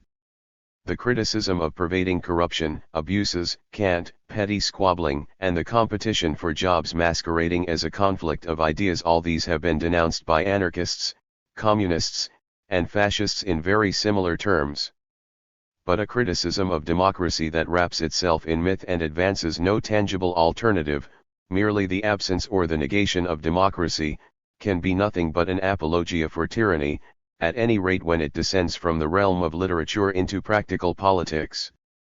As a professed Marxist who supplied inspiration to fascism, Searle is important in that the destiny of his idea reveals the convergence of extreme forms of leftist and rightist radicalism. If leftist radical phraseology confines itself to attacking bourgeois democracy without offering a better democracy in its place, if it merely opposes rationalism without setting up new cultural values, if it advocates violence unhampered by moral restrictions, then its program is merely that of a new despotism and is essentially the same as that of the radical right. If, as in Searle's doctrine, the ultimate catastrophe is represented as an object in itself, or even as the supreme object, irrespective of the consequences it may produce, then the proletariat's role is, first and foremost, that of the expected agent of cataclysmic change. Since it failed to play this part, Searle could without inconsistency turn to nationalism as a more promising embodiment of the cause, which in his eyes was still total revolution and not the nation as such. Thus his passionate defense of Lenin and the Bolsheviks was highly ambiguous. He admired the Russian Revolution as a dramatic apocalypse, a death blow to intellectuals, a triumph of willpower over alleged economic necessity, and an assertion of native Muscovite traditions over Western ones. The sanguinary object lesson in Russia will prove to all workers that there is a contradiction between democracy and the mission of the proletariat. The idea of a government of producers will not perish, the cry "death to intellectuals," for which the Bolsheviks are so much abused, may in the end be taken up by workers the world over. Only a blind man could fail to see that. 174. The Russian Revolution is the dawn of a new era. In the 1919 appendix to REF Elections on Violence we read, "When the time comes to evaluate present-day events with historical impartiality, it will be recognized that Bolshevism owed a great part of its power to the fact that the masses regarded it as a protest against an oligarchy whose greatest concern had been not to appear Russian." At the end of the year 1917, the former spokesman of the Black Hundred said that the Bolsheviks had proven that they were more Russian than the rebels Kaldin, Russky etc., who betrayed the Tsar and the country. One may speak as a historian of the process of revolutionary repression in Russia only by keeping in mind the Moscovite character of Bolshevism. The national traditions provided the Red Guards with innumerable precedents, which they believed they had the right to imitate in order to defend the revolution. If we are grateful to the Roman soldiers for having replaced abortive, strayed or impotent civilizations by a civilization whose pupils we are still in law, literature, and monuments, how grateful will not the future have to be to the Russian soldiers of socialism? Searle knew little of Leninist doctrine, he admired Lenin as a prophet of the apocalypse, and Mussolini for the same reason. He was ready to support anything that seemed heroic and promised to destroy the hated system of democracy, party strife, compromise, negotiation, and calculation. He was not interested in the petty question of human welfare, but in discovering the circumstances most propitious to an outburst of energy. The penetrating critic of rationalism ended as a worshipper of the great Moloch into whose jaws the blind, fanatic, jubilant mob advanced, in a warlike frenzy, to its own destruction. Chapter 8. Antonio Labriola, an attempt at an open orthodoxy. 1. Labriola style. Antonio Labriola played a similar role in Italy to that of Plekhanov in Russia and of Lafargue in France. He was the first in his country to expound Marxism as a system, and had an important influence on the form in which it was accepted there. When Labriola became a Marxist, he already had behind him a long career as an academic philosopher. Although chiefly influenced in his formative years by Hegel and Herbart, he was strongly attached to the Italian tradition and imparted its peculiar features to his version of Marxism. It was also of importance that he was never a party activist, but only a publicist and theoretician. Owing to the fragmentation of Italy before 1870 and its relative economic backwardness, the workers' movement took shape much later there than in the rest of Western Europe. Socialist ideas and slogans figured for some time as part of general radical ideologies which also expressed what Marxists were wont to regard as typical aspirations of the progressive bourgeoisie. Confronted by the powerful opposition of the church and clericalism, socialists and bourgeois radicals found themselves on the same side of the barricade for much longer than in other countries, and were more conscious of the values they had in common. The division of Italy into a conservative Catholic and a progressive camp remained fundamental even after the socialist movement became an organized political force on its own account. By virtue, therefore, of historical circumstances and of his own life story, Labriola remains strongly attached to the radical Italian tradition in politics and philosophy, with its cult of such figures as Garibaldi and Giordano Bruno. Labriola's philosophical style is also typically Italian in both its attractive and its less acceptable features. In the homeland of Thomas Aquinas, more perhaps than in any other country, secular philosophy from the 16th century onwards broke radically with scholastic modes of thought and logical skills. Outside the powerful but sterile domain of late scholasticism there was a distaste for schemes and systems and a preference for global thinking as opposed to analysis, a predilection for discursive essays, and a strong emphasis on the didactic and rhetorical aspects of philosophical writing. All these tendencies can be found in Labriola's works. The boundaries between epistemology, psychology, ethics, and pedagogy are fluid, and he is clearly not concerned to make philosophy a separate, self-contained preserve of professional thinkers. The distrust of specialization within the domain of humanism, which even today makes itself felt in Italian culture and the Italian university system, was enhanced in the 19th century by the Hegelian tendency to think in global terms and relate every specific problem to some large, panoramic vision of history. This tendency allied itself in Italy with Renaissance-style universalism and the attitude of the eroici giuriosi for whom the basic problems of existence were at stake in every particular question. The literary style and global thinking of Italian philosophers, their dislike of rigid classification, specialization, and hierarchies of ideas, may help to explain the success in Italy of the historicist, anti-positivist version of Marxism which was championed by Labriola and upheld in the next generation by Gramsci. The attraction of this form of Marxism, as opposed to the scientistic and positivistic approach, was not so much that it raised the study of social problems to the dignity of natural science, but that it enabled all aspects of material and spiritual culture to be interpreted as expressions or manifestations of a single universal process or a particular historical epoch. This propensity to relate social phenomena to great historical totalities was not specifically Marxist, but in combination with other principles it could be presented as a natural part of historical materialism. At the same time it fitted in with the relativist tendencies that seemed to be a distinctive mark of Italian philosophy. Such generalizations, of course, are highly simplified. Positivism and scientism duly made their appearance in Italy, and Antonio Labriola 177. With Enrico Ferri we encounter a positivist, Darwinist, scientistic version of Marxism. In Italy, although nowhere else, there was a period during which positivism and Hegelianism were united rather than divided as regards their effect on society. Both represented lay, radical, rationalist thought as against clerical reaction, and were on the same side of the cultural divide which ran through the nation. Nonetheless, from the present-day viewpoint at least it would seem that the most fertile sources of Italian intellectual life derive from the tradition of historicism rather than scientism. It was particularly hard for Italians, whether Marxist or not, to believe in a theory of uninterrupted historical progress, since the whole history of their country in modern times went to prove the contrary. After the 3 centuries of regression and stagnation which followed the Counter-Reformation, the whole radical intelligentsia was imbued with a sense of the country's economic and cultural backwardness.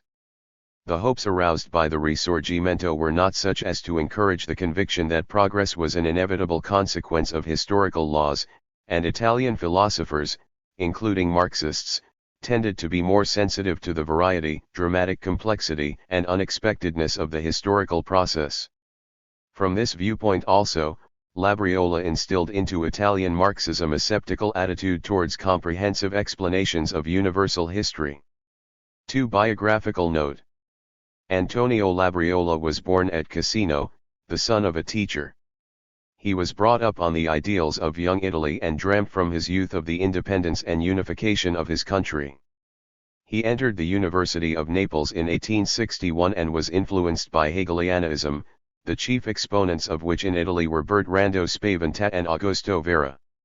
In an essay afterwards published by Croce, Labriola criticized Zeller and the Neo-Kantians and argued that Kant's doctrine was finally superseded by Hegelianism. After graduating he became a schoolteacher at Naples, where he lived until 1874.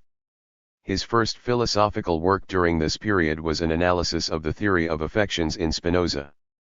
In 1869 he wrote a more elaborate work on Socratic philosophy, which won a prize in a competition organized by the Naples Academy of Moral and Political Sciences.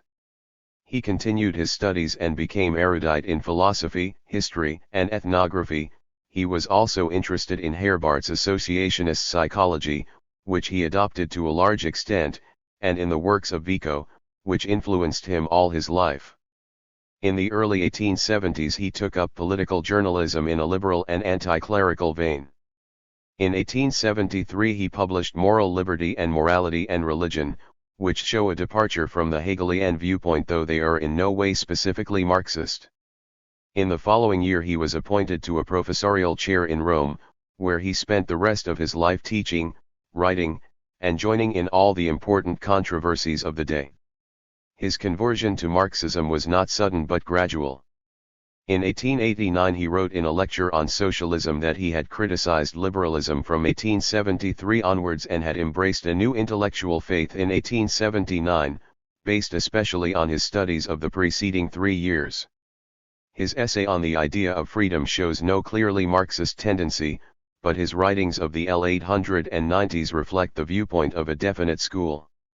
On Socialism is an explicit political declaration in which he criticizes bourgeois democracy and defends internationalist socialism, the cause of the world proletariat.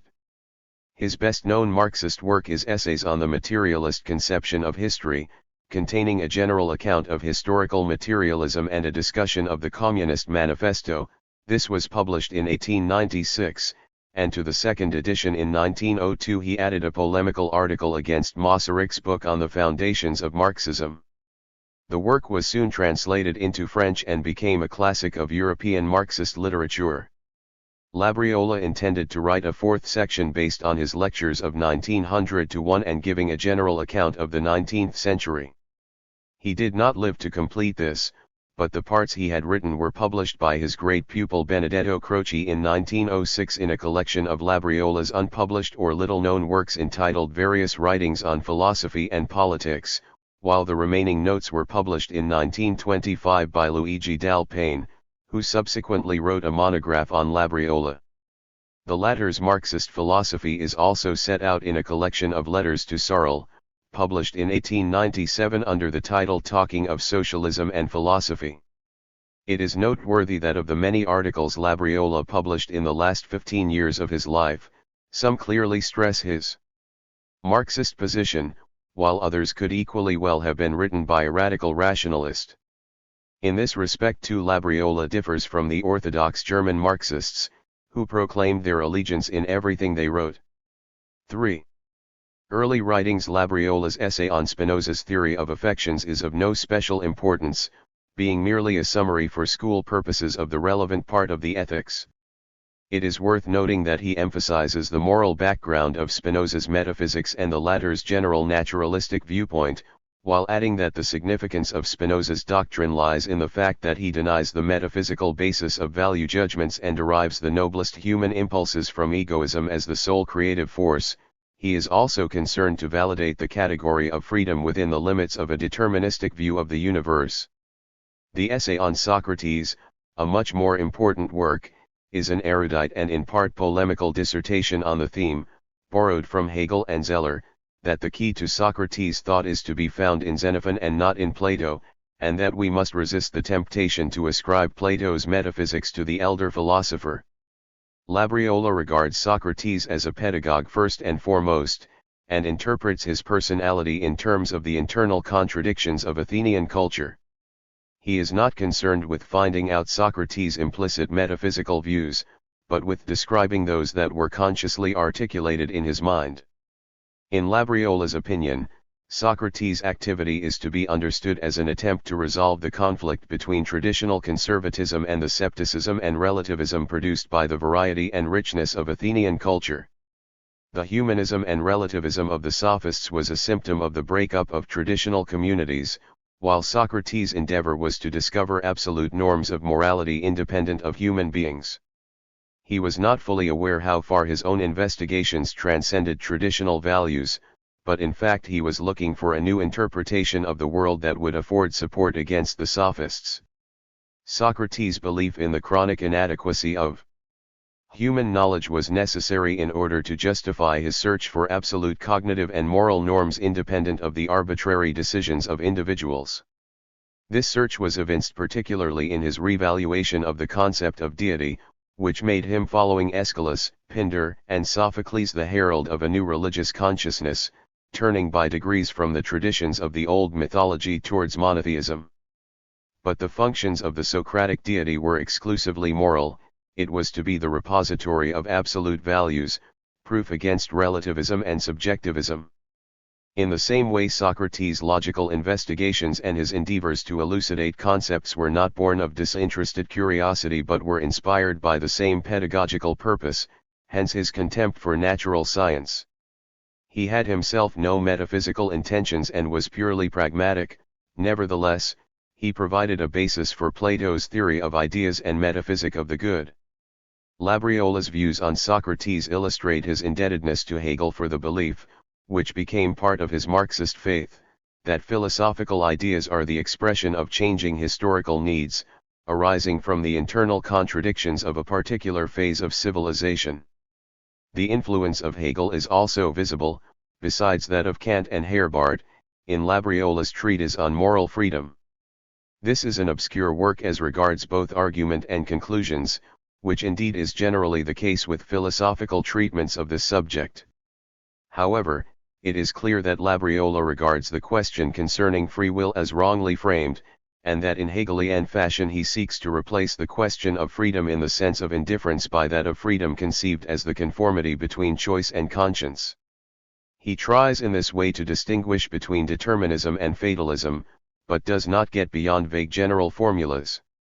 He regards as self-evident Kant's rule which makes moral judgments entirely independent of utilitarian factors and of the evaluation of the results of human actions. The imperative of obligation is implied in moral freedom, which realizes itself in acts of conscious obedience to that imperative. However, as the human will is the result of many social and psychological factors, it is assailed by conflicting spiritual aspirations, and its freedom does not consist in a potential ability to determine itself as it pleases, but in an actual choice conform. Antonio Labriola 181 ing to an absolute norm. Unlike animals, whose actions are determined merely by the strength of habit or of this or that desire, man is free in the sense that he possesses a moral consciousness enabling him to resist natural impulses. The fact, and not the mere abstract possibility, of such self-determination entitles us to call him free. Labriola expressly protests against the naturalization of the human conscience and the idea that it consists of a mere collection of instincts that are ultimately attributable to animal needs.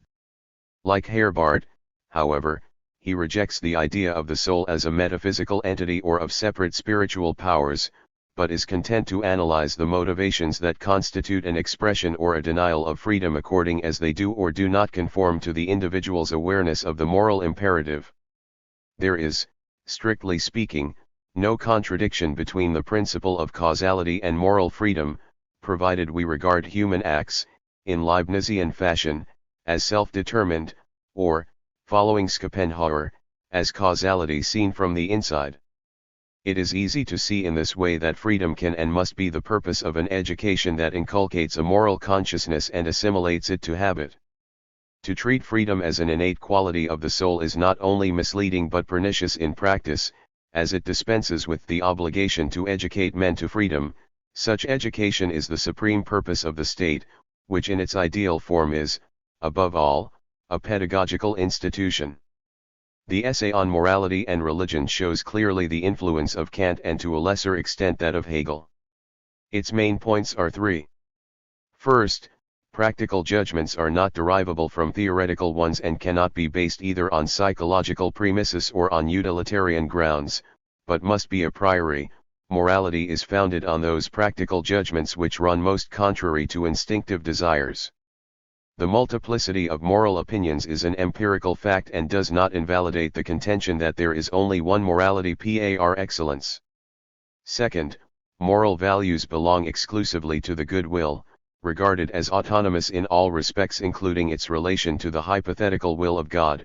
Moral imperatives based on the will of God are not truly moral, since they imply the submission of one will to another. Third, morality is wholly independent of religious faith. Religion is a universal and inseparable part of the spiritual life, and rationalists who criticize a particular historical form of it are missing the point when they attack religion in general. The purpose of religion is to compensate with a different form of idealism the discordance between our ethical demands and the natural world in which we live. It can and does reinforce moral values and the moral consciousness, but it contributes nothing to the content of ethical norms, which must be derived from sources independent of any revelation or mythology. Religious faith has its own field of activity, and can coexist freely with other forms of spiritual life provided the division of functions is respected. The educational system should not be opposed to religious feelings, but should on the contrary encourage them. But the natural sense of goodness, independent of religious and metaphysical opinions, is a sufficient basis for morality. This sense is not the product of knowledge either, since value judgments are radically different from cognitive acts, and moral norms are not to be derived from scientific observation. The moral consciousness involves ideals that are in a sense contrary to the natural course of things. Their validity does not depend on empirical factors, though they vary in specific content according to social and psychological circumstances. In retrospect, it can be said that Labriola's attraction to Marxism and socialism was a natural outcome of his intellectual background, and that, both in philosophy and in politics, it represented a strengthening and specialization of already existing tendencies. Philosophically, he was most influenced from this point of view by two very different teachers, Hegel and Herbart.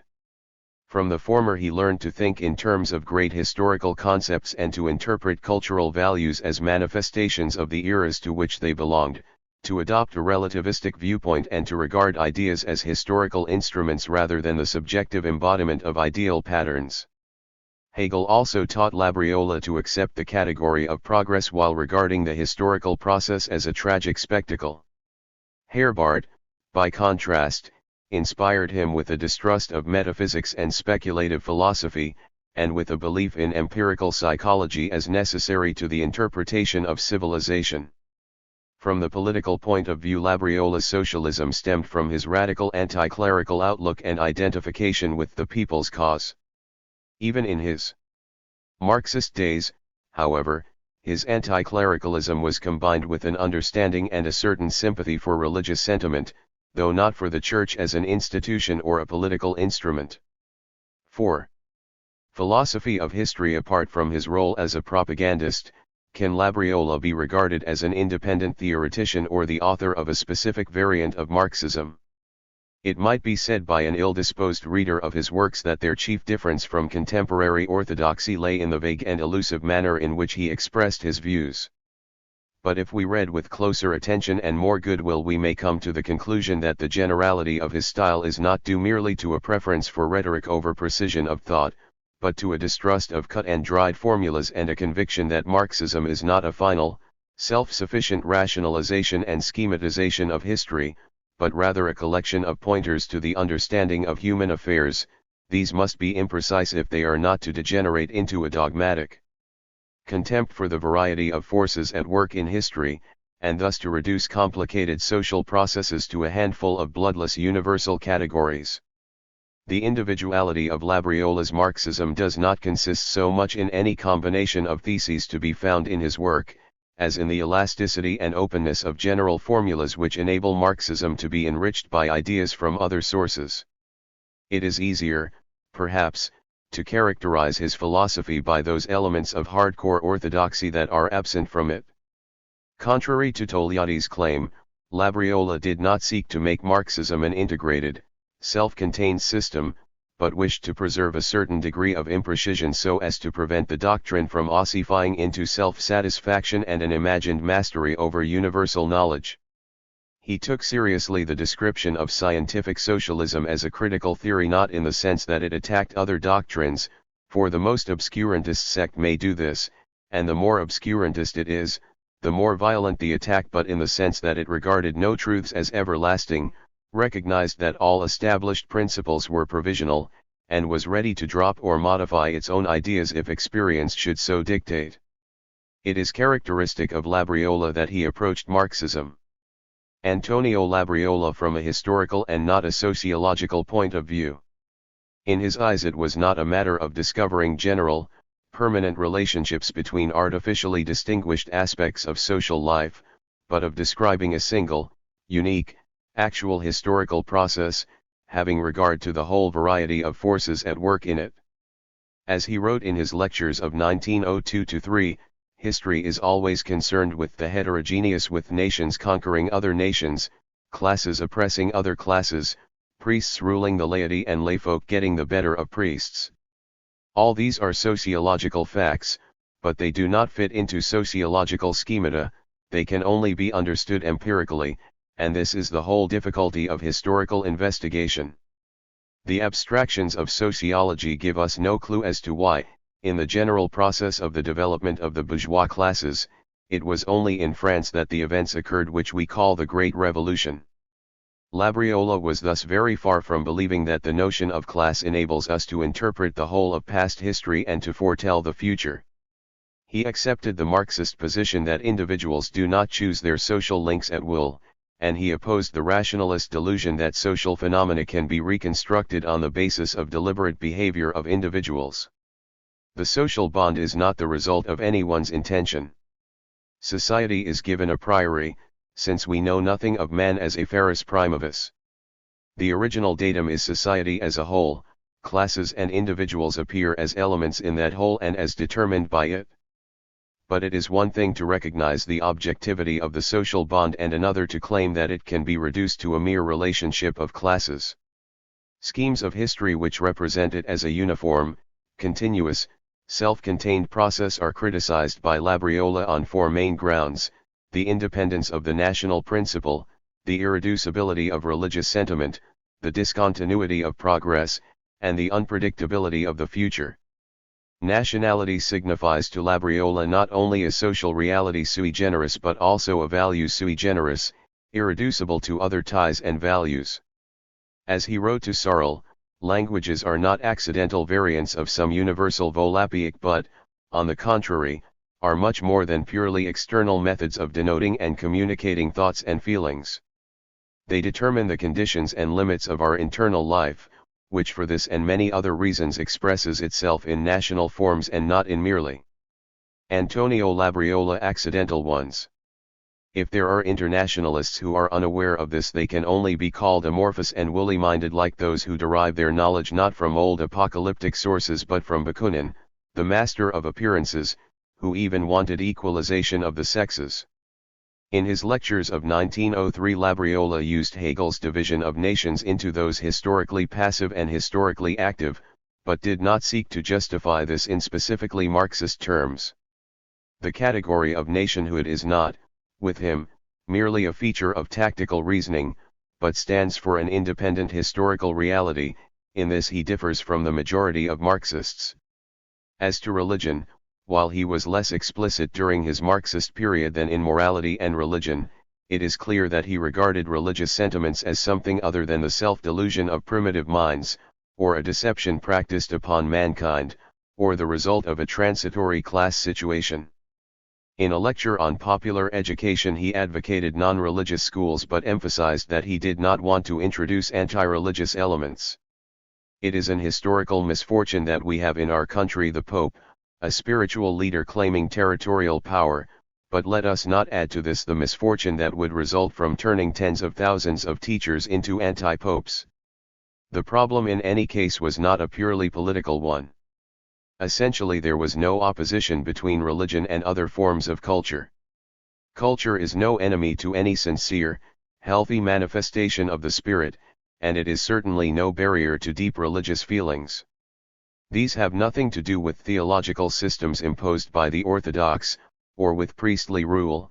Indeed, I will go further and say that all forms of priesthood which elevate it into a caste and a system of privilege are a denial of those feelings.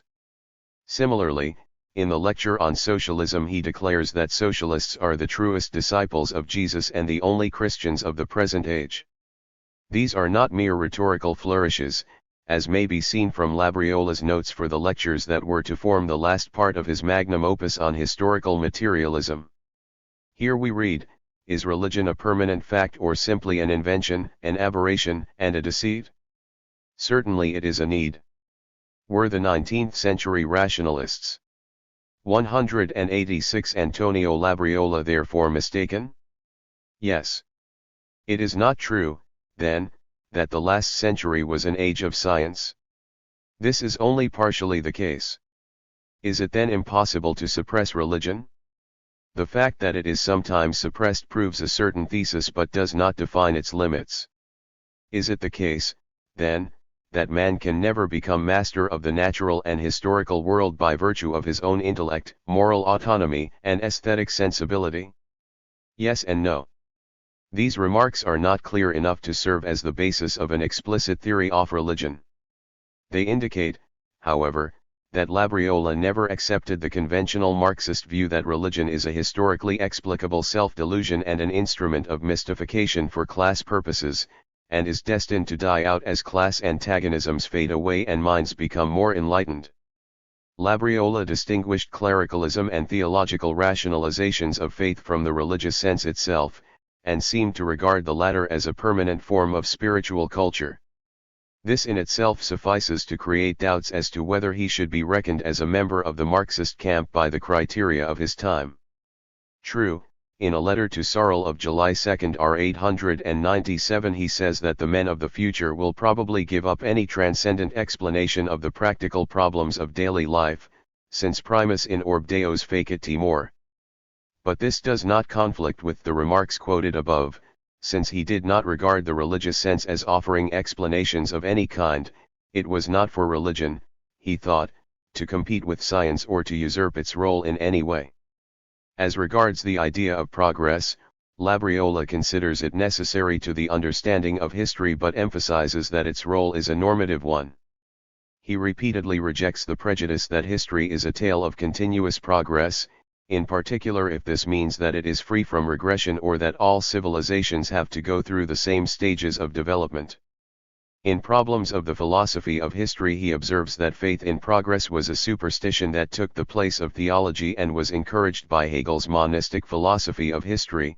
This, however, became a Procrustean bed for the historical sciences concerned with forms of social life such as law, language, and art. There was in fact no unity of history or constant trend for the better. The original centers of civilization are many in number and cannot be reduced by any sleight of hand, that is, the sources of civilized life cannot be brought to an identity of form or of origin. Civilizations, linked by particular relationships, develop in accordance with their own traditions and by the interchange of values. We must therefore recognize that primary factors have a modifying effect on secondary influences. The consideration of so many separate and independent series of events, so many factors that resist simplification, so many unintended coincidences, makes it seem highly improbable, in fact no better than a delusion, to suppose that there is at the root of everything a real unity, a permanent subject of experience, constituting the essential meaning of every kind of impulse and activity from the earliest times to the present. In short, there is no overall meaning of history, no rationalization of its actual course. The observation of human affairs obliges us to recognize that there is both progress and regression. Many nations have been destroyed, many enterprises have failed and much human effort has been expended in vain. The idea of progress enables us to say that some things have improved. For example, slavery has been abolished, men are equal before the law, but it is not a universal law of history, and indeed there are no such laws. People have sought to extend to the whole human race the schema, worked out in France, of the transition from a serf economy to an economy of subjects and then of wage earners, but anyone using this sacred formula will understand nothing, for instance, about 14th century England. And what about the brave Norwegians, who were never serfs or subjects? How is it that in Germany beyond the Elbe, serfdom arose and developed after the Reformation, or that the European bourgeoisie instituted slavery afresh in America? Labriola in his Marxist phase believed more strongly than ever that the category of progress is not inherent in events but is a way of interpreting them. It provides us with an evaluating perspective, but does not emerge from the facts themselves. This is particularly important when we are considering the future as well as the past. Labriola believed that there was good ground for expecting the advent of socialism, but he also believed that the future was undecided. A remark in his last work is directed not only against Hegel but against the commonest interpretations of Marxism. The wisest and most telling objection to all systems of the philosophy of history is that put forward by Wundt, namely that we do not know where history ends. That is, if I understand him rightly, we never see history as a completed whole. And, further on, socialism is an active reality so long as it is the manifestation and war cry of an actual struggle, but when it starts to regard prophecies of the future as a measure and criterion of the present, it becomes no more than a utopia. Since Labriola disputes the continuity, unity, and regularity of the historical process, it clearly may be asked in what sense he accepts the Marxist philosophy of history. He professes to be a historical materialist, but he gives an elastic sense to this concept and to the relationship between the base and the superstructure. According to him, the essence of historical materialism is contained in two statements. First, men have created political and legal institutions in proportion to the prevailing economic structure. Second, religious and moral ideas always correspond to particular social conditions. This statement he describes as more hypothetical, and he draws from it the unexpected inference that the history of religion and ethics is psychology in the broad sense of the term.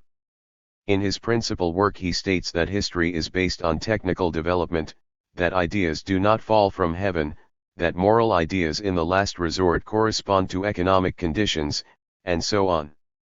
Such loose formulations as these were to be found in Marxist literature, but by the end of the century they were no longer specifically Marxist except for Engels's reference to determination in the last resort, the meaning of which has never been elucidated.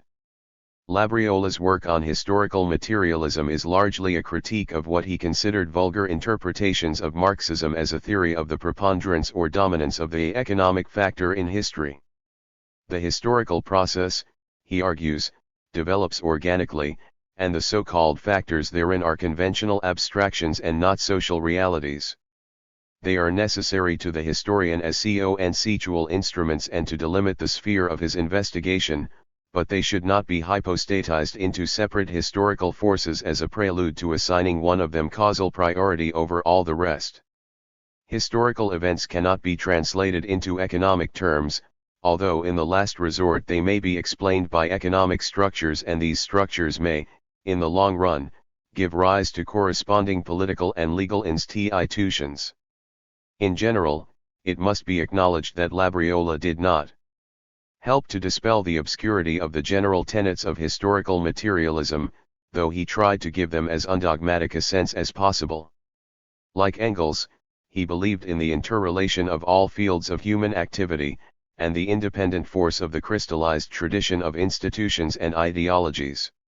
It is not clear, however, what boundaries he assigns to determination by economic structures and how far historical materialism, thus understood, differs from the contention, which was already a commonplace by the late 19th century, that both institutions and ideas are affected by the relations of production. Another characteristic feature of Labriola's ideas thought, here again he expresses himself in generalities, is his opposition to the naturalist interpretation of history. In his view, to say that human history is a continuation of natural history is so abstract as to be meaningless. History is concerned with the artificial environment which men have created and which reacts upon them. Social ties, it is true, are formed independently of human intentions, but human beings develop both actively and passively, determining historical conditions and being determined by them. Observations in this sense are too indefinite, however, to serve as the basis of an investigatory method. The Marxists who use them generally refer to them as a dialectic, as though this term denoted no more than common sense, all-purpose formulas such as not only, but also, both, and, on the one hand, on the other, and so forth.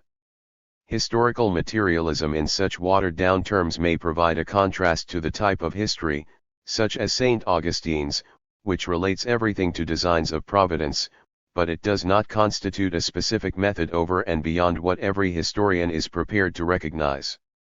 As to the meaning of socialism, Labriola does not seem to go beyond the views commonly formulated by socialists in his day. It denotes the collective ownership of means of production, the right to work, the abolition of competition, the principle to each according to his deserts. It does not mean abandoning any of the achievements of modern times as regards political emancipation and the rights of the individual. Socialists do not set out to abolish freedom and equality before the law, but to enrich them by destroying the bondage and inequality that result from 190 Antonio Labriola privilege and private ownership. The general tendency of socialism is to decentralize power and economic institutions, not to centralize them. The state will disappear with the class struggle, socialism will remove contingency from human life. While endorsing all this, Labriola avoids committing himself to the historical necessity of socialism. He writes that capitalism prepares the way for a socialist society, that socialist ideas are not a moral condemnation of capitalist exploitation but the recognition of a historical tendency, and that socialism is not a subjective critique of things, but the discovery of a self-criticism inherent in them.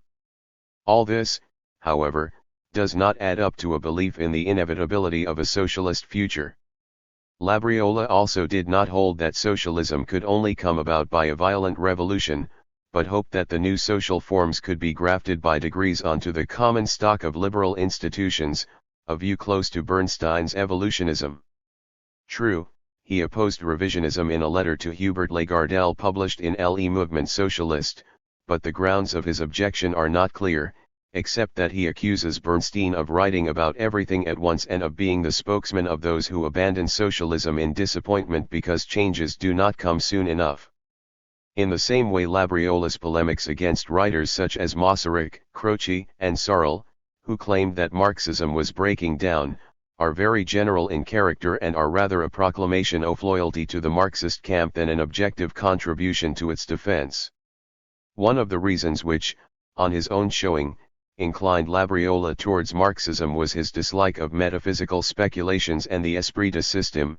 He also emphasized the role of positivism in providing the basis for a philosophy that does not anticipate reality, but is contained in it. The theme that philosophy is the self-revelation of reality rather than the intellectual pursuit of a hidden essence recurs frequently in Labriola's writings, where it is linked to the special position of Marxism as a philosophy of praxis. Labriola uses this term in a different sense from most of the orthodox, who were content with Engels's remarks on the practical role of human activity as a means of checking the validity of knowledge and identifying the scientific problems that required solution. The process of praxis comprehends nature or the historical evolution of man, but in speaking of praxis from the integral point of view we imply the overcoming of the opposition between theory and practice as it is vulgarly conceived. Historical materialism takes as its point of departure praxis, i.e. the development of effectuality, and, as it is a theory of laboring mankind, it treats science itself as labor. These remarks too are somewhat disconnected and reflect a tendency of mind rather than a clear-cut theory. It may, however, be said in very general terms that Labriola conceives of human intellectual activity, whether philosophy or science, as an aspect of practical life and not as the quest for a truth waiting to be discovered. His historicism thus apparently admits of no cognitive values other than pragmatic ones, from the point of view of society and history as opposed to the individual. In other words, he appears to think that human thought is part of a historical process, and not a description of the world that can lay claim to objective accuracy independent of time and circumstances. Historicism of this type dispenses with the notion of transcendental truth and ascribes a functional character to all human knowledge. If this was Labriola's view, he was in agreement with the young Marx and not with Engels's positivism. For, if praxis signifies the whole of man's part in history, the value of intellectual production as an aspect of that whole is to be measured by the mind's ability to express changing historical situations, and not by the correspondence between some objective universe and the description of it. This line of reasoning was later followed by Gramsci, probably under Labriola's influence. Labriola's critique of agnosticism is on similar lines. He does not adopt the naive attitude of Engels, who argued that when we learn something we did not know before, the thing in itself becomes a thing for us, but he considered agnosticism to be not so much false as meaningless. His view was that the category of the unknowable is one that our minds simply cannot frame, so that any agnostic formula involves a concept to which no meaning can be attached. We can only think about what is given in experience, taking that term in its widest sense. Thus he wrote to Searle on May 24, 1897, and in the next letter he expressed his view more fully. Everything that is knowable can be known and will be known at infinity, and anything that is not knowable does not concern us in the realm of knowledge. It is mere fantasy to suppose that our minds can apprehend, as existing in actu, an absolute difference between what is knowable and unknowable in itself. Hence the absurdity of Herbert Spencer, who spoke of the unknowable as the limit of the knowable, and in so doing implied that something could be known about it. This criticism is in harmony with Labriola's functional and historical view of knowledge and his treatment of cognition not as unlocking the secrets of being in itself but as an articulation of the practical behavior of human societies. From this point of view there can certainly be no such category as that of the unknowable. Labriola, however, did not attempt, as he should on his own premises, to discover the social and historical significance of agnosticism. He merely stigmatized it as cowardly resignation, while not accepting the crude explanation that it was a symptom of the decline of bourgeois civilization.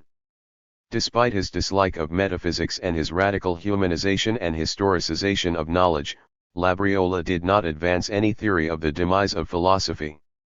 In his view, the conformity of philosophy with science was an ideal result that could hardly be expected in the foreseeable future. Meanwhile, philosophical reflection had its own purpose, namely to anticipate problems not yet taken up by science or, as Herbart observed, to build general concepts that imparted unity to the results of experience. In spite of the imprecision of his writings, Labriola played an important part in the history of Marxism.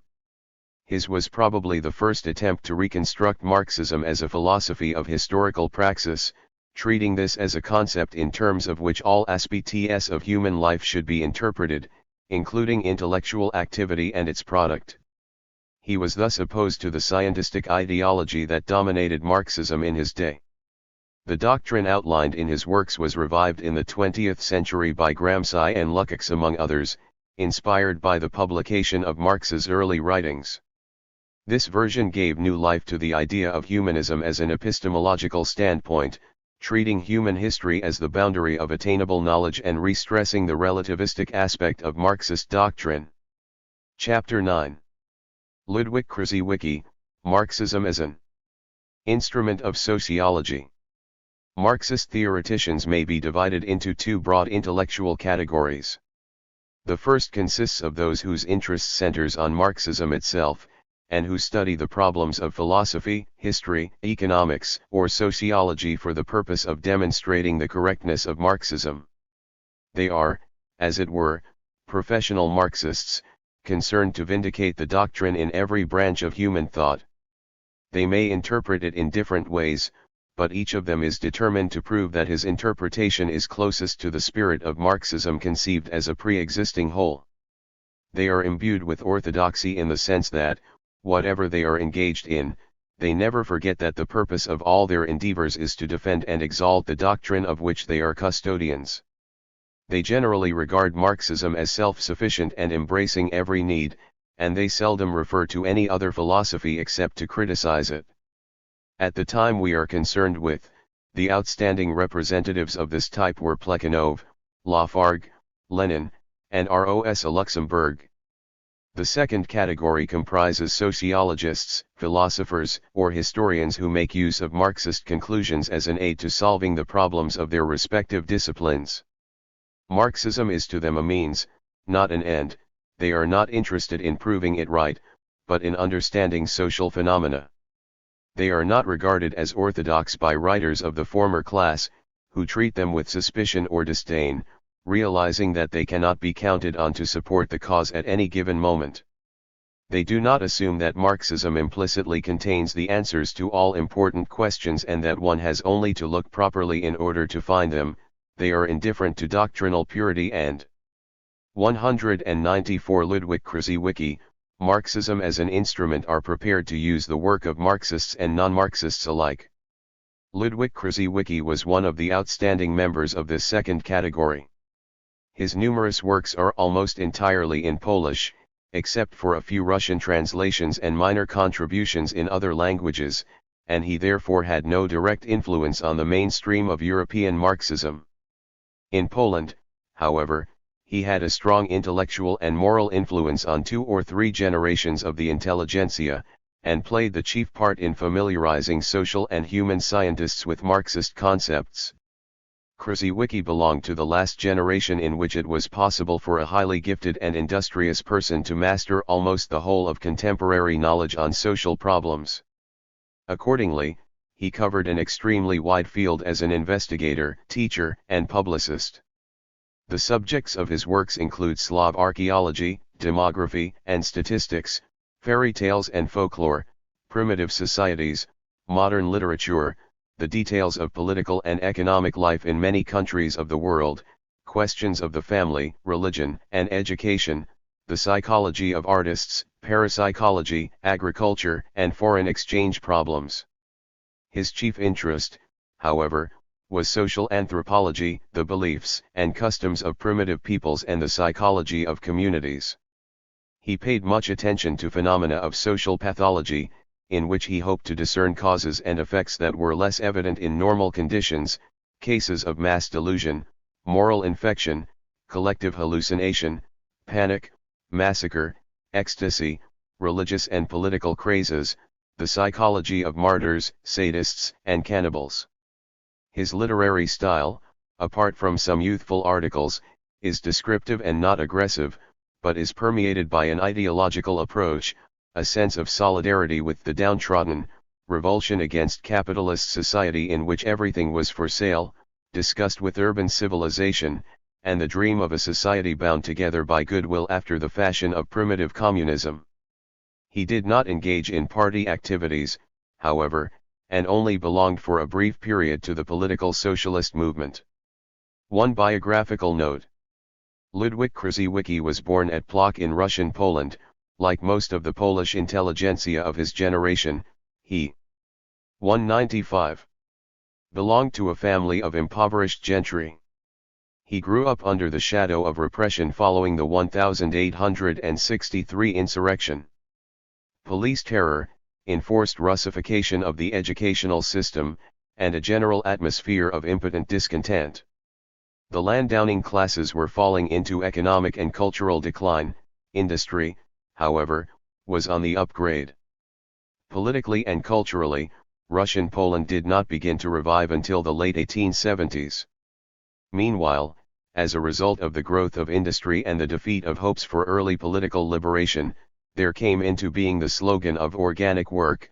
Poland's national life was to be rebuilt by means of education, industrial activity, technical skills, and rationalist attitudes in place of romanticism, rebellion, and conspiracy. The philosophical basis of this outlook was Western evolutionary positivism as expounded by Spencer, Darwin, and Taine. Krzyzewicki, as a young publicist, made it the first object of his attack, while at the same period young student groups began to seek new ideologies inspired by either nationalism or socialism. In 1878 Krzyzewicki entered the University of Warsaw, where he studied mathematics. While still at school he had come into contact with socialist ideas, chiefly in a Saint Simonist form. At the university he read Capital and was convinced by its arguments.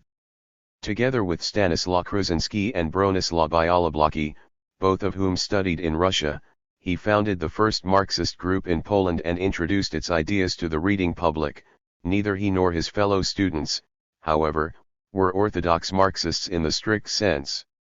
Białobłocki published essays on aesthetics and the theory of literature under the general influence of Chernyshevsky, while Krzyzewski's background was mainly positivist and scientistic. Both died too young to exert any real influence on Marxist thought. They and Krzyzewicki were in loose touch with the first Polish Socialist Party, known as the Proletariat. This was an underground body, founded in 1881 by Ludwik Werenski and others, it was broken up by the authorities and its leaders were hanged in 1885, the first of a long line of martyrs for Marxist socialism. Krzyzewski began his career as a publicist in 1883 with articles 196 criticizing Herbert Spencer and his Polish followers. In the same year he was expelled from the university for taking part in a political demonstration. He emigrated to Leipzig, where he prepared for publication a Polish translation of Volume I of Capital by the Krzyzewski-Kruzinski Group.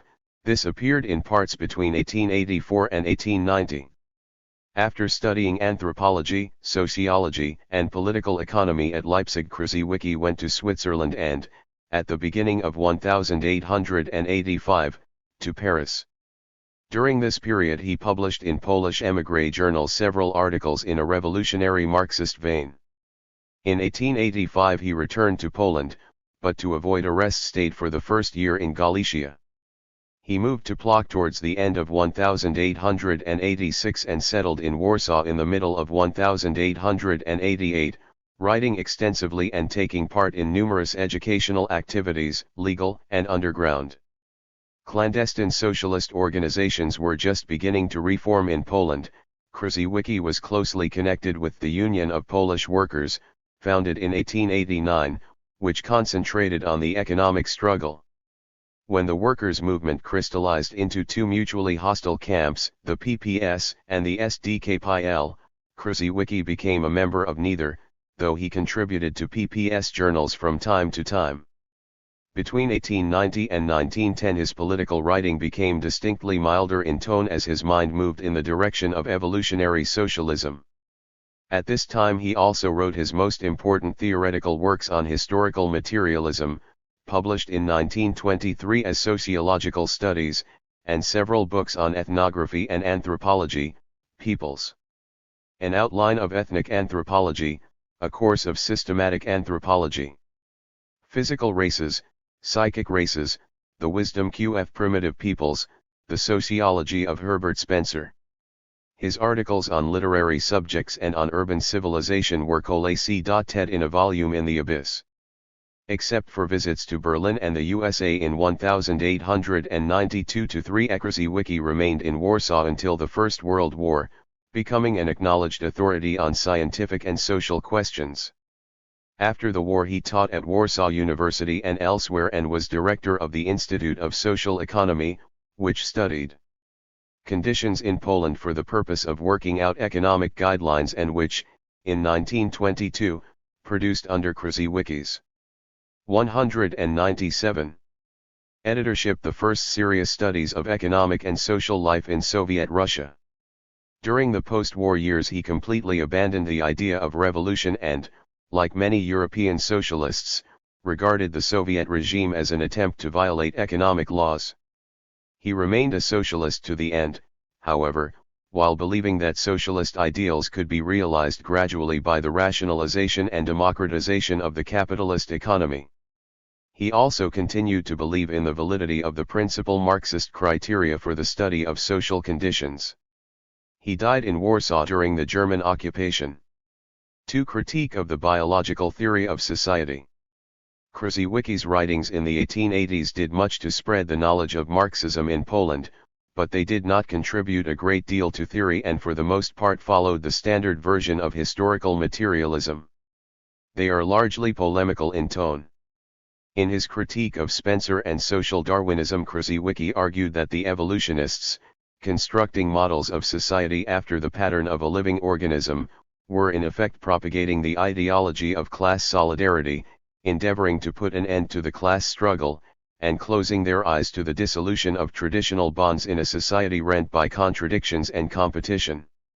He also joined issue with the social Darwinist ideas invoked by ideologists of the Manchester School. Competition and the social conflict could not be treated as a particular case of the biological struggle for survival of the fittest, they were caused not by biological circumstances, but by the anarchy of production, which was a phase of social development and not an eternal law of nature. Nor was it true that the fittest survived in present conditions. What ensured survival was, as a rule, not ability but privilege.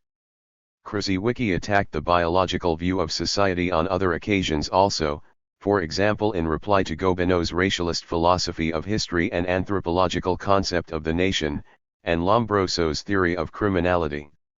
The so-called spirit of a race was not, Krzyzewicz held, a biological category but the legacy of historical conditions.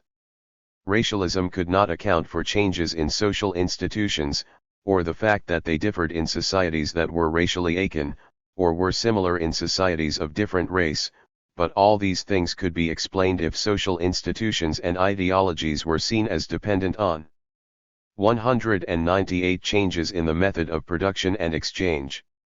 As for nations, Krzyzewicz agreed with Kolakowski that they were not anthropological entities, but cultural and therefore historical ones. The national idea in Europe was mainly the creation of the commercial class, for whom a centralized nation-state provided an advantageous legal framework.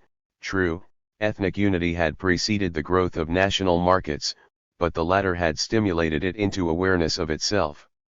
In the same way, Krzyzewicz held, the fashionable theories of Lombroso were vitiated by being based on a class approach instead of a scientific one. The Italian physician held that crime was due to heredity or innate anthropological traits, whereas it was in fact due to social conditions, poverty, and ignorance. The anarchist ideology too was based on erroneous biological theories.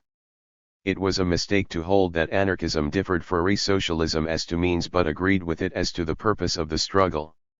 The anarchists believed in a permanent conflict between the individual and society, and saw history as a process in which human beings were constantly subjugated by institutions. They therefore refused to take part in a struggle that involved using political and parliamentary institutions, preferring to employ all their efforts to paralyze the existing state machine in the hope that men's benevolent instincts would then suffice to do away with social bondage and privileges. Proclaiming the slogan "the worse, the better," they regarded all means as legitimate, including wholesale pillage, and welcomed to their ranks the lumpenproletariat and other déclassé elements. The socialists, by contrast, regarded social development not in terms of pathology but as a necessary evolution, and they expected the liberation of the individual to be brought about not by kindly instincts or eternal moral precepts, but by human beings exercising collective authority over the powers of nature.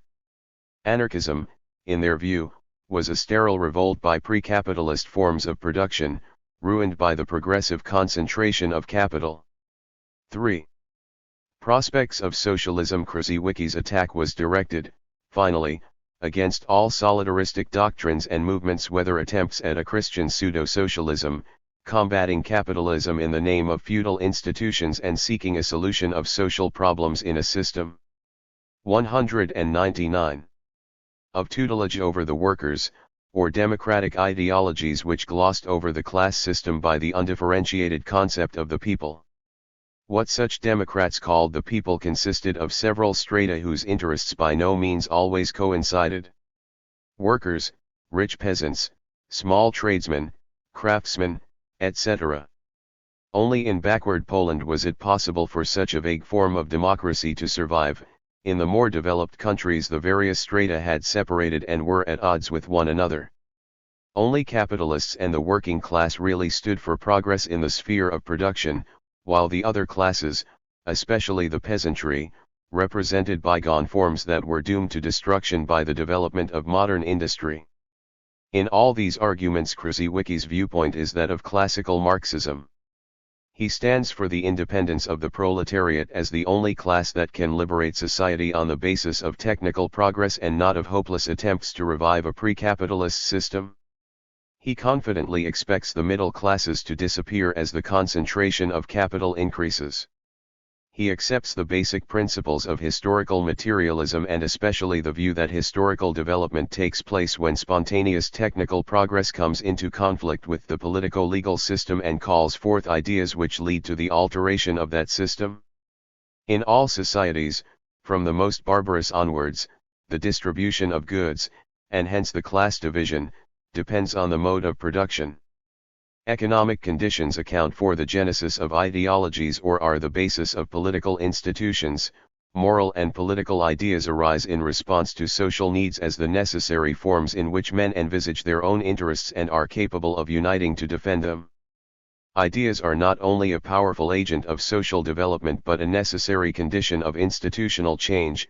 However, they are secondary in the sense that they come into being as an articulation of previously unconscious interests, and can only become instruments of social cohesion if the necessary material conditions of such cohesion are already present, namely the community of certain interests and the divergence of others. Ideas that are not thus rooted in social needs are condemned to impotence, and this applies to all utopias and dreams of a perfect society. But ideas that organize and bring into the light of consciousness men's existing conditions and needs are necessary for the destruction of any social order that 200 has become a brake on technical progress and thus an enemy of the class which stands for such progress. The socialist revolution does not figure largely in Krzyzewicki's early works, even those published out of reach of the Tsarist censorship.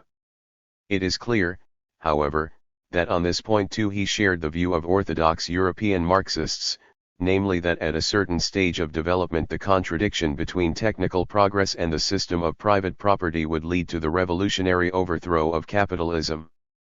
The crisis could not be brought about artificially but must be the result of the spontaneous maturing of capitalism. The business of socialists was to organize the class consciousness of the proletariat and take control of the revolutionary process at the right moment. However, even in his early period Krzyzewicki does not appear to have believed in the inevitability of progress or of socialism itself.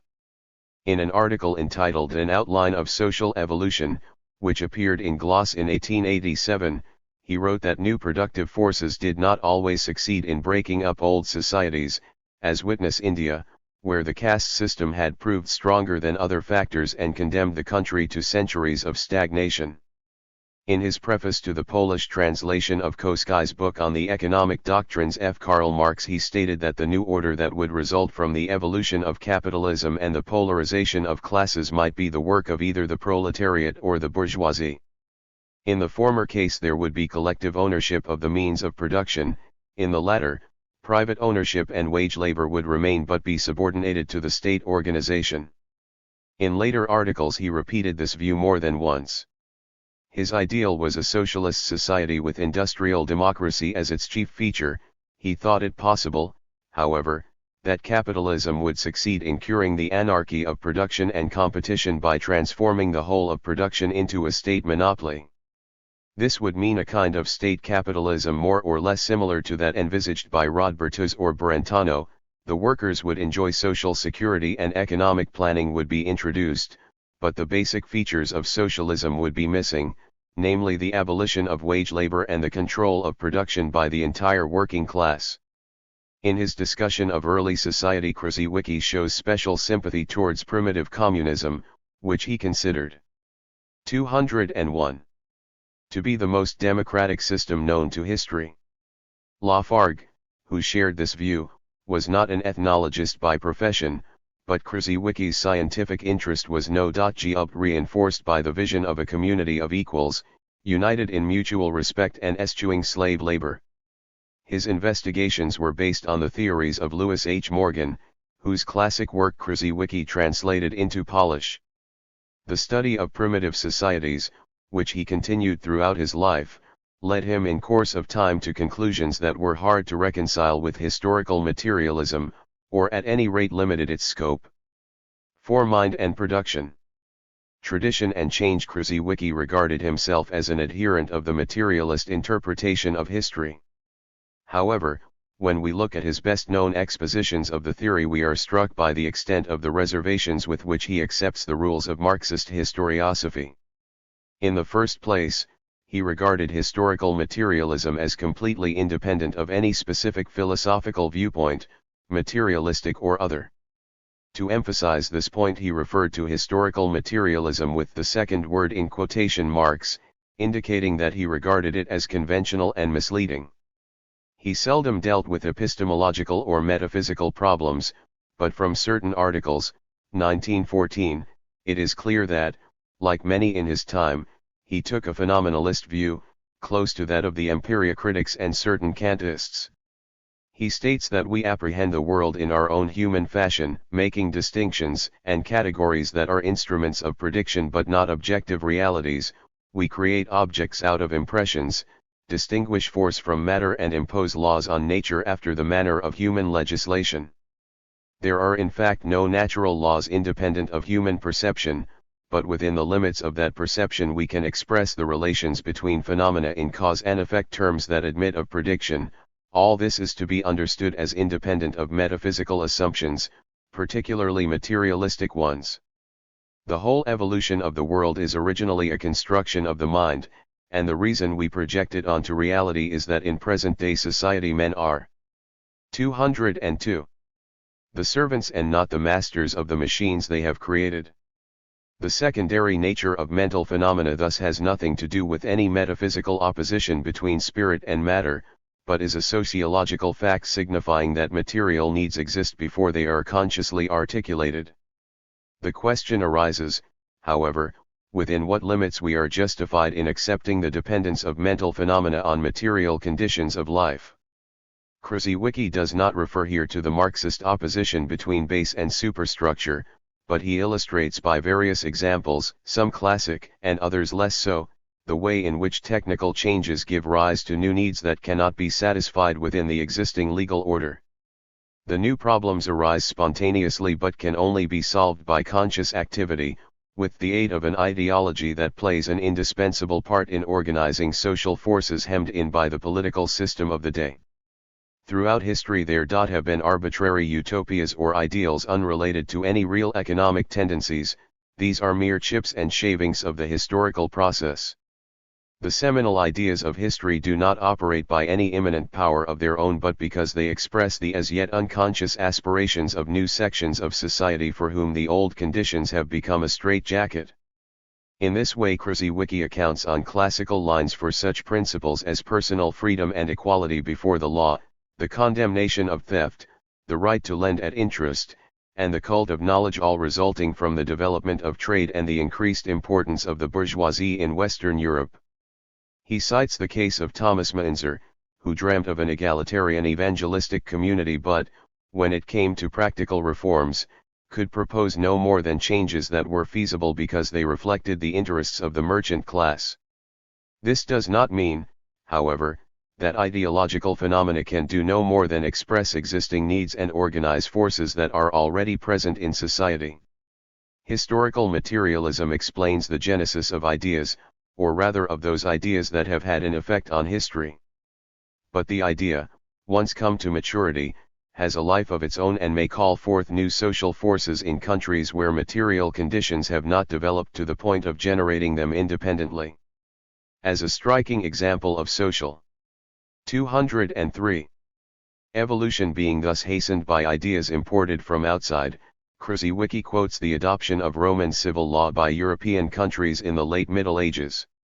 This system of law belonged to a society in which commerce was well established, and it was therefore suited to late medieval society, where the commercial economy was rapidly gaining ground.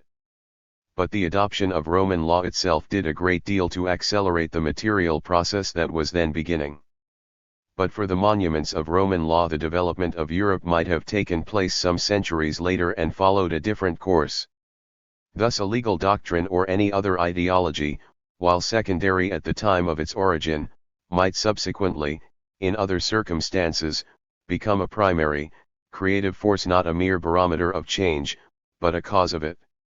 In the same way, the socialist ideology in Russia was not the result of the ripening of social conditions there. It was imported from the West and itself contributed to the ripening process, though this fact in turn caused it to assume a different and more subjectivist form. Another important factor which debars us from assuming a simple correspondence between material and spiritual forms of social life is the independent force of tradition. Institutions, customs, and beliefs that begin as rational attempts to solve the problems of social life generally remain in being and petrify after the circumstances that justified them have changed. Survivals of this kind accumulate through the ages, each generation adding something to the pile, and the total result, which Krzyzewski calls the historical substratum, is a powerful curb on all human activity. Men are bound by outdated forms long after they could, materially speaking, be jettisoned. The metal axe continues for a long time to be made in the less efficient shape of the stone hatchet. Stone buildings and tombs are made to imitate wooden ones. As Morgan pointed out, the names of family relationships in primitive languages reflect a pattern that has ceased to exist in the society in question. New social forces rebel against the weight of tradition, opposing the law of nature to that of history and norms of rationality to inherited standards, but the past continues to impede all our actions and hold up social progress. The final result of any historical process is not what it would be if objective conditions were the sole determinant, it is affected. 204. In a marked degree by traditions, made up of customs, beliefs, institutions, local variations of temperament or what is called the spirit of a race, which in turn results from the long-term effects of environment on human nature. In consequence, the actual development of society is varied in the extreme and it is hard to discern a uniform schema of evolution. Krzyzewicki's studies of primitive societies led him to conclude that there was no universal law and that, for example, serfdom was not a necessary stage in all cases. In his later years he reached the unexpected conclusion that conscious human intentions have a greater effect on social processes in primitive societies than in civilized ones, because the former are less encumbered by accumulated material institutions and social ties are therefore less rigid. This observation is in accordance with Krzyzewicki's frequent criticism of industrial society, in which human personality is almost completely subdued to reified ties and impersonal forms of cooperation, and creativity is stifled by the money power. This degeneration was especially visible in the big cities, where individuality was drowned in a sea of mediocrity. Like Engels and many other 19th-century socialists, Krzyzewicki thought that one of the chief effects of the new order would be to deurbanize mankind and allow city dwellers to get back to nature. He did not define socialism in metaphysical terms, but he hoped that human labor and creativity would cease to depend on commercial conditions and that human relations would again be spontaneous and direct. His criticism of contemporary literature was based on the same opposition between personal and anonymous social ties. Modernism in art seemed to him a typical product of big city culture, a rebellion against the omnipotence of exchange value and the degradation of human beings to the status of machines. It was a fruitless revolt, however, for its only answer to utilitarian culture was to take refuge from the world in a subjective attitude of soi-disant independence. There may be discerned in Krzyzewicki's writings a tension between two recurrent themes. On the one hand, he makes much use of the category of progress, i.e. the extension of man's mastery over natural forces, but, on the other, he emphasizes that as this mastery increases human relations become more and more degraded and impersonal, the mind comes to depend on things. 205. And there is less and less room for individual creativity. No doubt he hoped, like Marx, that the socialization of production would make it possible to reconcile man's dominion over nature with the claims of his personal life, and effect a synthesis of the two. But he did not develop this subject, and his attraction towards primitive peoples and rural life seems to betray regret for the lost innocence of the natural life. Another factor which to some extent limits the historical primacy of productive forces is that natural selection in the psychological field continues to operate after the conditions which made it appropriate have ceased to exist. Historical circumstances throw up, for instance, such specific psychological types as the Girondists and the Jacobins, and the results of this selection may in their turn have a significant effect on history. Biological selection, too, may be important in this way. One instance is cannibalism, which Krzyzewicki, following Kraft-Ebing, considers to be, as a rule, a pathological form of sexual libido rather than the effect of superstition or shortage of food. Whatever its causes, it appears that natural selection produces whole pathological peoples imbued with a cannibalistic urge. Comparing Krzyzewicki's statements on the importance of various forces in the historical process, we find that the role of productive forces and relations of production in determining change is hedged in with so many restrictions that it is hard to accommodate his views to the canons of Marxism in his day. No particular process or event can in practice be explained simply by the development of productive forces or the conflict between them and political conditions, since there is always a whole series of other factors at work: demography, geography, psychology, tradition, and ideas from outside the given society. For the same reason there can be no historical schema to fit all societies, and no such thing as historical necessity. What then is left of the idea that the historical process depends on technical change? Krzyzewicz does not invoke any such vague formula as Engels's reference to determination in the last resort. His view is probably best expressed as follows. All actual social processes are the result of a large variety of causes including technical progress. The special feature of the latter is that, in historical societies at all events, changes take place sooner in 206 this field than in others, so that technical change is the most rapid agent of change in general. There is as yet no mention of primacy, but this can be affirmed in the sense that some, though by no means all, important features of political and legal institutions are brought about by human needs arising from progress in the field of production. As to the secondary character of the ideological product, this is not to be taken as meaning that all social, religious, or philosophical ideas have come into existence in order to meet material needs, or that the social importance of an idea is necessarily proportionate to the strength of such needs. All that is meant by calling ideas or doctrines secondary seems to be that those which show the greatest effectiveness in harnessing human passions, desires, and energies owe their strength to pre-existing material ties in which human beings are involved irrespective of their will or intention. This, of course, is a very much diluted version of historical materialism. No doubt it enabled Krzyzewicz to criticize biological theories of history, or those of THIRD or especially L. E. Bohn, who attributed the basic social processes to the human instinct of mimicry. But what remains of Marxism in Krzyzewicz's theory is little more than what thinkers of every shade were soon taking for granted. Since every process that takes place is the result of various causes, and since there is no quantitative measure of the relative importance of those singled out by Marxism, the contention that they are the main or most decisive factor is meaningless. Since accidental facts like the adoption of Roman law can affect human destiny for centuries, the importance of material determinants can only be predicated in the most general terms. The technical level of a society and the pattern of material interests can only have a vague bearing on its history.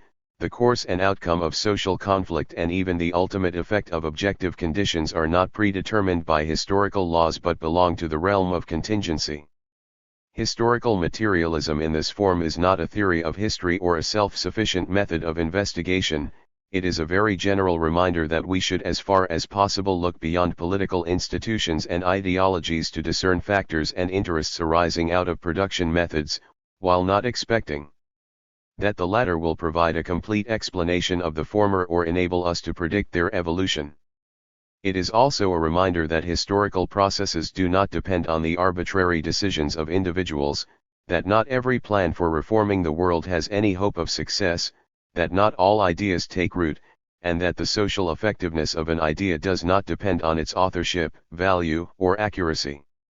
But these propositions too, thanks to the arguments of Marx and his followers, were soon to become generally accepted and were no longer even regarded as specifically Marxist.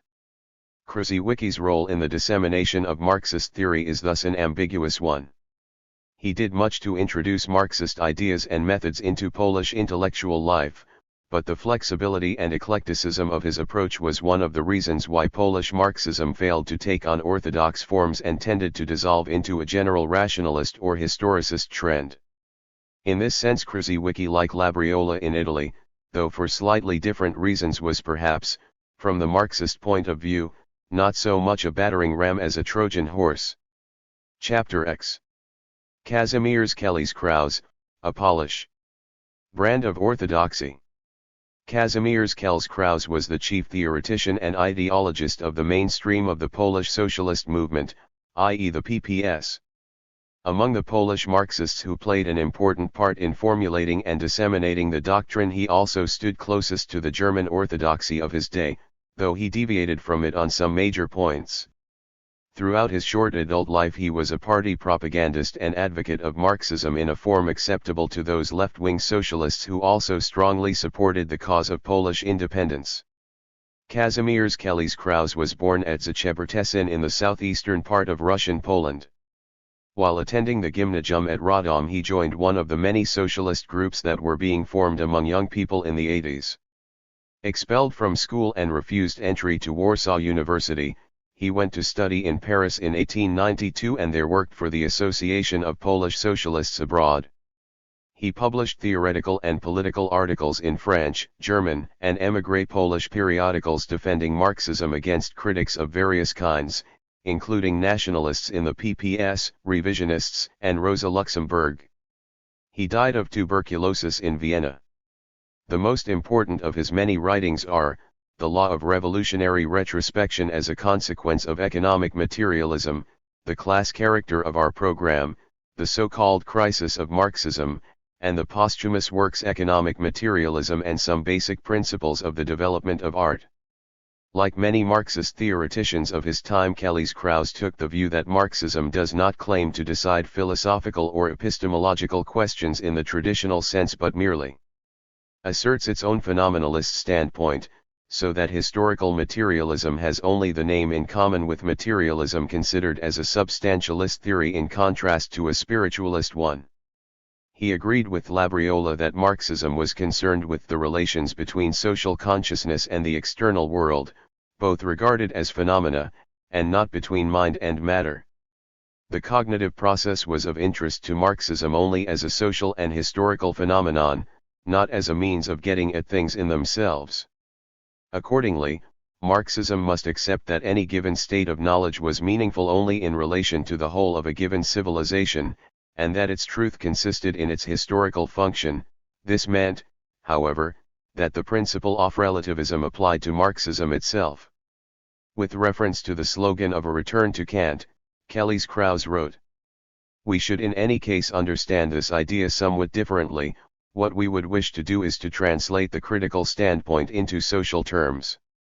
We would recall that any society or group, and, what concerns us most, the class to which an individual belongs, imprints a certain stamp on his consciousness, imposing on it a priori a certain conception of society and the world, from which he can no more free himself than he can see things otherwise than through his own retina. It follows that the proletariat too must have its own class-conditioned apperception and that its philosophy, like that of all previous classes, is essentially relative and transient.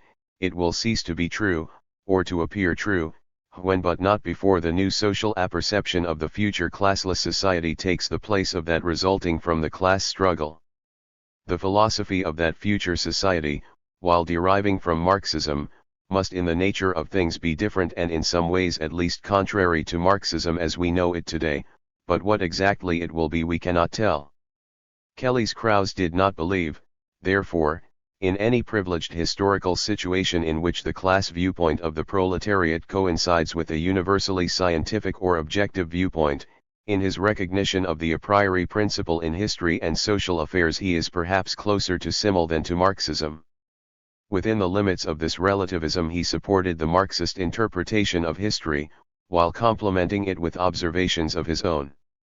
Historical materialism was, in his view, essentially a monistic theory, i.e. it asserted that a single form of human activity, namely the production of the necessities of life and of tools, was sufficient to account for the origin of all other aspects of life, the division of labor, the class structure, the distribution of goods, and all features of the superstructure. Following Kuhnau and Tagan-Baranovsky, he criticized Engels for holding that, besides material production, the propagation of the species and the forms of family life were a fundamental aspect of human activity that helped to determine social processes. In arguing thus Engels had abandoned the monistic standpoint which was the greatest achievement of Marxism. His mistake had been to confuse the natural process of human reproduction with the socially conditioned forms of the family. The former, being purely physiological, was unchanging and therefore could not explain social evolution, while the latter were dependent on economic conditions. In the same way Kolakowski had departed from the monistic standpoint when he maintained that economic conditions could only account for the genesis of the common features of an epoch, but not for particular circumstances or the behavior of individuals. It would seem that Kolakowski advocated a highly rigorous interpretation of Marxist monism, but in fact he is not consistent on this crucial point. He says that human life is governed by three main factors: the biological characteristics of the species, the natural environment, and social conditions, but that historical changes are the result of technical changes. Ethics, law, politics, religion, art, science, philosophy, all these are utilitarian in their origin and essence, and therefore they cannot conflict with the mode of production but must be adapted to it. But we find in history a tendency for needs to become autonomous. Certain forms of activity, especially intellectual and artistic life, which were originally the instruments of more basic needs, acquire a life of their own. The superstructure reacts on the base and becomes partially independent of it. It is none the less true that forms of social life, deprived of their economic basis, are bound to die out in time, but they generally survive the economic conditions that have brought them about.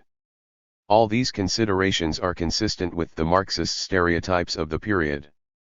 Kolakowski, like other Marxists, did not ask how far it made sense to speak of a monistic interpretation of history while at the same time accepting the common-sense view that changes in art, science, philosophy, or religion depend on other factors besides changes in the relations of production, especially the logic of their own internal development and the operation of autonomized needs in respect of each. His thought probably was that all forms of social life can be explained genetically in terms of the relations of production, but he did not see that it is misleading to use the term monism in such a restricted sense. Comparing the philosophy of Kant to Marxism, Kolakowski says that the two agree in explaining human individuals as the result of many social influences, but also in ascribing a spiritual nature to all social phenomena. From the Marxist point of view, therefore, it is all the same whether we refer the superstructure to the base or express new economic phenomena by new phenomena in the domain of the superstructure. If this is so, it is hard to see in what sense the primacy of relations of production vis-a-vis the superstructure can be maintained. One of the phenomena that are hard to explain on the basis of Marxist schemata is Marxism itself. How is it that the proletarian ideology could come into being and influence large numbers of workers at a time when there was no basis for it in the relations of production? Unlike the capitalist economy, which had a strong basis within the politico-legal framework of feudalism, socialism does not arise spontaneously under capitalism, but is only a dream of the future. Kolakowski explains this paradox by what he calls, rather pretentiously, the law of revolutionary retrospection, whereby the ideals that any reform movement seeks to substitute for existing social norms are always similar to the norms of a more or less distant past. It is of course true enough, though it was known before Kolakowski and hardly deserves to be called a law, that new ideologies generally seek support in tradition and present themselves as the revival of modes of thought that have existed at some former time. Such reversions, or ricorsi in Vico's language, can be observed throughout the ideological history of the European bourgeoisie, one example being the adoption of a Roman disguise, first republican, then imperial, by revolutionary France. As to the proletariat, the object of its retrospect is primitive communism. Thus, according to Kolakowski, human 212 development proceeds in a spiral fashion by the constant revival of old forms which bear an affinity to new ideas.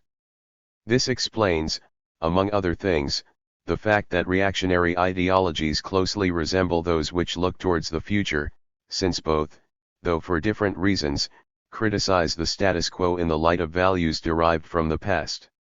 In France, for instance, the defenders of the medieval guild system join with the syndicalists to attack the liberals.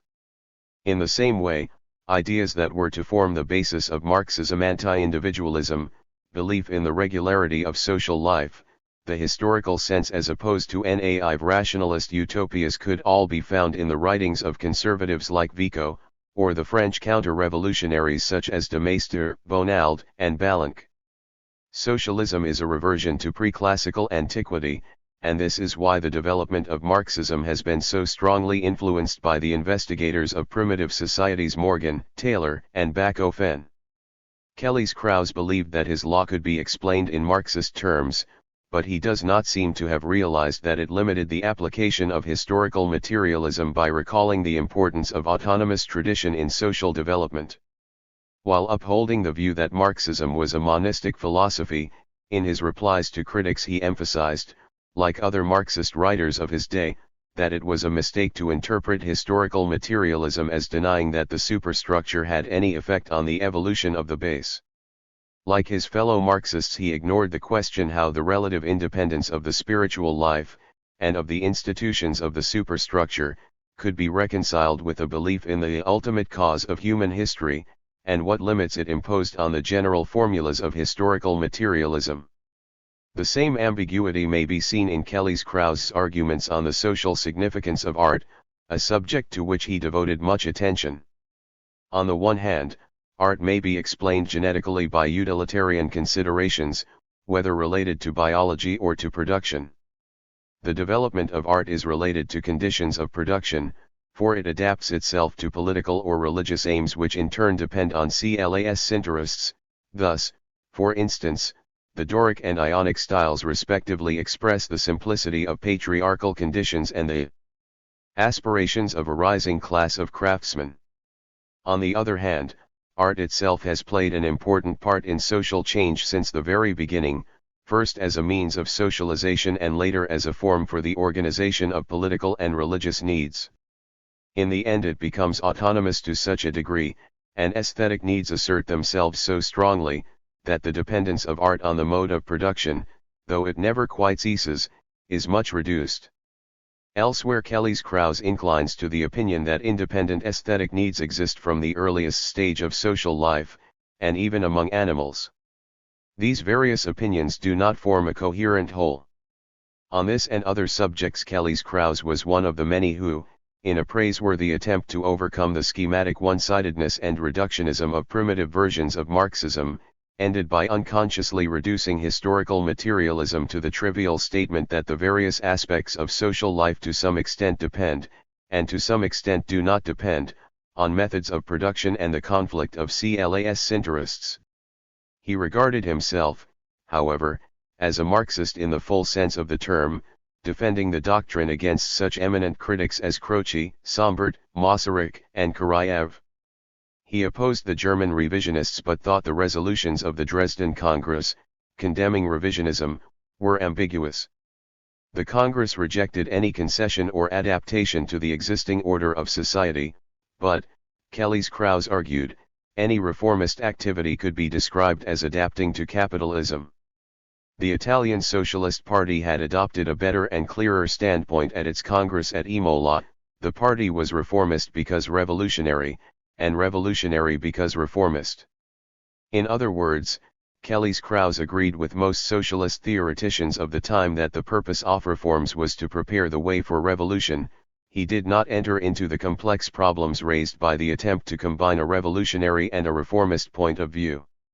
He combated the revisionism of Edouard David on the agricultural question, sharing the orthodox view that a collectivized economy was better for the land as well as for industry. He also fought against Rosa Luxemburg and the SDKPL for their opposition to Polish independence, holding that national and social liberation constituted a single aim for the Polish socialist movement. The latter, however, must preserve its class character. 214. And not allow the bourgeoisie to exploit it for the purpose of achieving political independence only. Independence was a condition of the social liberation of the proletariat. Free Poland was for the proletariat, not the other way about. Rosa Luxemburg was wrong in contending that as Poland was economically integrated with the Russian Empire, the revival of an independent Poland would be contrary to objective economic trends. Capitalism developed best in national states, and the bourgeoisie therefore had an interest in Polish independence, while the proletariat would be in a much better position to fight if it were not subjected to national as well as social oppression. Socialists, however, must prevent the proletariat from being used merely for the overthrow of the tsardom, in such a way that its class identity was obscured. Kelly's Krause did not live long enough to write any important books, but, in addition to his role as a popularizer of Marxism, a polemist and an ideologist of Polish left-wing socialism, he helped to inspire what may be called the conservative side of Marxism.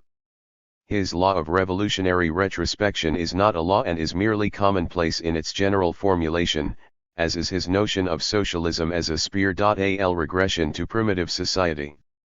But his more detailed observations on tradition as an autonomous force in history, and on the anti-rationalist historicism of the great conservatives as an important source of Marxism, helped to establish a somewhat different view of Marxism than that of Koskian orthodoxy. Kelly's Krause's version sought to take into account not only history as the realization of laws but also history as contingency, that is, he generally kept in view the fact that the present and future of human societies depend not only on the laws of evolution and on what had to happen according to the doctrine, but also on what simply happened. As to his phenomenalist outlook and interpretation of Marxism as a social theory that did not attempt to solve epistemological or metaphysical problems, Kelly's Krause was not alone in holding these views. They were shared by many Marxists of his time, especially in the Austrian school. But in this respect too he helped to present a different picture than that offered by Plekhanov, Koski, or Lafargue. It is worth noting that during the period of the Second International the idea of Marxism as a form of philosophical materialism scarcely existed in Poland. Chapter 11. Stanislaw Brzozowski, Marxism as Historical Subjectivism. The work of Stanislaw Brzozowski is scarcely known outside his own country, yet the intellectual history of 20th-century Poland cannot be understood without reference to the bizarre and disparate effects of his dynamic writings and personality.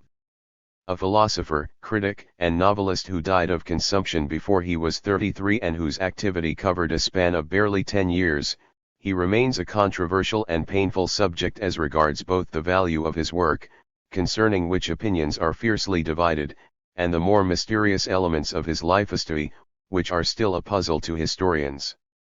A provocative writer who was regarded for a time as a prophet of the youthful intelligentsia in revolt against both positivism and romanticism, he found himself at odds with all the political forces of his day: conservatives, socialists, and national democrats. His style is violent and appears to be constantly at boiling point. Whatever the object of his attention, he seems to be capable only of fervent admiration or unqualified contempt. Some critics thought the explosiveness of his manner was a mask for dilettantism, a want of originality or the power to discipline his mind and digest his thoughts the more so as he changed his opinions with dizzying swiftness, evidently as the result of hasty writing, wide but superficial reading, and self-identification with the latest philosopher or writer who came within his ken. More attentive readers, however, detected a certain logic in all these changes, and an imprint of personality which gave an individual stamp to all his borrowings from the intellectual store of West European, German, Russian, and Polish thinkers. In passing on the ideas of others he paraphrased them and tinged them with his own style to such an extent that they sometimes appeared unrecognizable. This was the case with Kant and Spencer, Hegel and Marx, Avenarius. 216. And Nietzsche, Proudhon and Sorel, Bergson and Newman, Dostoevsky, Luisi, and many others. The ambiguity and variability of Brzozowski's influence extended beyond the grave. Young people of the left were brought up on his novels and other writings, yet before and during the Second World War he was successfully claimed as a prophet by the radical nationalist camp. In this respect Brzozowski resembled Sorel, who in fact influenced him greatly.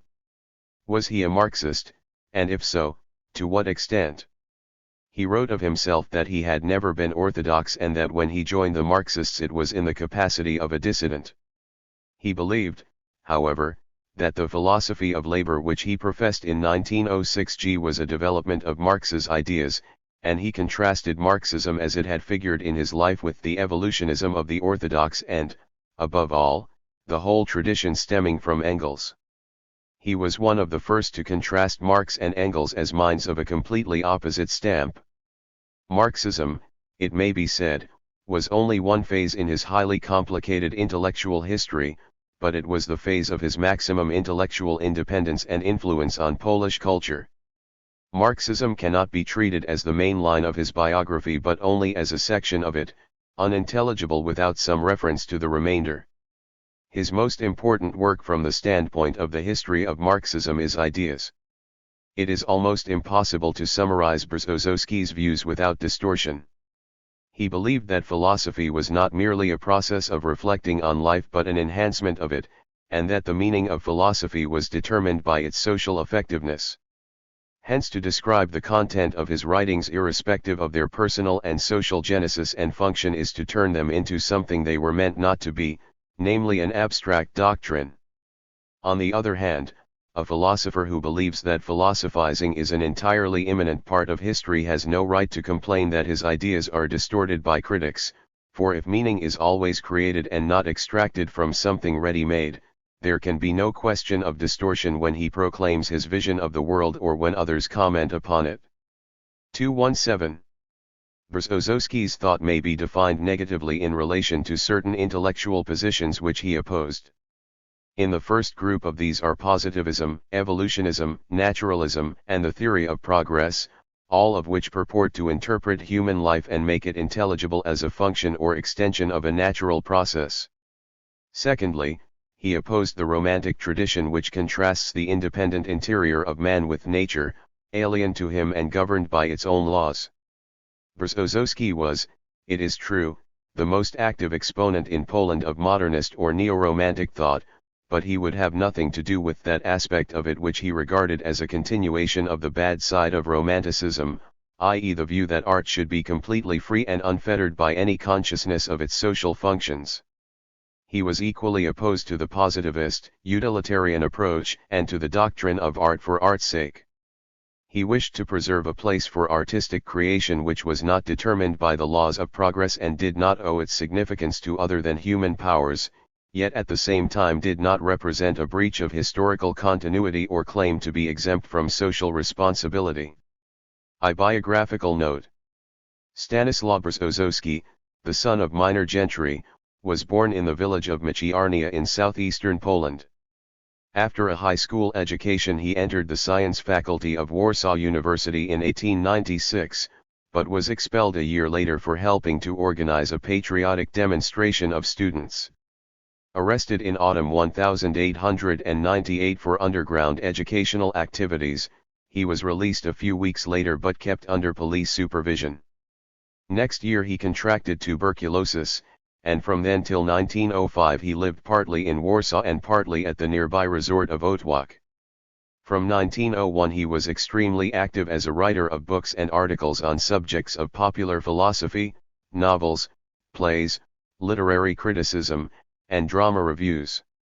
In the first few years he published pamphlets on the philosophy of Taine, essays on Amiel, Sniadecki, Kremer, Avenarius, and Zeromsky, and polemics against Sienkiewicz and Miriam Pierzesmicki. At the beginning of 1905 he went to Zakopane in the Tatras and spent a year in Galicia, giving lectures at Zakopane and Krakow. At this time he wrote a pamphlet on the Phil. 218. Philosophy of Polish Romanticism, essays on Norwood and Dostoyevsky, and a course of logic. At the beginning of 1906 he went for a cure to Nervi near Genoa, then to Lausanne, Germany, and LW6W. During that year he published several articles and a book, the Modem Polish Novel. He returned to Nervi at the beginning of 1907 and then spent 6 months at Florence. While in Italy he wrote a study of Nietzsche and an essay on historical materialism. He met Gorky and Lunacharsky and published 2 books, Culture and Life and Modern Polish Literary Criticism. He also took up the intensive study of Marxism and read the works of Searle. The following year was that of the Brzozowski affair, which beclouded the philosopher's last years and shook the Polish intelligentsia to its foundations. In April 1908 a former Okhrana agent named Mikhail Bakai gave to Vladimir Burtsev, a Russian émigré in Paris and the editor of a socialist journal, a list of informers for the Okhrana which included Brzozowski's name. The heinous charge was repeated in Czerwony Standard, the organ of the SDKPL, and both the Socialist and the National Democratic press unleashed a campaign against the spy. Brzozowski at once denied the charge and demanded that it be investigated by a citizens' court representing all the socialist parties. After much preparation, the court was constituted. It met at Krakow in February and again in March 1909, but Brzozowski was struck down by illness before the next session. The only witness against him was Bakai, who gave confused evidence. The court passed no sentence. Controversy raged meanwhile, with many eminent writers defending Brzozowski against the charge of treason. After his death the matter was reopened many times with inconclusive results. Felix Kahn, a Polish communist and a member of the Krakow court, investigated the Okorona archives after the October Revolution and found no evidence that Brzozowski had been a traitor. The general opinion today is that either there was a confusion of identity or the charge was a plant by the Russian police. In any case, it had a catastrophic effect on Brzozowski's personal fortunes and those of his writings. Despite persecution, poverty, and illness, Brzozowski did not cease to work. In 1908 he published The Flames, in 1909 The Legend of Young Poland, perhaps his best-known work of philosophical criticism, and in 19W the volume of essays Ideas, a summing up of his philosophical reflections. He died in Florence. Many of his writings appeared posthumously, including memoirs written in the last months of his life, an unfinished novel, and an essay on Newman prefaced to a Polish translation of the Grammar of Assent. 2. Philosophical development. Like most of his contemporaries, Brzozowski was infected for a time by the positivist outlook of Darwin and Spencer. Soon, however, he not only abandoned evolutionism, determinism, and scientific optimism, but made them the chief target of his attack. For his own part he adopted an individualist philosophy of action which dispensed with objective criteria of cognitive, aesthetic, and moral values, relating them exclusively to the self-assertion of the individual in his uniqueness, and sought to preserve the idea of creativity as a challenge to all forms of naturalist determinism. He articulated this philosophy with the aid of the same sources as most of his contemporaries drew upon: Fichte, Nietzsche, Avenarius, and also of traditional Polish Romanticism, in which the cult of action afforded an ideological compensation for the country's enslavement. At this time Brzozowski's chief masters were Avenarius and Nietzsche. The former was one of those who had drawn unexpected, and in Brzozowski's view tragic, conclusions from evolutionist positivism. The Darwinists interpreted the whole of civilization and all intellectual activity as a weapon in the struggle of the human race for survival. This view facilitated, if it did not necessitate, a pragmatic attitude towards knowledge, since cognition, and its results preserved and codified in the form of science, were nothing but the response of the species to its natural environment. The notion of truth, like that of goodness or beauty, ceased to have any transcendental meaning. Things were valuable in the cognitive, aesthetic, or moral sense insofar. 220. As they help to prolong and strengthen the life of the species. In the same way no scientific opinions, including the theory of evolution itself, could be regarded as true in the everyday sense. They were merely organs of life, which in itself is neither good nor bad, true nor false, but simply exists through time. Yet this argument was based on a biological theory which claimed to be true in the transcendental sense of everyday usage. The whole structure of scientific philosophy turned out to be a vicious circle. Empiriocritical philosophy did not overcome these difficulties, and Brzozowski, who for a time attached great weight to this philosophy, took the view that any theory of knowledge was bound to involve a vicious circle, as the general rules of its evaluation could not be formulated without prior assumptions. He accepted the empiriocritical negation of the concept of truth, while believing that it entailed the once and for all abandonment of any claim to discover objective values in the rationalist sense of the term. In Avenarius's view, the predicate true, like good or beautiful, did not denote a quality found in experience but merely a certain interpretation given by men to their perceptions and thoughts. Truth was a character, not an element. The epistemological question as to the nature of truth, regarded as an attribute of human judgments irrespective of the biological function of those judgments or the circumstances in which they were formed, was not a question that could be meaningfully put. There were no valid questions outside the sphere of empirical description, and no such thing as reason considered and designed to form a picture of the world as it is in itself. The task of philosophy was not to investigate the attributes of being, but to generalize the data of experience while taking care not to endow its abstractions with any but a purely instrumental significance. It was for man to systematize experience in scientific form, not as the passive recipient of pre-existing reality but as its active organizer. Berezovsky held at this time that we are obliged to accept these conclusions and abandon any claim to discover the truth. What we regard as valuable is not so because it gives us a true picture of the world but because it is useful to us in the fight with nature, and the question why it is useful is the fruit of an addiction to metaphysics and has no real meaning. The world as 221. We know it is our own creation, cut to our measure. We cannot intelligibly put questions about any other world or invent, as Spencer did, a category of the unknowable, for the existence of such a category implies, absurdly, that we have knowledge of what we cannot know. However, Berezovsky's biological relativism at this time was conceived in terms of the individual and not the species, and was thus ultimately closer to Nietzsche than to Avenarius. All that is true, good, or beautiful is referred not to the interests of the community but to the irreducible subjectivity of each human being. It is each one's business to create the world for himself. And he is entitled to apply the term good or true to whatever he regards as favorable to his own development.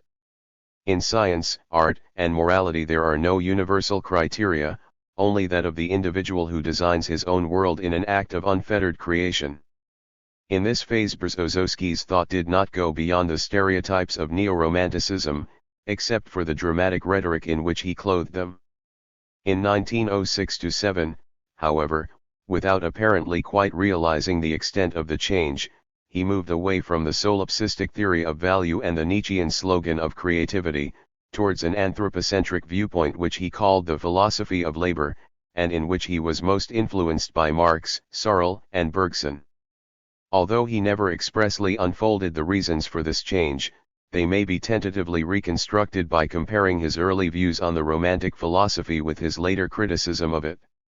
It would seem that he perceived the contradiction between his own critique of modernist art, which proclaimed its independence of society and thereby rejected social responsibility, and, on the other hand, a philosophy which postulated the freedom of the individual to create a world for himself as his own will or caprice dictated.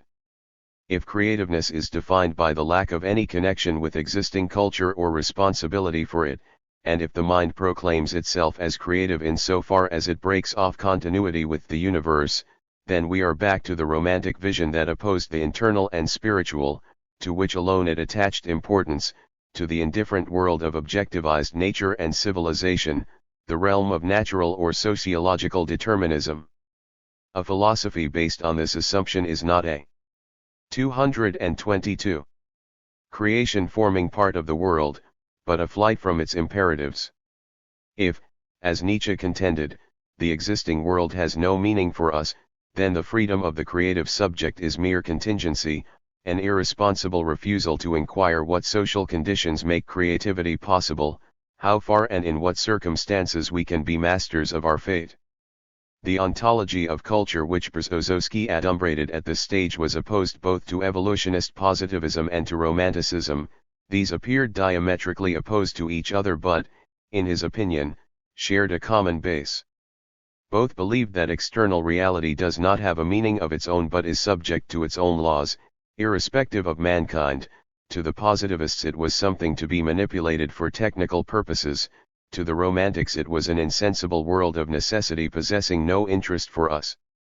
But in either case the idea of man as a creative being could not be saved, in the former because creativity was only an adaptation to the demands of the natural environment and was determined by the general laws of progress in the same way as changes in that environment, in the latter because creativity was not supposed to apply itself to the external world but to reject it in favor of the illusory autarky of a human monad. The philosophy of labor transcended both the evolutionist faith in progress and the romantic cult of the self-sufficient ego. It regarded the world as existing only by virtue of the significance conferred on it by collective human effort, and it sought in this way to preserve the dignity of man as the initiator of the world, as unconditionally responsible for himself and for external reality as a collective absolute, to whom no ready-made laws afford a promise of triumph over destiny. This is a kind of Marxist version of Kantianism. Nature as we know it and can meaningfully speak of it proves to be the creation of man, but its human coefficient derives from labor and not from transcendental conditions of experience. The philosophy of labor was not the end of Berezovsky's spiritual evolution. The last years of his life were largely filled with religious speculations and a growing interest in Catholicism as presented by Newman and the modernists. To be sure, Berezovsky had never been a progressive freethinker or a militant atheist in the old-fashioned positivist or Marxist style. He never set out to fight religious superstition, as he took seriously. 223. All forms of the spiritual life and saw in Catholicism an important and fruitful source of cultural values. In a certain undefined sense he regarded himself as a religious man. Shortly before his death he wrote in a letter that he had never lost faith in the immortality of the soul. But for a long time Catholicism was to him only a historical creation, a concentration of values and a seedbed of philosophical, artistic, and literary production. He interpreted it in an immanent fashion, within the limits of self-contained human history.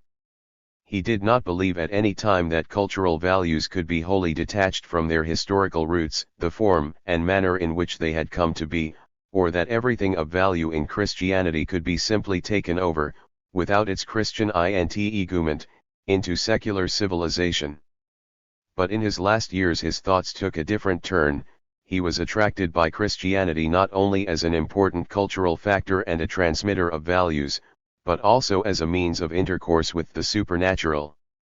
One can hardly speak of an outright conversion, nor can the nature of the change be exactly determined from the notes and letters dating from the last months of Berezovsky's life.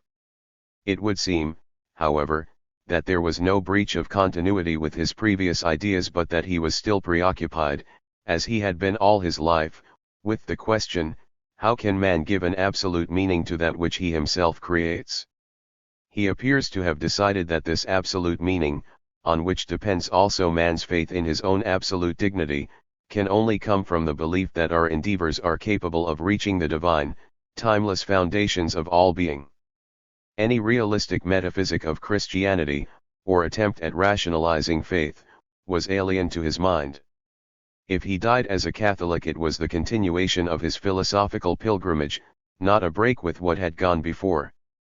3. The philosophy of labor. Looking more closely at the variant of Marxism outlined by Berezovsky, we see first of all that it is based on opposition to the then dominant evolutionist version popularized by Engels and Kolakowski.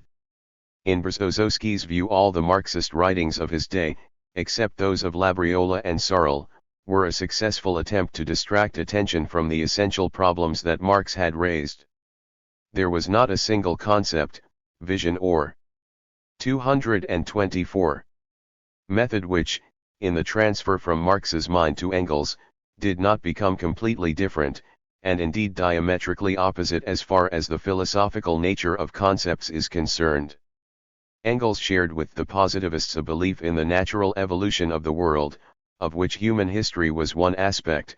History could be explained by the laws of nature, and there was an objective law of progress, independent of human will, which ensured that man would sooner or later attain a blessed state on earth. This positivist optimism, said Berezovsky, was not only a gratuitous invention but was degrading to man, as it signified that he was not the real master of his fate but was being steered by the law of progress towards an earthly paradise which had a sort of quasi-existence already. It robbed man of the sense that he was the active subject of his own destiny, and of the will to be so. Engels's theory thus maintained the essential alienness of man vis-a-vis the world, just as all the conservative metaphysics of the positivists had done. To Marx the victory of the working class was necessary because he had convinced himself that he knew how to create and construct that victory, that he was laying its foundations and taking part in the work of achievement. To Engels the whole of this construction, including Marx's will animating it from the inside, was a matter of knowledge, a cognitive complex that maintained itself in his mind because it satisfied his demands, covered all the facts known to him and had an answer to every objection. The worker's victory was a necessity because it took shape in his mind as a logical inference from what he knew. We are back at the same stage as though Marx had never existed. To Engels it sufficed to feel that he represented, logically and intellectually, a form of life that was worthy of victory and power. He saw the world as a theatre of errors out of which there would finally emerge, necessarily and by the nature of things, that error which dominated his own mind. Basically he regards human beings as insignificant creatures, whose function is to be happy and free and not cause any logical perturbation in Engels's mind. He loved the working class because it furnished him with a necessary argument. Apart from this he had no spiritual attachment except to Marx. Marx by contrast, according to Brzozowski, had no doctrine. 225. That made it possible to predict historical events on the basis of ascertained natural laws, valid alike for human affairs and for inanimate nature.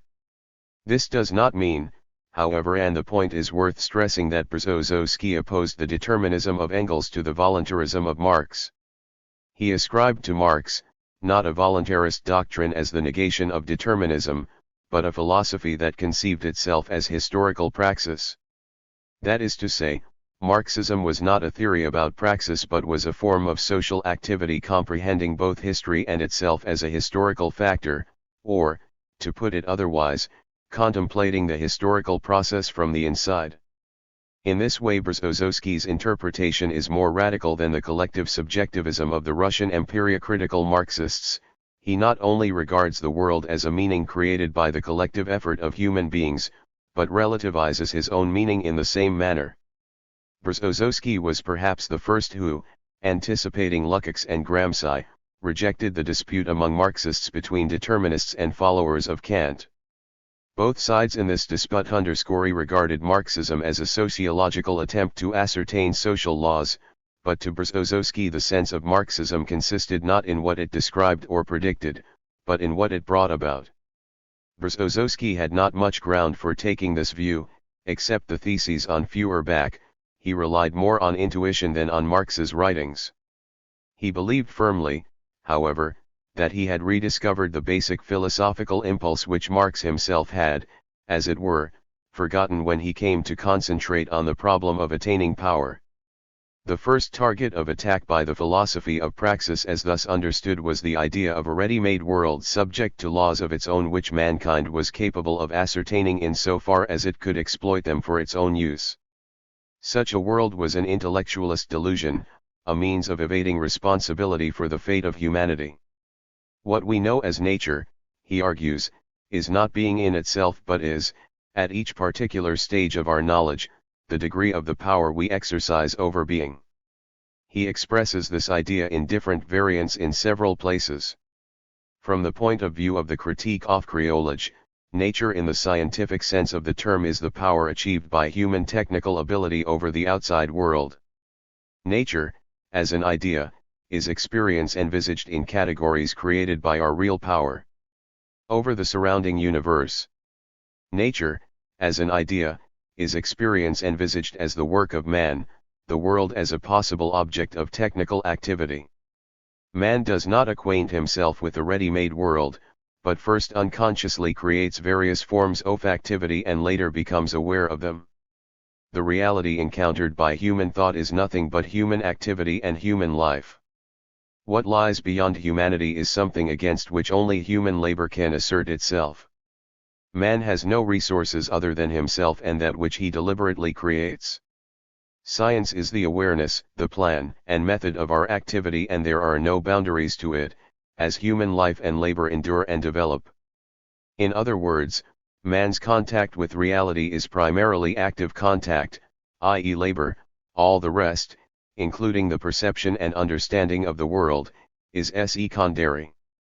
We know the world, from the beginning and at every successive stage, as that upon which our labor is directed, as a focus of resistance and effort. This practical dialogue with our environment is the absolute, intransgressible reality. There is no way of passing beyond it to discover the real face of being, nor can the external world, unaffected by us, come within the range of our conscious perception and create a subjective image there, nor is there any pure self plus knowledge in which we arrive at an unclouded, substantive ego that is perfectly transparent to itself. The world, Berezovsky maintains, is coextensive with labor.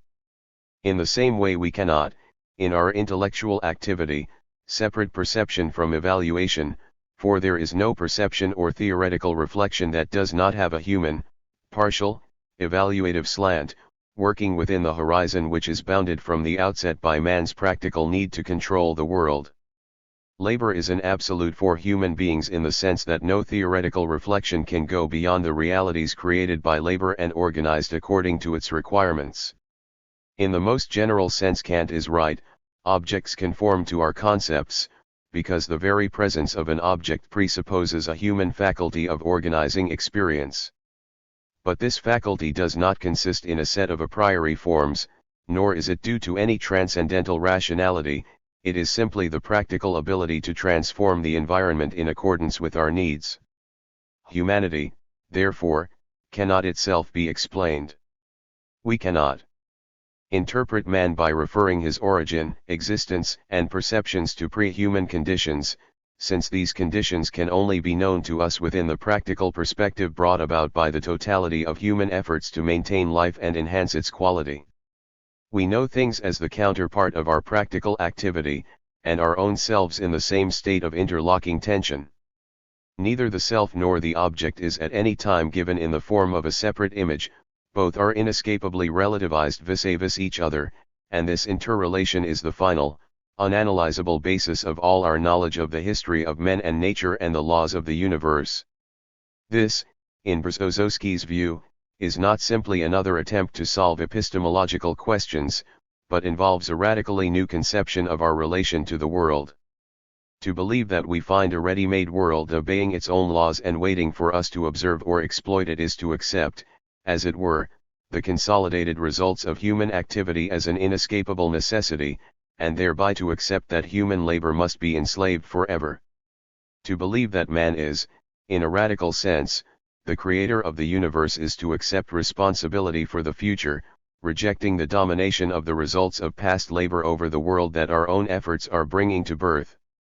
The whole of the past, the necessities of cause and effect as we know them, the world organized into objects by a particular system of connections, is nothing but dead labor, a deposit created by past human activity. What we know as reality is no more than the result of past history.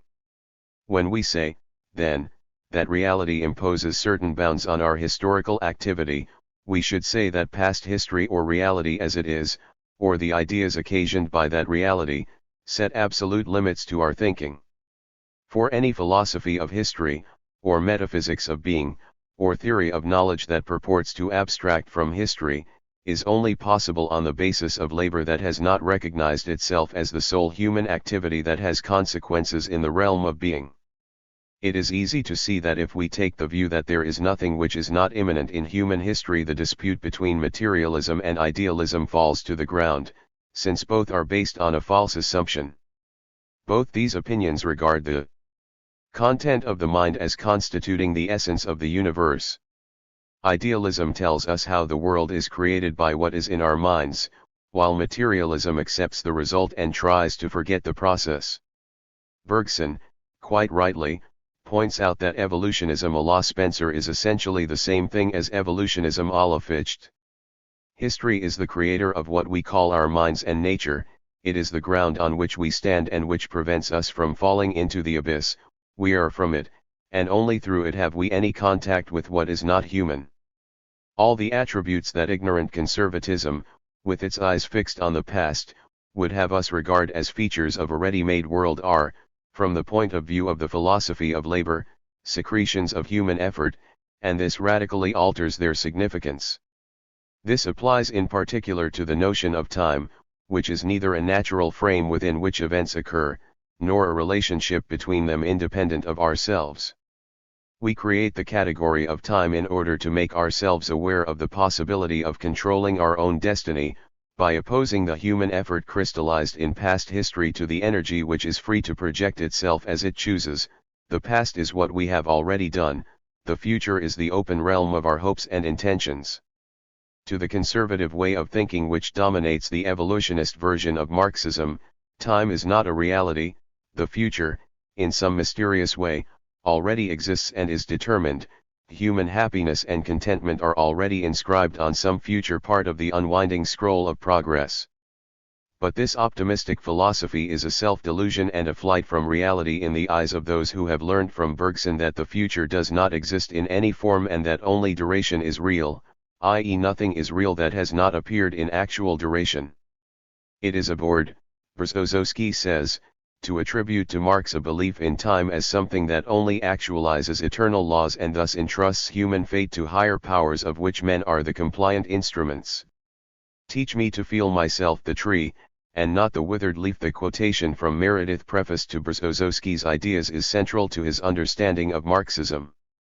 To him it was above all a way in which men could comprehend the dependence of all forms of culture, including science and nature itself, on labor conceived as an original datum, not 229. Analyzable into independent elements, and at the same time it signified the acceptance by men of responsibility for their own collective lot. The understanding of culture must therefore be both genetic and functional. There are no transcendental or pre-existing rules determining the value of what men produce in the way of knowledge, religious myths, works of art, or systems of philosophy.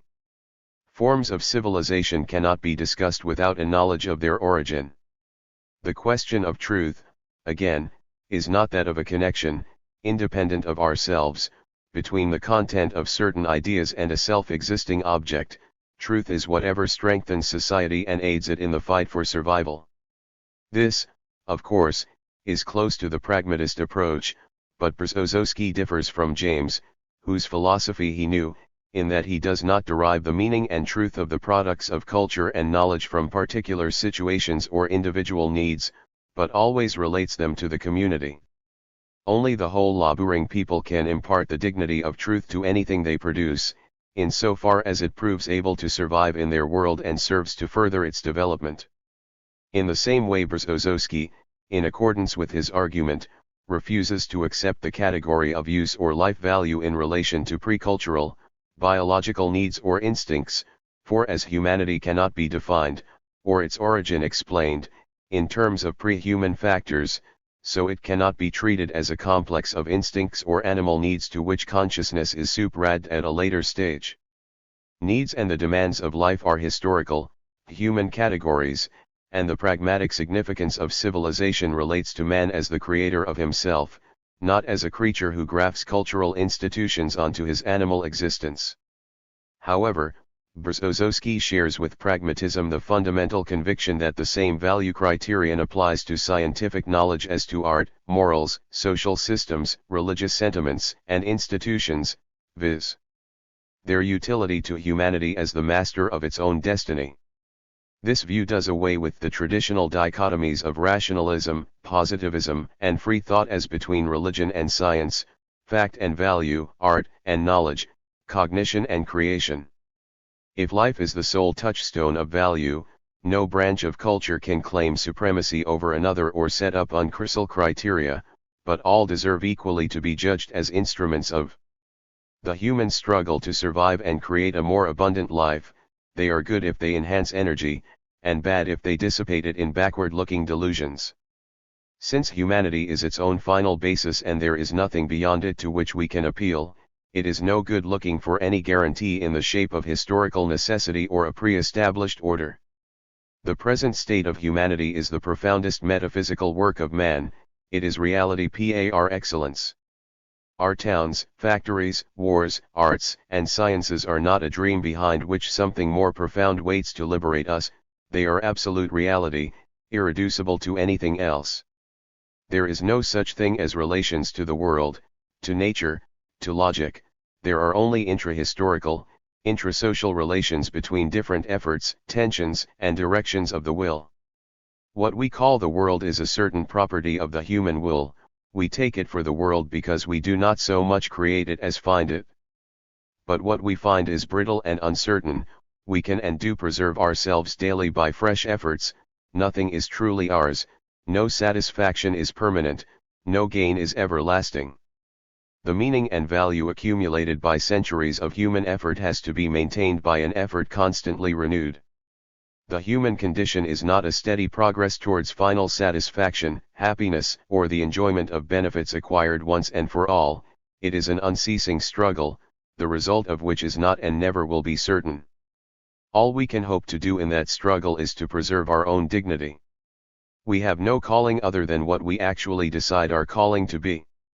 If there is no criterion of truth and value outside life itself, rationalism stands revealed as a conservative illusion. For, in Brzezinski's view, rationalism is the belief that actual forms of culture can be evaluated by criteria independent of the cultural process and can be explained by factors that are not the work of man. But such criteria and explanations do not in fact exist. There is no such thing as pure thought or pure aesthetic sensibility which can then be applied to real life. Social existence is not the application of thought and perception, but is itself the reality which creates the faculty and the content of perception. Each and every mental phenomenon is only a phase in the history of a particular social group, and the life of the group is its essential content. Once again, the meaning and 23.1. Cognitive value of any product of culture can only be judged by its origin and functions and not by extra-historical criteria. Moreover, if the organic crystallization of a culture can be expressed in rational form, this signifies that it has already lost its creative force and belongs to the lifeless accumulation of the past. Live cultural tendencies can never be confined in perfectly rational and convincing forms. Rationalism is the attitude of those who wish to entrench themselves in ready-made positions and persuade others that these positions cannot be questioned. But thought and artistic creation, in their formative stages, are characterized by lack of self-confidence and by the imperfect logic of its forms. For socialism, the proletariat, and the nation, the philosophy of labor is, in Brzezinski's view, a kind of metaphysic of socialism and a motivation, or rationalization, of his adherence to it. He was not an active party worker at any time, partly because he disapproved of socialist particularism and current versions of Marxism, but also because he believed, especially in his last years, that all political forms that derived organically from the life of a nation were in some way necessary to it, and none of them could claim a monopoly of the truth. He declared himself to be a socialist in the sense of holding that the workers would conquer if they could show that the mass of free labor could outweigh that which was possible with enslaved labor. This highly vague form of socialism was expressly neutral with regard to current ideas of the nature of the future order.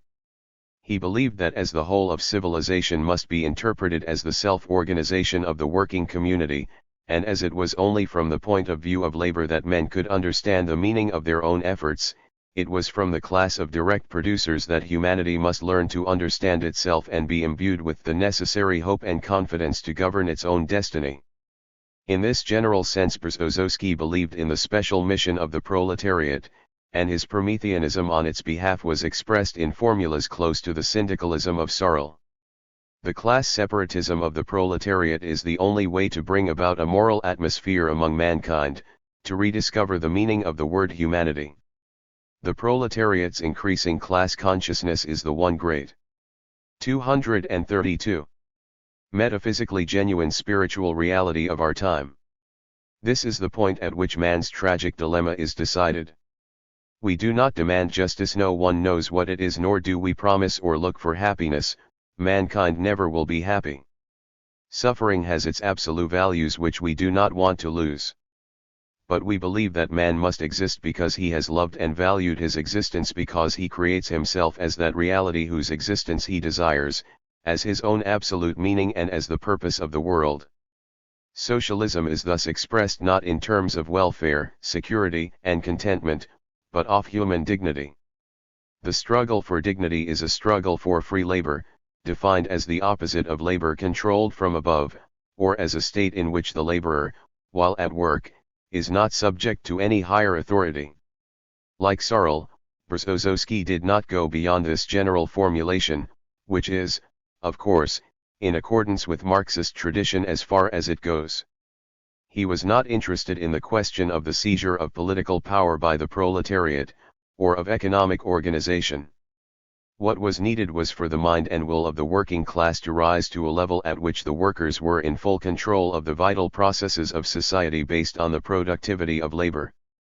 Political and economic changes that did not lead to the spiritual transformation of the workers, or increase their readiness and ability to take control of the productive process, were of no account. From this point of view, Berezovsky, like Searle and the anarcho-syndicalists, distinguished the socialism of the intelligentsia from that of the proletariat. The intelligentsia was merely a consuming class that produced nothing, but, as its activity took place in the mental sphere, it was naturally inclined to believe that forms of life are produced by consciousness and not the other way round. What the intelligentsia called socialism was only an attempt to secure for itself a dominant place in society, using the workers as an instrument to maintain its privileges. The hegemony of intellectuals in the socialist movement was a result of the spiritual immaturity of the proletariat.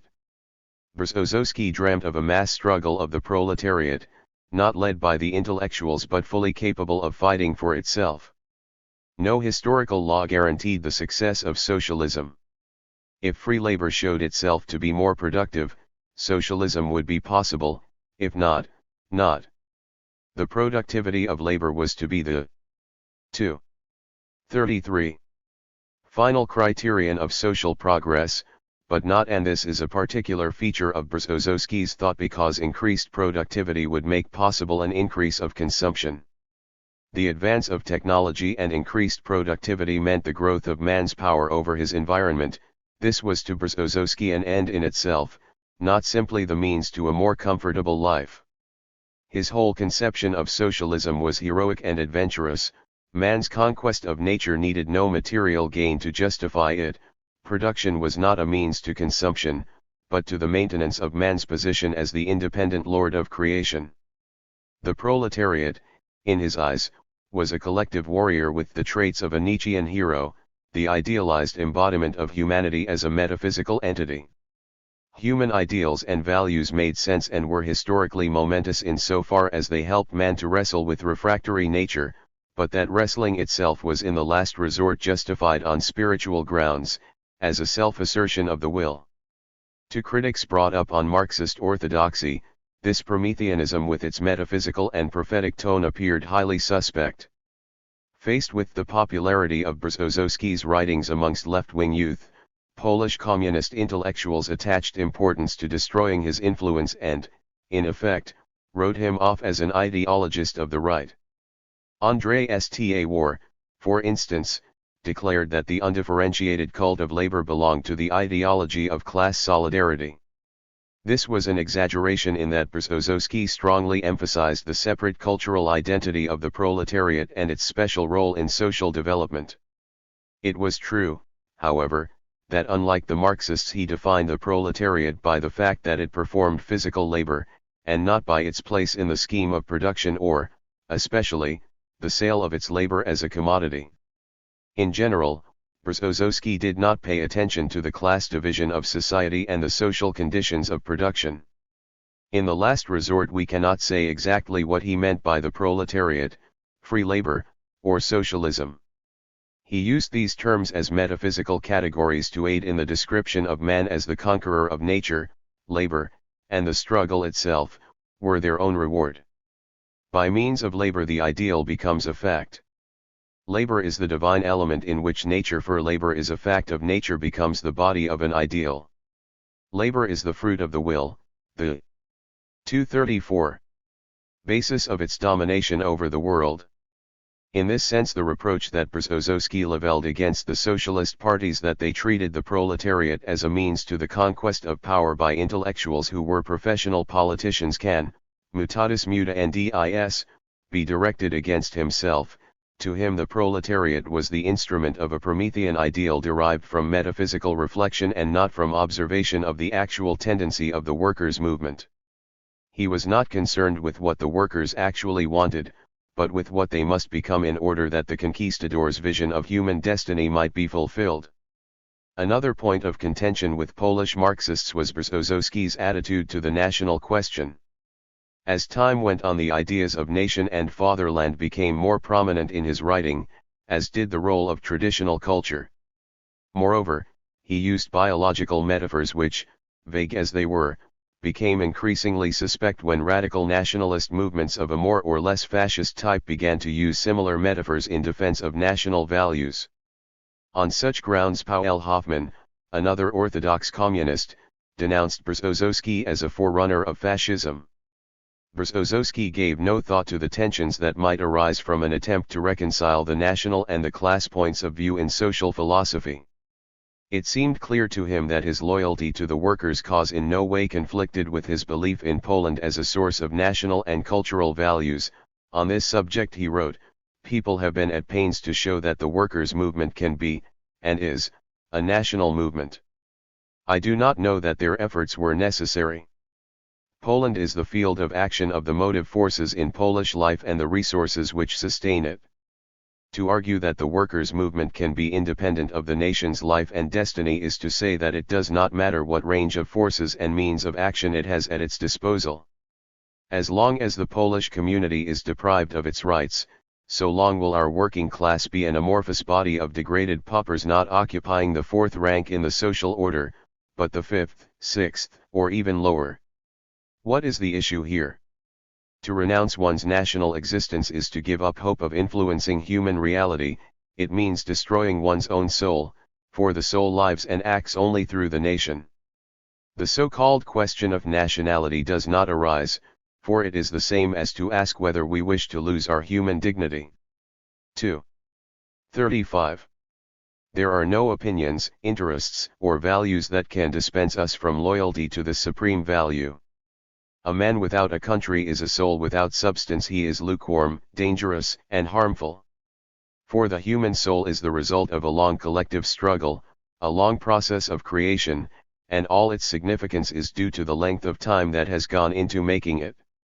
The older our soul is, the more creative it will be. That is why the workers must consciously arouse themselves to love their country and remember its history. If this argument had simply meant that the liberation of the working class could not take place in conditions of national oppression, it would have been commonplace enough and would have been endorsed by Polish socialists in general. But it is clear that Berezowski meant more than this, and in his discussion of Sarl and Bergson he developed his thought more fully. His point was that there could be no approach to culture except through national tradition, and culture here included all forms of knowledge. Our relationship to the world is such that we perceive everything not only in terms of human history but also of national history, and we delude ourselves if we think we can step outside this. Summarizing Sarl's views, with which he evidently agrees, Berezowski writes, "The idea of knowledge as the contemplation of some reality above or beyond human life is a fiction. In no circumstances can thought be independent of the community in which it comes to birth, or express anything but a certain sum of human activity. Metaphysics came into being as a surrogate for patriotism. As its destruction, today the mother country comes into its own again. We cannot communicate with anyone except through the nation. There is no road to life except through that body-spirit by which we are sustained and exalted. Knowledge is international only inasmuch as it affects the conditions of life of every nation. It cannot be attained by any shallow mind, or by anyone who has not been involved in the stern and tragic aspects of the life of his own people. Poland, our language, and our soul are not accidental figures of inanimate, uncaring nature. They are a great reality in their own right, a fundamental aspect of being, and will remain so as long as there are Poles on this earth. There are things that are even older and more profound than nations, but man as such can only know himself through the nation, for there are no non-national, international organs of spiritual life." This passage clearly goes far beyond what would have been accepted by even the least orthodox of Marxists, suggesting as it does that even science, not to speak of other forms of culture, depends on the national tradition as a necessary medium. To Berezovsky these thoughts were simply an expression of his belief in the value of the nation as a continuous, irreducible reality in which all its members participated.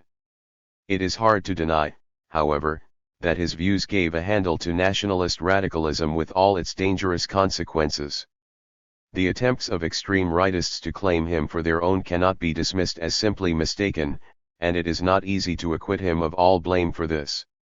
On the other hand, none of the Marxists was able, either in theory or in practical politics, to resolve the conflict between the internationalism of the workers' movement and the intrinsic value of the national community, except by arbitrarily denying the latter as Rosa Luxemburg did. Nor did any of them apparently suspect that history might have thrown up social forms which were not necessarily reducible to a single pattern. 5. Br. Kolakowski's Marxism. There is no need to demonstrate that Berezovsky's ideas of the proletariat and of socialism were very different from Marx's. Moreover, he was certainly wide of the mark in interpreting Marx's intention as follows: nobody can understand Marx's thought who does not feel that he identifies himself with certain constructions of his own, such as productive forces, the concentration of capitalism, etc. These cognitive concepts are really mayas that Marx uses in the first place to represent to himself the trend and content of his own will. He then endeavors to impose this will on others, to build it up and sustain it in them. However, irrespective of the later reception of Berezovsky's ideas and the many arbitrary features in his interpretation of Marxism, it can be said that he was the first to attempt to divert Marxist thought from the channel in which it had been flowing without arousing any misgiving, and to impel it in the direction that was afterwards followed in different ways by Gramsci and Lukács. Both the evolutionists and the Kantians accepted as axiomatic that Marxism was an account of the social reality of capitalism and its future, as objective as any other scientific theory. Almost all were likewise agreed that Marxism 237 was based on a kind of common-sense realistic metaphysic, and that it interpreted human existence and perception in the way generally assumed in evolutionist theories. Berezovsky, arguing from a shaky factual basis, challenged both these axioms and proposed an interpretation of his own which is remarkably close to the philosophic outlook of Marx's early writings that have since come to light. He contended that Marxism could not in principle treat the social process as natural reality independent of the act of perceiving it. The understanding of the world was itself a factor in changing it, and therefore the determinist explanation of social phenomena, as usually understood, could not be maintained. From the Marxist point of view, the social universe and the knowledge of that universe were one and the same, and therefore the course of history could not be predicted like the weather. In addition, Berezovsky argued, Marxism was incompatible with the idea of a world that preceded and produced human reality and was then able to imprint its own image, together with that of human existence, upon human minds. Man perceived the world from a human angle and could not impartially observe himself as a part of it, for this would mean casting off his human skin and his whole dependence on history. There was no knowledge independent of the human situation in which it was acclimated, and we could not even so much as form a concept of the world in itself. The subjection of our perceptions to historical and social conditions was irrevocable, and we must reconcile ourselves to this as to an absolute reality. However, Berezovsky's religious conversion threw doubt on the possibility of consistently maintaining this strictly anthropocentric viewpoint. It was not, as we have mentioned, a conversion in the usual sense, or a commonplace effect of mental stress in a man close to death. In a letter of May 2, 1910 to Witold Klinger he wrote that he felt no need for revelation, as Catholicism satisfied him intellectually. However, in another letter to Klinger on April 19 RGRR, a few days before his death, he wrote, "My Catholicism includes many important aspects of my Marxism, not to speak of Darwinism, Nietzscheanism, and all the other isms." Berezovsky did not leave a detailed account of the last phase of his philosophical evolution, but if we regard his conversion as a part of this and not merely a 238 psychological phenomenon, we may perhaps explain the background to it as follows. The leitmotif of Berezovsky's thought was the desire to safeguard the absolute value of humanity and endow it with absolute meaning. He expressed this desire first in the Fichtean Nietzschean category of creativeness and action, which appeared to provide a basis for asserting the absolute independence of the creative individual spirit. He abandoned this viewpoint after coming to the conclusion that creativeness was self-contradictory if it did not spring from a sense of obligation towards existing tradition and the centers of social energy that have arisen in the course of history. To defend the subjective, lyrical autarky of the personal interior as an absolute value meant abandoning the world to the indifferent laws of nature. Creativity would no longer signify making one's mark on the world, but running away from it. The answer to this was the Marxist vision of man as a collective creator, asserting his own absolute significance in and through his struggle with the external world, and treating the whole of reality as a factor in his own situation. The meaning of the universe was referred wholly to human existence, which took on the role of Atlas and would not, indeed could not, know or perceive anything unrelated to its own self-regarding determination to endure as a species. It turned out, however, that even this point of view did not suffice to vindicate the absolute meaning of human existence, simply because it was a meaning arbitrarily asserted by a being who could regard himself as absolute only in his manner of envisaging the world and not in being itself. Since man is condemned to fight for mastery over nature and affirms his dignity in conflict with the non-human world, so that his existence is neither necessary nor independent, his ascription to himself of an absolute position in the scale of values may appear to be no more than a caprice, and may be cancelled by irrational forces if ever they should prove stronger. Faith in the absolute meaning of human existence can only be preserved if it is based on the non-contingent existence of God. Radical anthropocentrism is impossible and self-contradictory because it implies that human existence is at the same time both contingent and absolute. This hypothetical reconstruction may indicate the road which led Berezovsky from activistic narcissism, via the collective solipsism of Marxist doctrine, to the Church as a historical organism through which humanity is in touch with unconditional being and is able, in the only possible way, to maintain its own unconditional significance. Chapter 12. Austro-Marxists, Kantians in the Marxist movement, Ethical Socialism. 1. The concept of Austro-Marxism. The term Austro-Marxism was coined in 1914 by the American socialist Louis Boudin and has become generally accepted. It was also used by members of the school itself. The Austro-Marxists are distinguished by certain common tendencies and particular interests. They were not, however, a school in the scholastic or rabbinic sense of a group of scholars acknowledging or professing a set of tenets by which they can be identified. The chief theoreticians of Austrian social democracy Max Adler, Otto Bauer, Rudolf Hilferding, Karl Renner, Friedrich Adler all considered themselves Marxists in the full sense of the term, but they did not regard Marxism as a closed, self-contained system. In the preface to the first volume of Marx Study and the editors, Max Adler and Hilferding, declared that they were faithful to the spirit of Marx's work but were not necessarily concerned with fidelity to the letter. This does not, of course, mean much in itself, as such statements were common even among the most dogmatic and pious Marxists. The degree of flexibility of the various schools of thought must be measured not by professions of this kind but by how far they were put into practice, and in this respect the Austrians differed essentially from typical orthodox believers. Not only did they emphasize the links between Marxism and earlier thinkers, especially Kant, whom Marx had not authorized as sources, but they also saw no harm in using ideas, concepts, and questions that had come to the fore since Marx's time in non-Marxist philosophy and sociology, especially among 241. The Neo-Kantians. This, in their view, was not a betrayal of the doctrine but a corroboration and enrichment of it. They were anxious to show that Marxism and socialist ideas were an integral part of the European cultural tradition, and preferred to emphasize not the novelty of Marxism but its affinities and points of contact with various trends of European philosophy and social thought.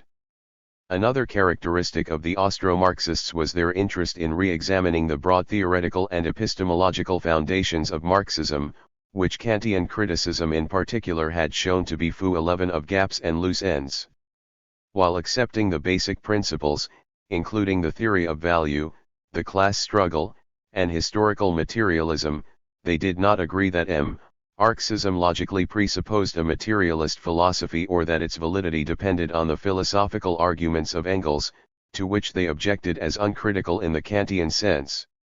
Their general attitude was a transcendentalist one, opposed to positivism and empiricism. They held that Marxism was a scientific theory in the fullest sense, but that this did not mean it had to conform to the criteria of knowledge advanced by the empiricists. These were arbitrary and could not provide science with an absolute foundation, simply because they ignored the Kantian questions. All Marxist theoreticians were obliged to answer, expressly or otherwise, the question whether Marxism was a scientific theory or an ideology of the proletariat. The orthodox replied without embarrassment that it was both, and that the class and the scientific viewpoints converged perfectly, but on reflection this simple answer gave rise to doubts. If Marxism was a scientific theory, then in order to recognize its truth it was sufficient to apply the generally accepted rules of scientific thought, without having first to adopt any political or class standpoint. Marxism, like the theory of evolution, would be accessible to one and all. It was generally added, as a rider to this, that although Marxism was scientifically true it was bound to be resisted by the possessing classes, as it prophesied their downfall. Nevertheless, its truth did not depend logically on any political attitude but on the correct application of rules of intellectual procedure. While it also served the interests of the proletariat, this fact added nothing to its intellectual content and could not logically strengthen the 242 case for accepting it.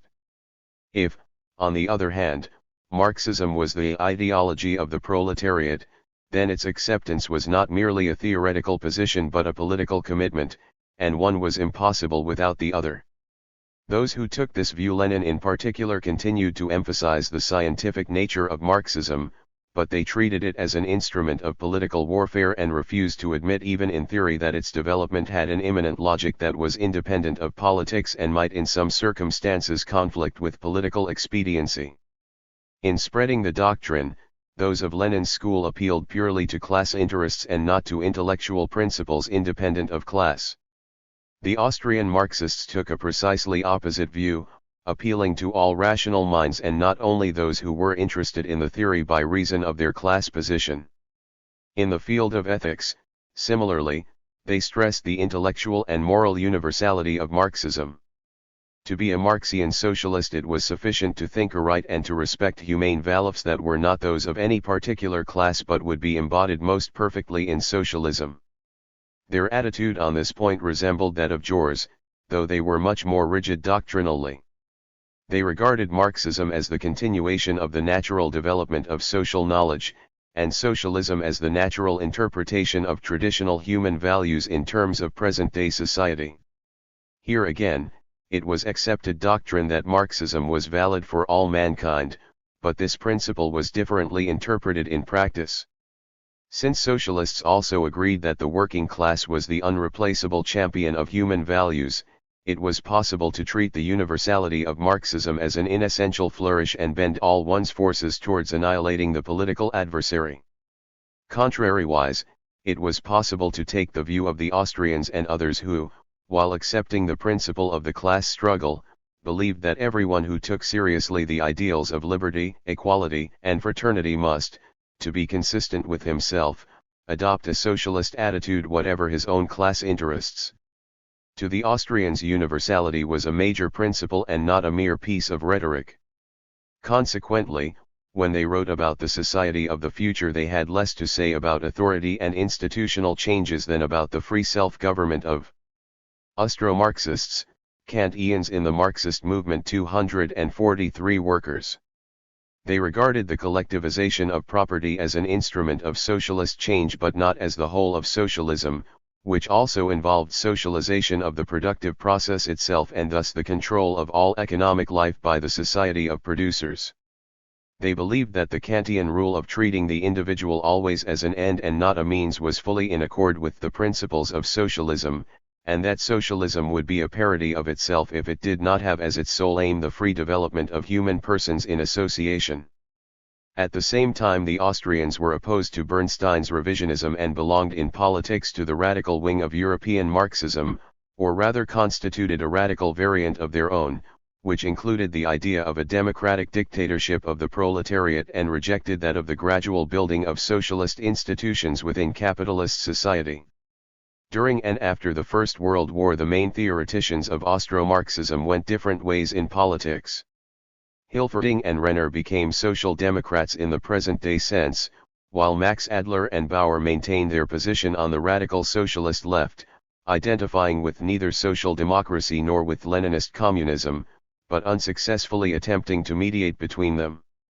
In addition to the monthly Der Kampf, the Austrian Marxists published the volumes of Marx Study N, already mentioned, which contain some of the most important theoretical works of Marxist literature, Adler's Kausalit und die Teleologie im Streit die Wissenschaft und die Staatsauffassung des Marxismus, Bauer's Die Nationalitätenfrage und die Sozialdemokratie, Hilferding's controversy with Bauer on Marx's theory of value, and Hilferding's Finanzkapital.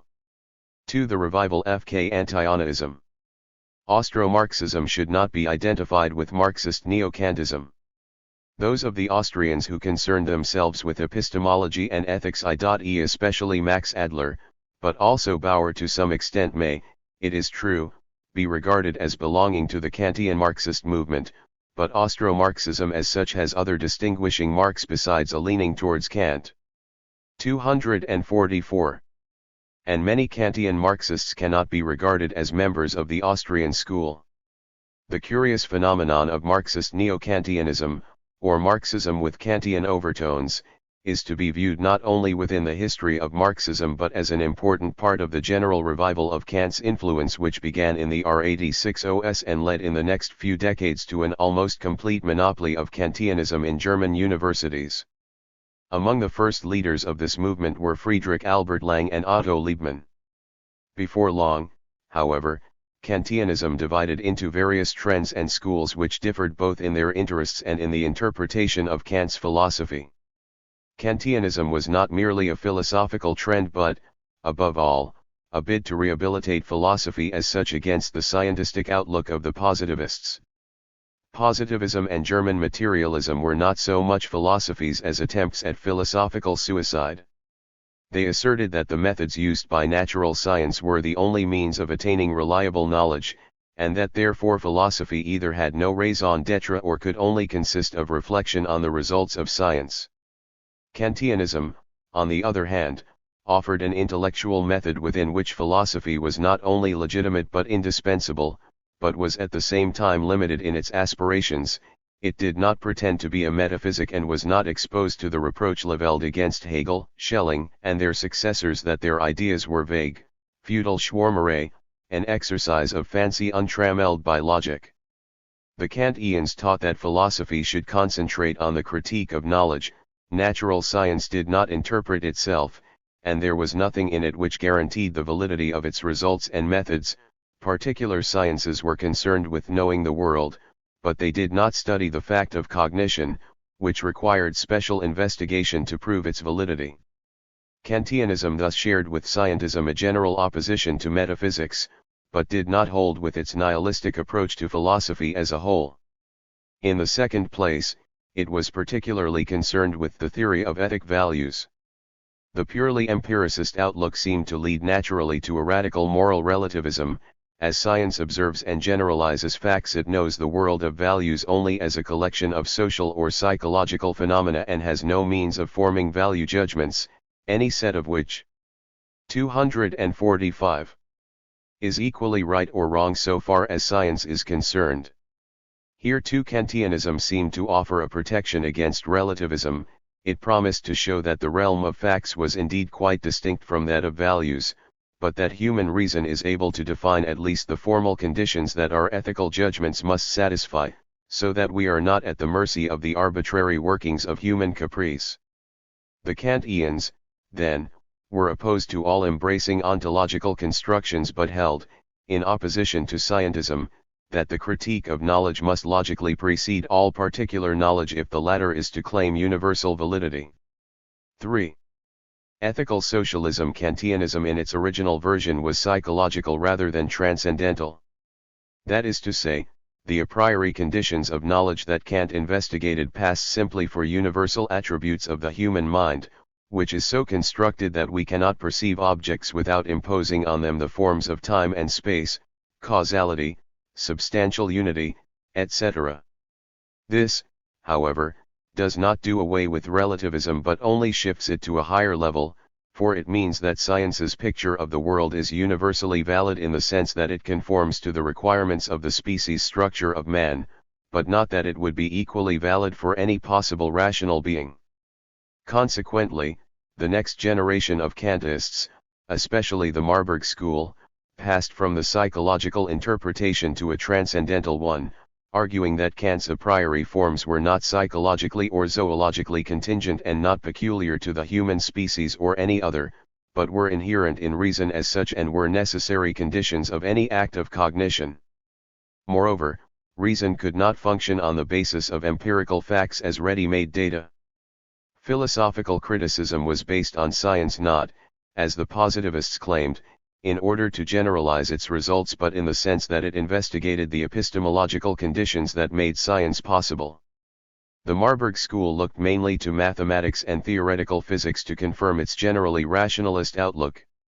Everything in our knowledge that has universal validity derives from the pure activity of reason and not from contingent. 246. Empirical material. Pure reason is the foundation of natural science, and every intelligible idea of reality relates to reality as known. This does not mean that reality is relative vis-a-vis individuals or the human species, but that it is relative vis-a-vis pure, impersonal thought. Kant's thing in itself is only a regulative concept, a kind of fiction serving to organize knowledge, or else it can be dropped altogether without philosophy suffering any loss. However, the interest that the Marburg school aroused among certain German and Austrian Marxists was due less to its radical a priorism than to its attempt to found socialist ethics on Kant's theory of practical reason. Cohen and Naderp did not consider themselves Marxists, but they were socialists and believed that socialism could only be grounded in ethical idealism. Cohen held that Kant had provided socialism with a moral foundation by showing, in the first place, that ethics could not be based on anthropology, for man's natural drives could not give rise to the idea of humanity and of the unique value of the individual. Humanity was not an anthropological but a moral concept, i.e. we cannot admit on the basis of purely natural inclinations that we are parts of a collectivity in which every individual has equal rights. Secondly, Kantian ethics were independent of religious dogma and faith in God. Belief in the authority of divine commandments was the basis of a legal system, not a specifically moral one. Only man was a moral lawgiver, but his law could claim universal validity provided it was based on the equality of human beings as objects of moral behavior. The Kantian ethic that commanded us to treat every human being as an end and not a means was the very essence of socialism, for it meant that the worker must not be treated as a commodity, and this was the basis of the doctrine of socialist liberation. The socialist idea of human brotherhood, in which all men were equal and were free, freedom being defined within legal order, was a logical deduction from Kantian doctrine. Cohen was one of the originators of the idea of ethical socialism, which was adopted by most of those who sought to graft the Kantian tradition onto the Marxian theory of social development. Ethical socialism may be reduced to two main 247 tenets. The first, and the more general, is that even if the Marxian philosophy of history is true and socialism is therefore inevitable, it does not follow that socialism must be accepted as a good. The inevitability of an event or a process does not mean that it is necessarily desirable or that we must support it. In order to accept socialism in addition to foreseeing it, we must have some value judgments based on grounds other than historical materialism or any other theory of history. The Kantian ethic can provide such a ground, as it shows that the socialist order in which society has no aims other than the human person is a real value. The second principle of ethical socialism, though this was not stated by all its adherents, was that ethical precepts have universal validity, i.e. they apply to all individuals without exception, both as subjects and as objects of moral behavior. From this it follows that socialism as an ethical postulate is unrelated to social class, and that every human being as such, regardless of class interests, can only preserve his humanity by recognizing the moral value of the socialist ideal. This of course did not mean, as the orthodox claimed, that ethical socialism denied the existence of the class struggle, or that its adherents believed that moral propaganda would suffice to bring about socialist changes. It meant, however, that they could and should advocate the ideals of socialism by appealing to universal human values and not only to working class interests. 4. Kantianism. In Marxism, as already stated, there were many neo-Kantists who considered themselves to be Marxists as well as socialists, and who in one way or another reconciled historical materialism and scientific socialism with Kantian ethics or epistemology. This curious symbiosis of Kantian and Marxian ideas may be accounted for by various circumstances. Marxism was less isolated from the rest of the world than it afterwards became, and it was natural that philosophical trends which gained in popularity outside socialist circles should affect Marxist thinking also. In the same way, half a century later, when communist orthodoxy became diluted after the death of Stalin, attempts were made to infuse new life into the withering tree by drawing. 248. On external sources such as existentialism, phenomenology, structuralism, and even Christianity. However, the immanent logic of the doctrine might have led to the same result even without external influence. The principle that socialism is a universal value and not merely a class one led naturally to speculation as to how the two aspects could be combined. The particular interest of the working class was, on the face of it, easy to determine, but it was not obvious what the universal human interest was, and the canonical texts did not throw much light on this question. It seemed clear, however, that as Marxism admitted such a category as this universal interest, it must also presuppose the idea of man in general, undifferentiated by class, since otherwise it made no sense to say that socialism would satisfy the aspirations of humanity.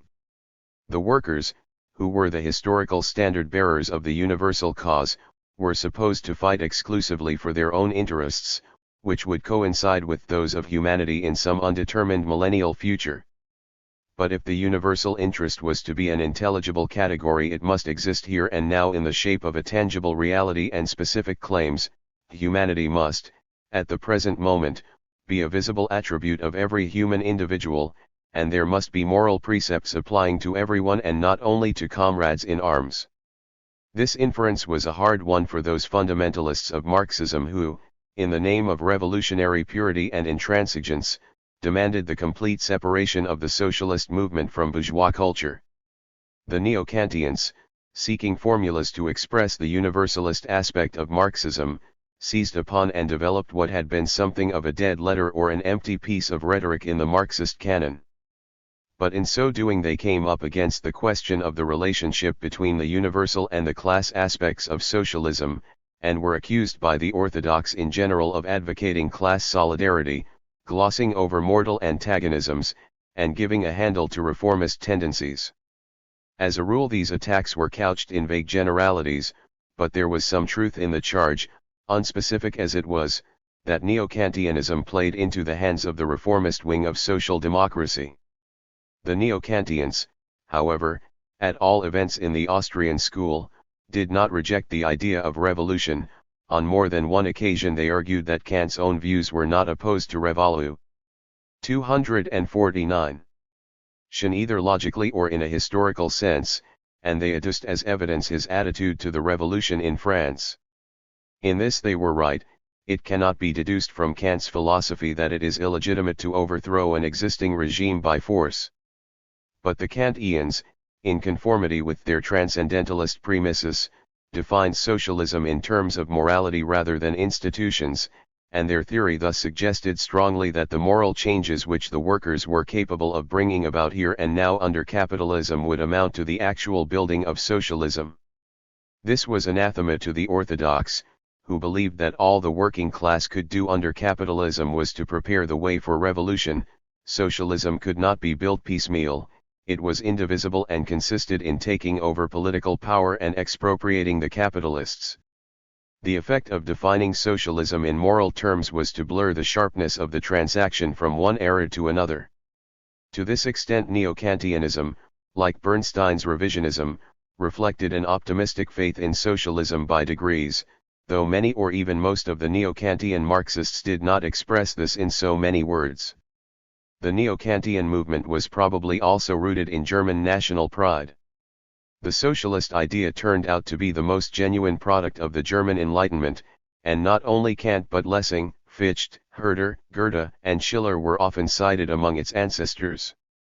An outstanding and typical philosopher of the movement was Karl Forlander, who wrote several works comparing and synthesizing the views of Kant and Marx.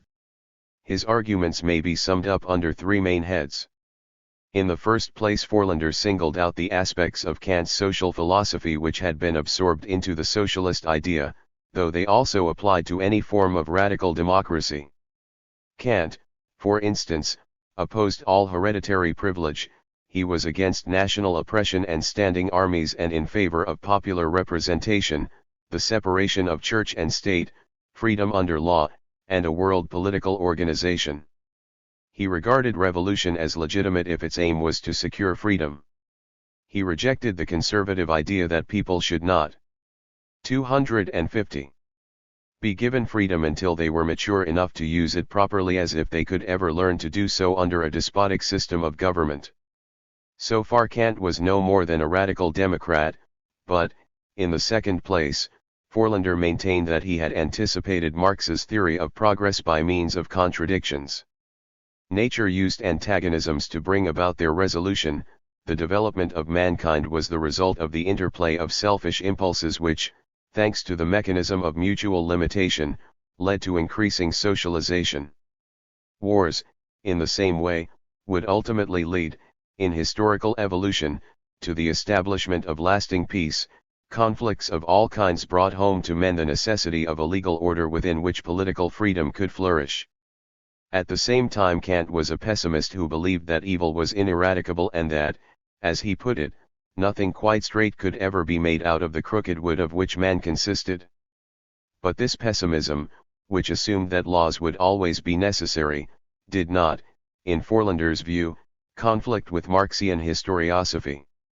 Most important, however, was the third group of arguments, showing that Kant's moral philosophy not only could but must be incorporated into scientific socialism. Forlander recognized that Kant's mode of thought was rationalist while that of Hegel and Marx was historical, but he believed the two could be combined. Hegel's historicism had played an important part in the origin of Marxism, by providing a basis for the evolutionist view of history. Thanks to Darwin and Spencer, however, the theory of universal evolution now had better foundations in biology and did not need the aid of Hegelian metaphysics. What was harmful in the Hegelian tradition, on the other hand, was the rejection of the distinction between sen and solion, what is and what ought to be. In Hegel's schema the notion of oughtness appeared post festum, as an awareness of impotence.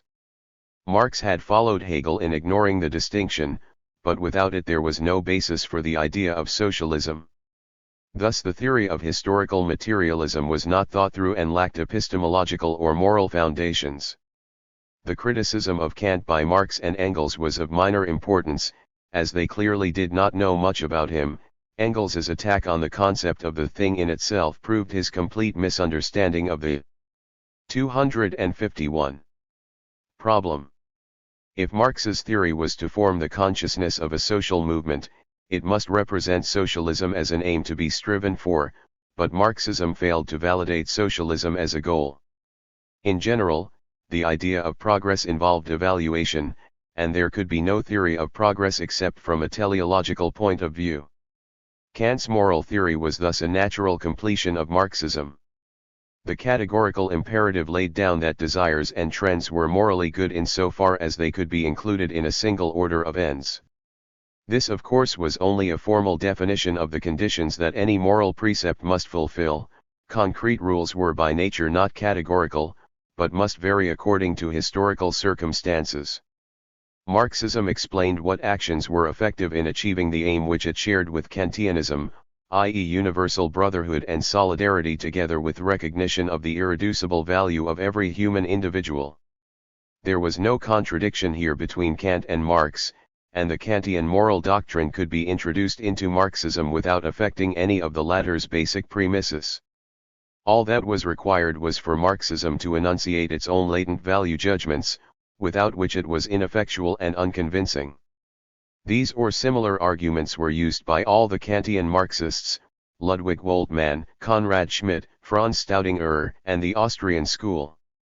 Their main drift was always the same: the scientific interpretation of society and history tells us what is or what will be, no historical or economic analysis can tell us what ought to be, yet we must have a measure by which to judge present conditions and determine our aims. The rightness of socialism is not due to the fact that its causes can be explained or that the working class is appointed to bring it about. Things are not admirable simply because they cannot be otherwise than they are. As Staudinger put it, a rotten apple can only be the way it is, but it is rotten for all that.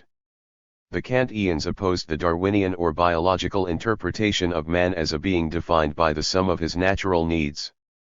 If he can be fully explained within the natural order. 252. They argued, there was no basis for socialism, nature knows nothing of freedom, and we cannot infer from the natural world that man ought to be free. If, on the other hand, freedom is a postulate which is necessarily inherent in the idea of man, then we must also postulate a social order ensuring the same degree of freedom to everyone. This was impossible with private ownership of the means of production, for then one individual could decide whether another was to live or starve. Hence socialism was the logical consequence of the demand that man should be able to realize his own nature, which was rational and therefore free. The neo-Kantian Marxists differed as to how far Kant's moral philosophy could or should be embodied in socialist doctrine. Forlander and Woltmann were Kantists in the full sense, holding that Marx's theory of society should be completed by the whole of Kant's moral and epistemological philosophy. Konrad Schmidt, however, believed that while Kant's distinction between the order of will and that of reason must be maintained, his formal imperative was not a sufficient ground for ethics, which must be based on the totality of social needs defined by changing historical conditions. If we consider what enables man to realize himself as a free, rational being, we find that no moral precepts can have absolute value, for different courses of action favor the attainment of the ultimate goal in different circumstances. The Kantian ethic states that a moral duty must be performed simply because it is a duty and for no other reason, but to a socialist the only good consists in man and whatever is to man's advantage, and moral duty can only be defined by social needs. This viewpoint is already one of ethical utilitarianism, and departs fundamentally from Kantian doctrine. The question of the relationship between Kant and socialism was debated for many years in all the German language organs of social democracy. In 1904 the centenary of Kant's death was commemorated by the entire working class press of Germany and Austria. The Orthodox, particularly Kolakowski, Mering, and Plekhanov, saw in the glorification of Kant a drastic breach with Marxist tradition. Mering and Kolakowski accepted the view that a descriptive judgment was to be distinguished from an evaluative one, but they did not see why this should oblige Marxists to 253. Seek support in Kantian philosophy. Kant's social desiderata, they argued, could perfectly well be met within the framework of bourgeois democracy and were in no way specifically socialist. The fact that the socialist movement had its own ethical basis was clear enough, but gave no support to Kantian arguments. Ethics in whatever form were defined by historical circumstances and were not subject to unchanging rules. The ideals of the working class were explained by history, and it could be shown that they were not merely utopian but were in line with the general course of social development. This was all men needed to know, in particular, Marxists had no need of Kant's unhistorical imperative or the absurd assumption of free will. As we saw in discussing Kolakowski's polemics, it did not occur to orthodox Marxists to put the question, given that certain ideals and values arise in society as the natural product of interests, what motives other than interest can lead the individual to accept them? What ground have we for saying that the socialist ideal, besides being a product of the class situation of the proletariat, is also worthy of support? If, as Marx held, socialism is not only the cause of the working class in particular, but the fulfillment of humanity and the promised flowering of all specifically human potentialities, how can we manage without universal human values? How can we consistently refuse to believe that our moral postulates include non-historical factors that are not transient but belong to the permanent, unchanging idea of humanity? But, on the other hand, is it not contrary to the spirit of Marx's teaching and to his own words to maintain that any values are universal and do not depend on history for their validity? This dispute, as already stated, was insoluble in the ideological context in which it took place. The Kantians had on their side the traditional distinction between the order of facts and that of values, which the orthodox accepted without drawing from it the proper logical conclusions. They for their part could quote Marx's derisive remarks about non-historical values, and they were rightly apprehensive of the social consequences of a doctrine that involved moral standards and judgments independent of class and in effect suggested that the fight for socialism should be based on universal values rather than class interests. The Kantians admitted that Marx had refused to distinguish 254 between facts and values, sen and solian, but they regarded this as a survival of Hegelianism which could be jettisoned without harm to the essence of his doctrine. They did not realize that the absence of this distinction is fundamental to Marxism and that in consequence the whole argument on both sides was being conducted in non-Marxist terms. A few Marxists felt obscurely that the issues were wrongly formulated from the Marxist point of view, but none of them was able to clear the matter up. This was done many years later by Leszek, who pointed out that according to Marx the working class comprehends social phenomena only in the very act of revolutionizing the world. In general, knowledge of society is the self-knowledge of a society, and therefore the understanding of the world and its transformation are not contrasted with each other but are one and the same act, while the distinction between understanding and evaluation is a secondary abstraction that distorts the original unity. 5. The Austro-Marxists. Biographical information. Max Adler, a lawyer by profession, spent his life in Vienna, where in addition to practicing as a barrister he wrote learned works and engaged in party activity. He was not a leader of the organizing type and did not stand for parliament before the war, though he was a deputy for a short time after it. His fellow socialists regarded him as a theoretician in a somewhat pejorative sense, a scholar weaving a skein of argument for the intellectual pleasure of doing so. However, apart from his voluminous writings he was one of the main founders of party education in Austria, and with Renner and Hilferding set up a workers' school in Vienna, at which he taught. His books and articles deal with all the vital problems of socialism in his day, but his main concern was to consolidate the philosophical basis of Marxism, which he believed had been much neglected in socialist literature. His philosophical works, written in a heavy and complicated style, revert again and again to certain themes, in particular the social a priori and the transcendental basis of the social sciences. These matters are discussed in his first book Kausalität und Teleologie im Streit die Wissenschaft and 255.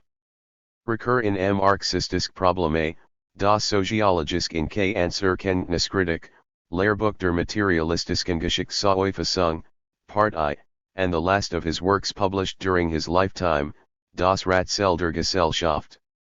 Other permanent topics of his writing are state organization and democracy, and the subject of religion is touched on incidentally in many of his works. The Orthodox accused him of compromising with religion. Bauer wrote in a memoir that Adler could never reconcile himself to the idea that the human spirit was mortal, and that he sought in the Kantian theory of time and space justification for the belief in a timeless existence of the mind. Throughout his life Max Adler belonged to the left wing of social democracy. During the war, unlike Victor Adler, he remained a member of the minority group which condemned the opportunism of the social patriots. His attitude to the October Revolution was similar to that of Rosa Luxemburg. He denounced Bolshevik despotism but believed in the value of the Soviets and thought that in altered circumstances the system in Russia would prove capable of democratic change. Otto Bauer was more of a political leader than Max Adler, but also made his name as an eminent theoretician. Born in Vienna, the son of bourgeois Jewish parents, he became a socialist at an early age and was soon one of the party's chief theorists and publicists. His first and also his most important theoretical work, Die Nationalität Refugiu und die Sozialdemokratie, is the best treatise on nationality problems to be found in Marxist literature and one of the most significant products of Marxist theory in general. After the 1907 elections, Bauer became secretary to the Parliamentary Socialist Party. At the same time he taught at the Workers' College and wrote for the party press, especially Der Kampf and the Arbeiterzeitung. Called up at the outbreak of war, he served as a lieutenant for a few months and was then captured by the Russians. During his imprisonment, which lasted until the February Revolution, he wrote the philosophical work Das Weltbild des Kapitalismus, which was published in 1924. Returning to Austria in September 1917, he joined the anti-war wing of the party and, in expectation of the collapse of the monarchy, defended against Renner the 256 principle of national self-determination. After the breakup he was for a short time foreign minister of Austria, but resigned when it became clear that there was no hope of the Anschluss with Germany. He was more hostile to the Bolshevik Revolution than Adler, holding that the attempt to establish socialism in a semi-feudal country was virtually bound to lead, as in fact it did, to the despotism of a small minority, i.e. the political apparatus, over the proletariat and the rest of society. Subsequently he reverted more than once to Russian questions, denouncing Stalinist terror, the annihilation of culture, and universal mutual spying as a system of government. In his last years, however, as the fascist threat increased, he became less intransigent towards the Soviet Union. Even when most critical he had emphasized that he hoped to see democratic changes in Russia as the economic situation improved. When the socialist movement broke in two after the First World War, Bauer did not identify with the reformist branch of social democracy but was one of those who sought to carry on the tradition of the socialist left as established at the Zimmerwald Conference. The Austrian Party was the main initiator of the short-lived organization known as the International Working Union of Socialist Parties, or more familiarly the Two-and-a-Half-International. This body, composed of a number of European socialist parties or groups, was founded at Vienna in February 192 in the hope of mediating between social democrats and communists. Its secretary was Friedrich Adler, and among its leaders were George Ledbuhr and Jean Longuet. Within 2 years it became clear that there was no hope of a reconciliation with the communists, and the Vienna Union was reabsorbed into the main social democratic organization. Until 1934, when the counter-revolution took place in Austria, Bauer continued to be a popular and respected party leader and theorist. He believed that the socialists could in time achieve power without violence or civil war, and he tried to win over the peasants to socialism. In 1923 he published Die Österreichische Revolution, a study of the fall of the dual monarchy. Unlike Renner, he did not believe that the socialists could, by taking part in coalition governments, bring about proletarian 257 rule by degrees. He had no wish, therefore, to share power with the Christian Social Party, nor did the latter evince any desire for collaboration. When Bauer proposed to Dollfuss a coalition against the fascist threat, he met with a refusal. In 1933 the Austrian parliament was dissolved and the government's provocative actions drove the workers into a general strike. The short civil war which followed ended in the triumph of reaction and the suppression of the Socialist Party. Bauer fled to Czechoslovakia and, with a group of émigrés, endeavored to save what was left of Austrian socialism by founding a new party. In May 1938 he moved to Paris, where he died soon after. Karl Renner came from a peasant family and, like Adler and Bauer, studied law in Vienna. He wrote works on the theory of the state and law and the national question, Stahl und die Nation, der Kampf der österreichischen Nationen den Stahl, Grundlagen und die Entwicklungs, Kolonial der österreichisch-ungarischen Monarchie. In party politics he was, from the outset, closer than Bauer to the German revisionists. He emphasized that the working class should value partial gains and aim at playing an increasing part in governing the state, not at violent revolution. More of a parliamentarist than a party leader, he was in turn Chancellor, Minister of Home Affairs, and Minister of Foreign Affairs of the First Austrian Republic, and sat in Parliament until 1934.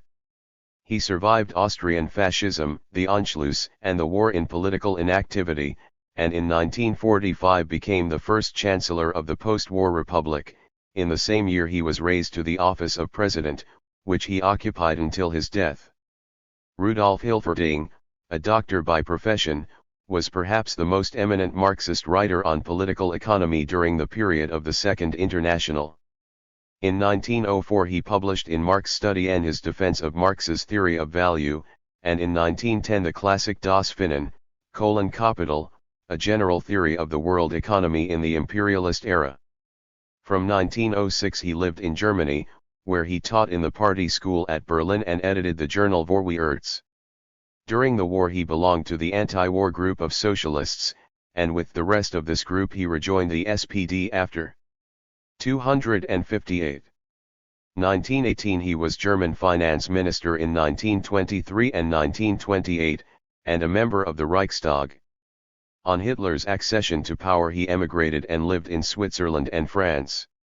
Caught by the Nazi police during the Second World War, he died in the concentration camp at Buchenwald or, according to other sources, committed suicide in a Paris prison. Strictly speaking, the term Austro-Marxism denotes a group whose activities belong to the years 1904 to 14, but all its chief members were also active throughout the interwar period. Their works are today largely forgotten, though particular texts are revived from time to time. Some historical studies have been devoted to this variety of Marxism, which has perhaps made more original contributions to the history of the doctrine than any other. 6. Adler, the transcendental foundation of the social sciences. Adler, as we have said, endeavored to apply Kantian transcendentalism to the theoretical reconstruction of historical materialism. In his first work he set out in a condensed form the theory which he maintained throughout his life, amending or supplementing it from time to time. He began by criticizing the neo-Kantians of the Baden school, i.e. Rickert and Windelband, and also Stammeiler, Dilthey, and Münsterberg. The point on which he joined issue with them was their view concerning the special methodology of the humanistic sciences and in particular the legitimacy and necessity of a teleological viewpoint in regard to them. The argument of the new school of thought was that natural science endeavors to reduce its object to what is universal in it, i.e. science is concerned with a particular phenomenon only as the exemplification of a timeless universal law. In this way physical science explains phenomena by reducing them to abstractions. The study of human affairs, on the other hand, is concerned with unique and unrepeatable phenomena, historical events and individuals, values and purposes. Its task is not to explain its object, but to understand it in terms of the motives and experiences of the human beings concerned. 259. Human science is concerned with man as a stellion nemendes Wesen, a being who adopts a certain attitude to events, and the human world cannot be described without reference to this motivational coefficient. Natural science, it is true, also studies man as an experiencing subject, but this naturalistic psychology is concerned with recurrent phenomena and regular associations, and is therefore no part of human science. There are laws of psychology, but a historical law is a contradiction in terms. Moreover, according to Windelband and Rickert, the teleological viewpoint applies to natural science too, though in a restricted sense. All knowledge involves the adoption and rejection of judgments, and these activities are related to truth values as a supreme objective. Cognition as a form of purposive human behavior is concerned with values, and to recognize truth as a value is to recognize it as an object of general obligation. When I acknowledge a judgment, I imply that it is everyone else's duty to acknowledge it too. No investigation in the field of natural science can arrive at this cognitive obligation, and the necessity which truth imposes is not one of causation but of duty. The value of truth does not derive from science but is a precondition of it. It must therefore flow from an obligation founded in a consciousness transcending the individual. It is not the case that judgments are true because they tell us what reality is truly like. On the contrary, we recognize as real that which ought to be acknowledged in judgments. Truth is a value, and reality is relative to truth. The object of knowledge is constituted in a transcendental obligation. Again, it makes no sense to suppose that we know reality as it is in itself by means of representations, for we can only compare representations with one another and not with an object known in some other way. Existence is not an object of representation but is only the predicate of an existential judgment. It cannot therefore be said that our knowledge is directed towards being, but only that the rules of thought furnish us with criteria for asserting or denying the existence of things. The being of objects is founded in obligation. Adler's attack was directed against these arguments. He conceded that truth could not consist in conformity to an object given independently of its constitution in the cognitive act, for we can know nothing of objects in this sense. That this world 260, which is common to us all, does not derive its objective form from the fact that realities, unhappily unknown, are all about us and impart themselves in the form of qualities, but that what we come firmly up against is nothing but our own mind, i.e. the invariable rule by which representations in it are associated. This is a thought which appears almost monstrous at first, but which finally becomes self-evident and allows us to repose in tranquility. Adler also accepts the Kantian view that an object is a unity of representational associations and that space, time, and our own behavior in the world are only possible thanks to forms of apperception. He regards this as perfectly consistent with Marx's doctrine, which is not one of naive realism and has little but the name in common with materialism. But he disputes other points of the Neo-Kantian theory of knowledge, in particular that the laws of thought can be regarded as moral commands, or that the distinction between truth and falsehood, and not merely between the affirmation and denial of judgments, is rooted in obligation. It seemed clear to Adler that Marx's doctrine had nothing to do with materialism as a metaphysical system.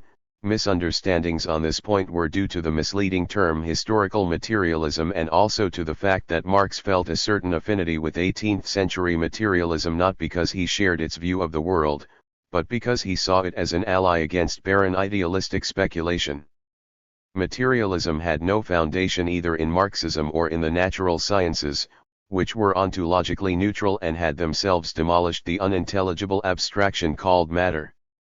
The term historical materialism had also encouraged the mistaken idea that Marx regarded economic development as a kind of soulless matter, of which human minds and wills and civilization were the mere passive reflection. This led to the false criticism that Marxism ignored the individual and regarded social development as an autonomous process independent of human beings, or that it treated economics as the only real phenomenon and consciousness as an unnecessary duplication of it. These, said Adler, were absurd charges, and none of the most orthodox Marxists, such as Kuhnau, Kolakowski, and Mehring, had understood historical materialism in this manner. Marxism was a theory, the first scientific theory of social phenomena, which Austro-Marxists, Kantians in the Marxist movement 26-1 it studied from the viewpoint of causal connections while fully realizing that in the world of man these connections are affected by purposive action and by the agency of human intentions, aims, and values. As a theory of this kind, based on experience, Marxism was neither logically nor historically bound up with any particular ontology, such as materialism, but was ontologically neutral like any other science. As to the basic epistemological question of the relation between experience and thought, Marx and Kant converged. The Kantian a priori categories were the components of experience that gave it universal validity. If the principles of the association of representations were not contained in experience itself, science would be impossible. This was Kant's view, and it was also Marx's. His criticism of political economy was a critique in the Kantian sense, i.e. a search for instruments of cognition that would enable human knowledge to claim universal validity. This could be seen in Marx's introduction, where he showed how the concrete could be reconstructed out of abstract notions, while emphasizing that this was not, as in Hegel, a description of how the concrete actually arose but only of how it came to be grasped in cognition. The concrete whole with which science was concerned was the product of thought, a conceptual creation and not the content of perception. Did Marx not say in Volume 3 of Capital that science would be unnecessary if the form of a phenomenon coincided with the essence? Clearly the social sciences as Marx conceived them had their own a priori categories, the existence of which confirmed the Kantian critique. Marx himself did not observe this analogy, which showed that it was grounded in logic and was not a matter of intellectual borrowing. Such, then, is the first sense of the social a priori. In social investigation, human thought presupposes synthesizing forms that are involved in the process of experience but do not derive from it.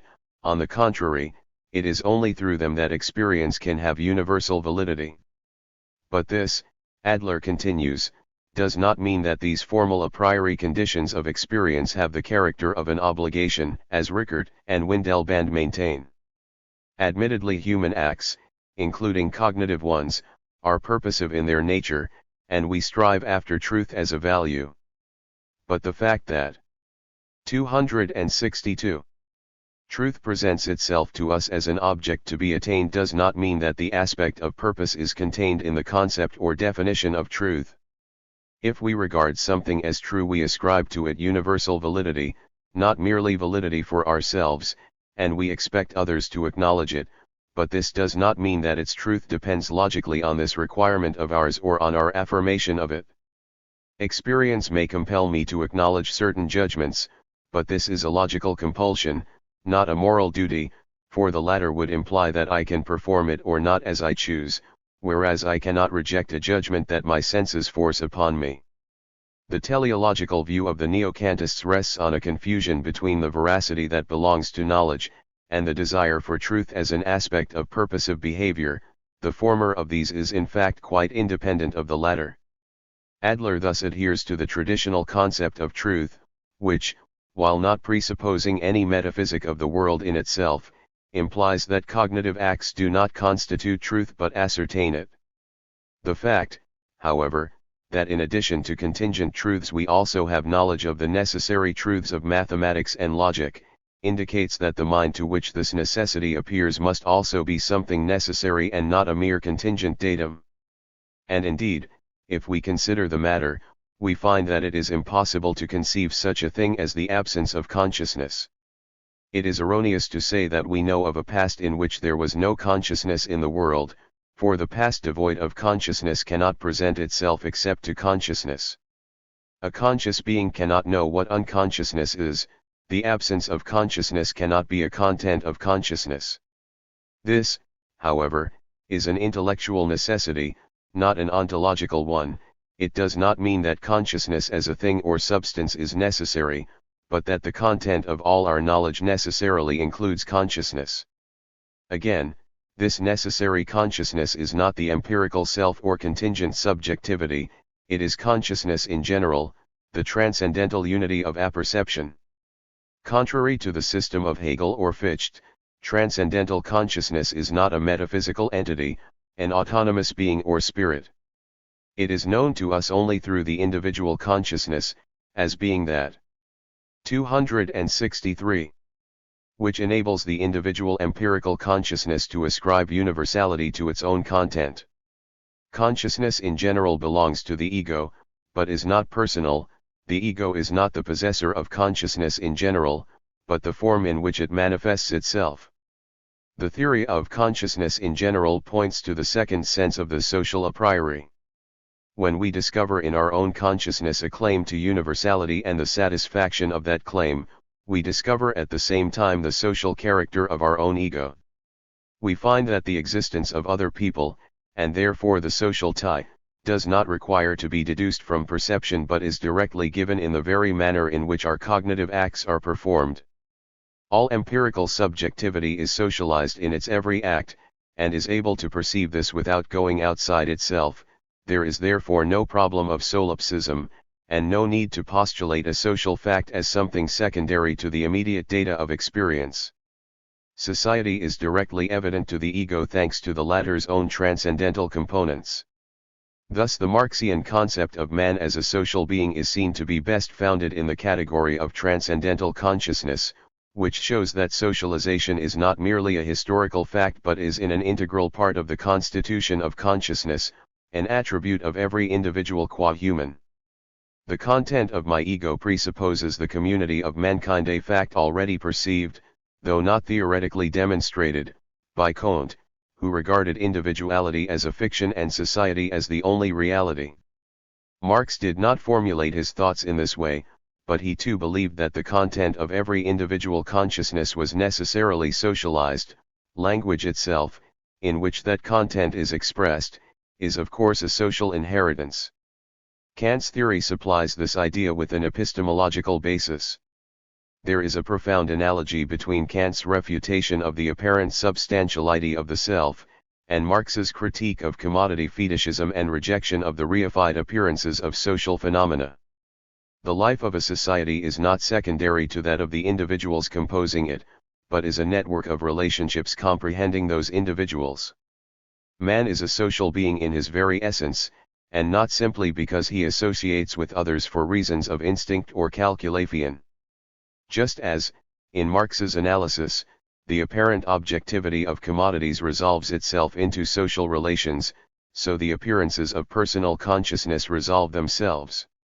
264. Into a general consciousness linking individuals with one another.